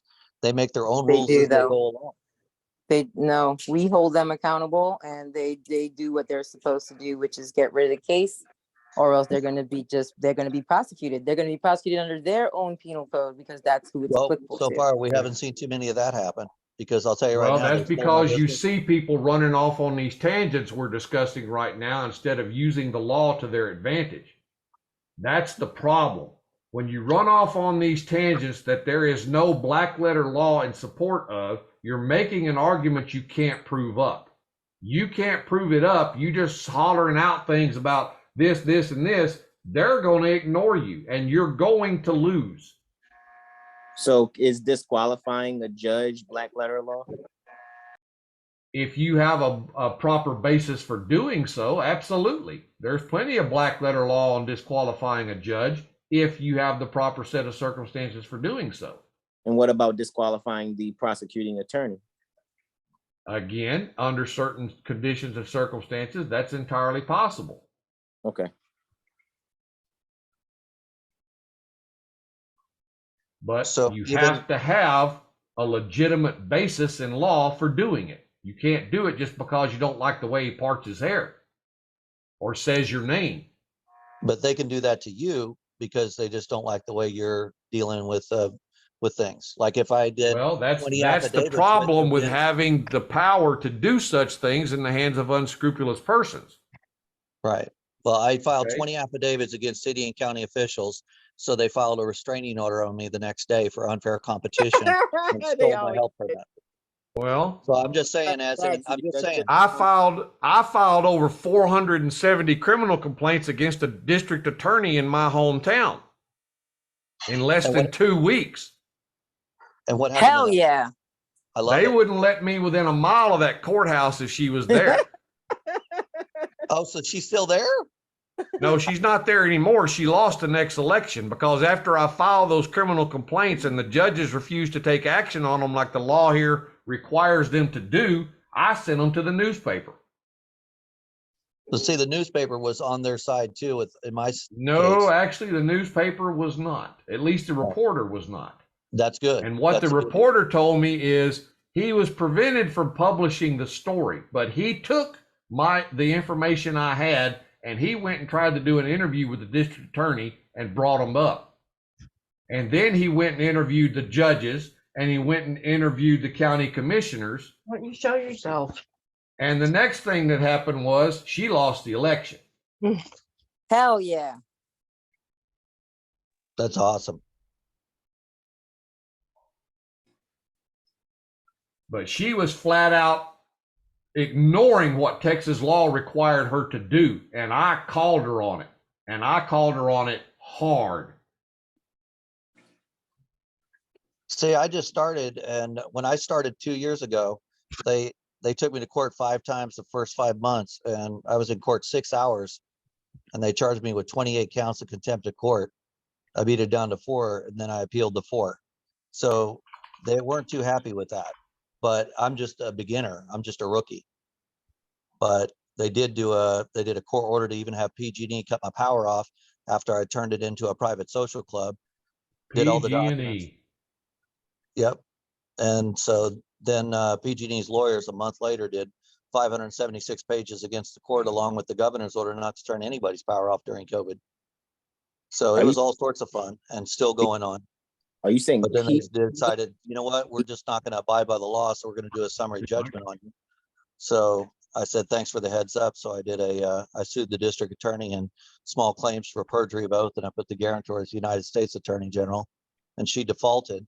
Then she sent a letter to the commissioner and said, I'm exempt from anything. So the commissioner threw my case away without a hearing. She extorted me for filing fees. Then come to find out the commissioner has been inactive since 2019. So all sorts of fun stuff. Sounds like a win. Are you saying PG&E or BG&E? PG&E, the same place that Aaron Brockovich helped sue. Yep, that's the one. Okay. Hey, Eddie, Yes. not to change the subject, but Yes, it is. doesn't, But go ahead. the rules of judicial conduct have anything to do, like the rule that says adjudicated responsibilities have anything to do with a judge having the responsibility of taking Yes, care of that's matters why that it's are called the assigned? rules of conduct. Huh? Yes, that's why it's called the rules of conduct. Well, so then why doesn't them having to rule on motions assigned to their court considered to be Because matters? the rules of procedure are equivalent to the rules of conduct in authority. There is no rule in the conduct that requires them to rule on motions. Yet there is a rule that says in the rules of procedure, if they don't rule on a motion within a particular amount of time, then the motion is denied as a matter of law. But under adjudicated responsibilities, it says a judge shall perform their duties that are whatever's assigned to their court, matters that are assigned to their court. It says a judge shall hear and decide matters assigned to the And they judge. shall perform those duties in accordance with law, not any damn way they want.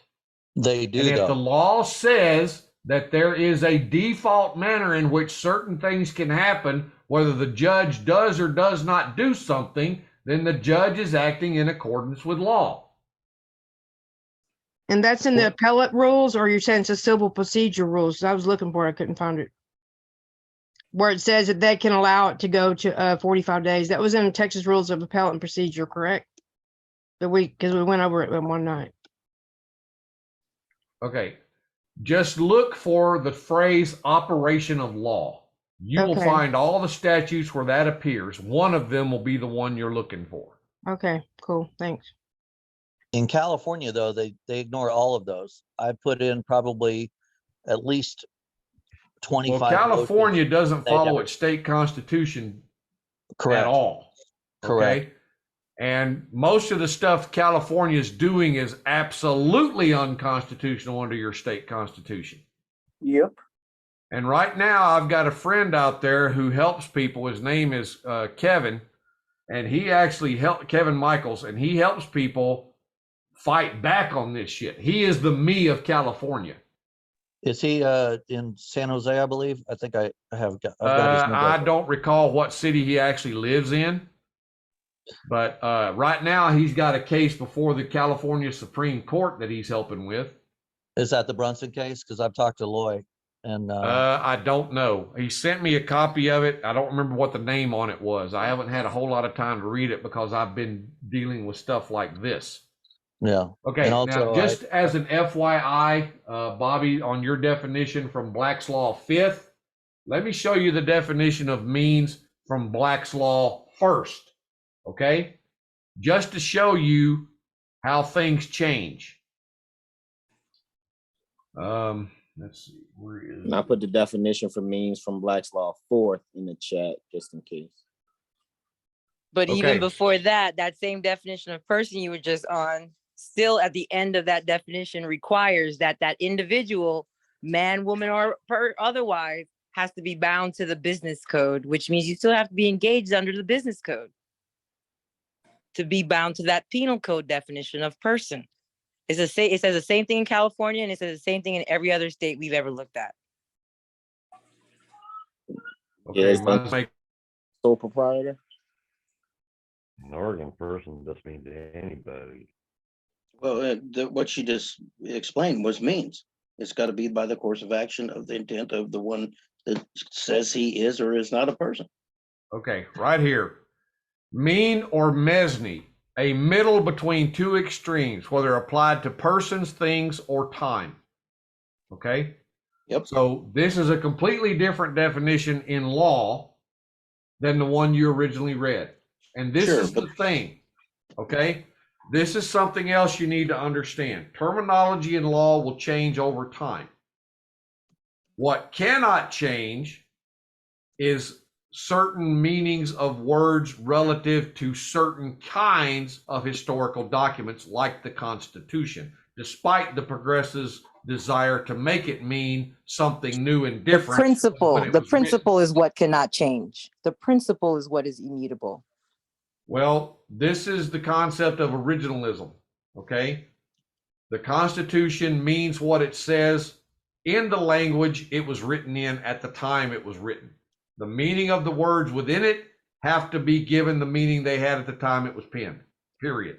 Right. That's the exact definition of etymology online after you get past the one that I read. So from the first to the fifth, you're seeing how the Barratry terminology has changed from etymology right to more And legalese. it's changed to further encompass more and different aspects of law over time.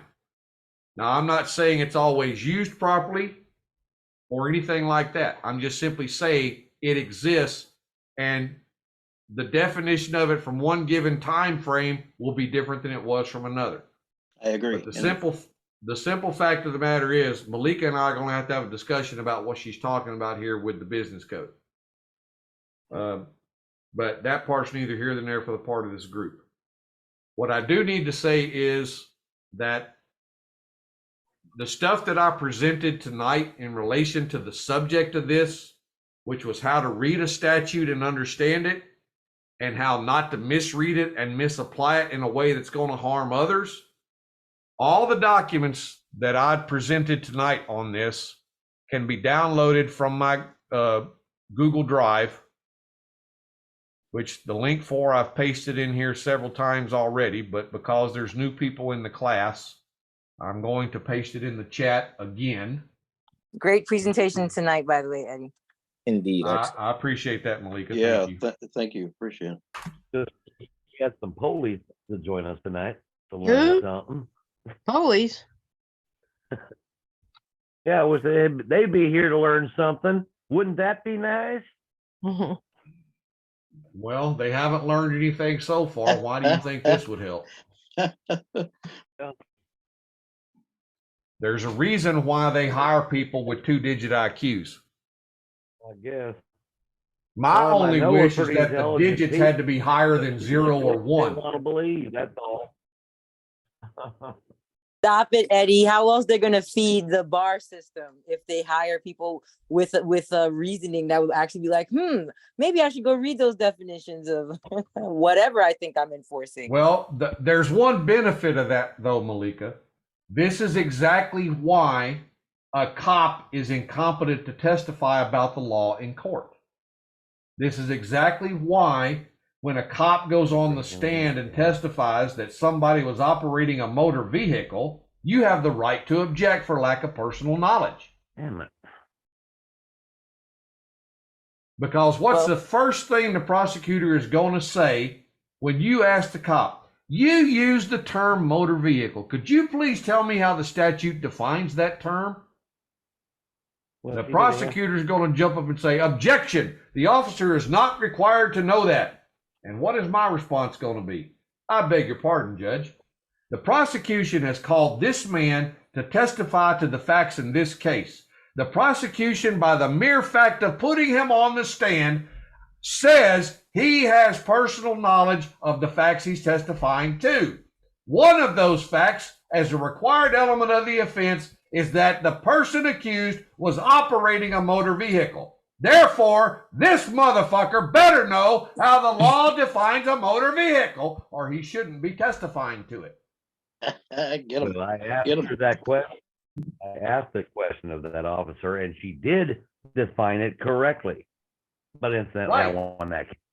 But what you should have done when she defined it correctly is go back to the portion of the law that I showed you before that specifically says in the state you're in that vehicle or that motor vehicle pertains to using the roads for commerce.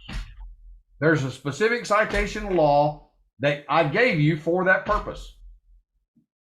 Yep. And she was. So that should have been the next place that you let her the moment she defined it correctly. Right. And just to give you a clue here, Malik, I don't know if you ever got told this, but I actually found there's a guy on YouTube who has a channel called the DUI Guy, and he's a DUI law firm attorney. And you remember the open container script that I used to pass around on Facebook? Yes. Okay. This attorney used the exact scenario from my open container script to get a witness, a cop who was a witness in a DUI case, thrown off the stand. Right. And then tried to get the prosecuting attorney to actually file charges on the cop for committing the felony of destruction of evidence. Because he did exactly what my script said they do, which was poured it out on the ground at the scene and then threw away the container. The DUI guy actually used my script to do that. Not engaged in transportation. I love it. But like I say, all of the stuff that I normally use to give people in my class that I made public information, you can download it using the link I posted in the chat there. So please do, feel free. Everything in that folder is free. Gratitude. But the online classes that I do on Thursday nights, this is the kind of stuff that we deal with. We go through and learn how to read and understand a statute, and then we learn how to use it to argue. We train to become attorneys without the bar card. That's what my class does. I teach you how to beat them to death with their own fucking rule book.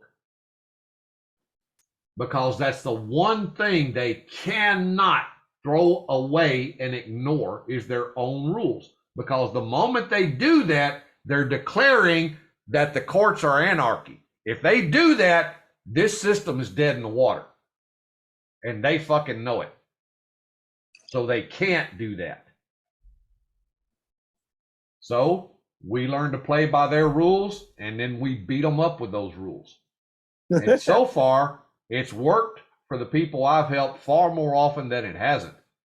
I am currently renting the very house in Plano where one of my callers called in to complain the city of Plano was trying to prosecute him and charge him a huge amount of fines for growing chickens in his backyard so he could have eggs. He and his family could have eggs. He was a listener to my radio show. He called in. I told him what to do and how to do it. He went to court. He fought them. He won. They left him the fuck alone.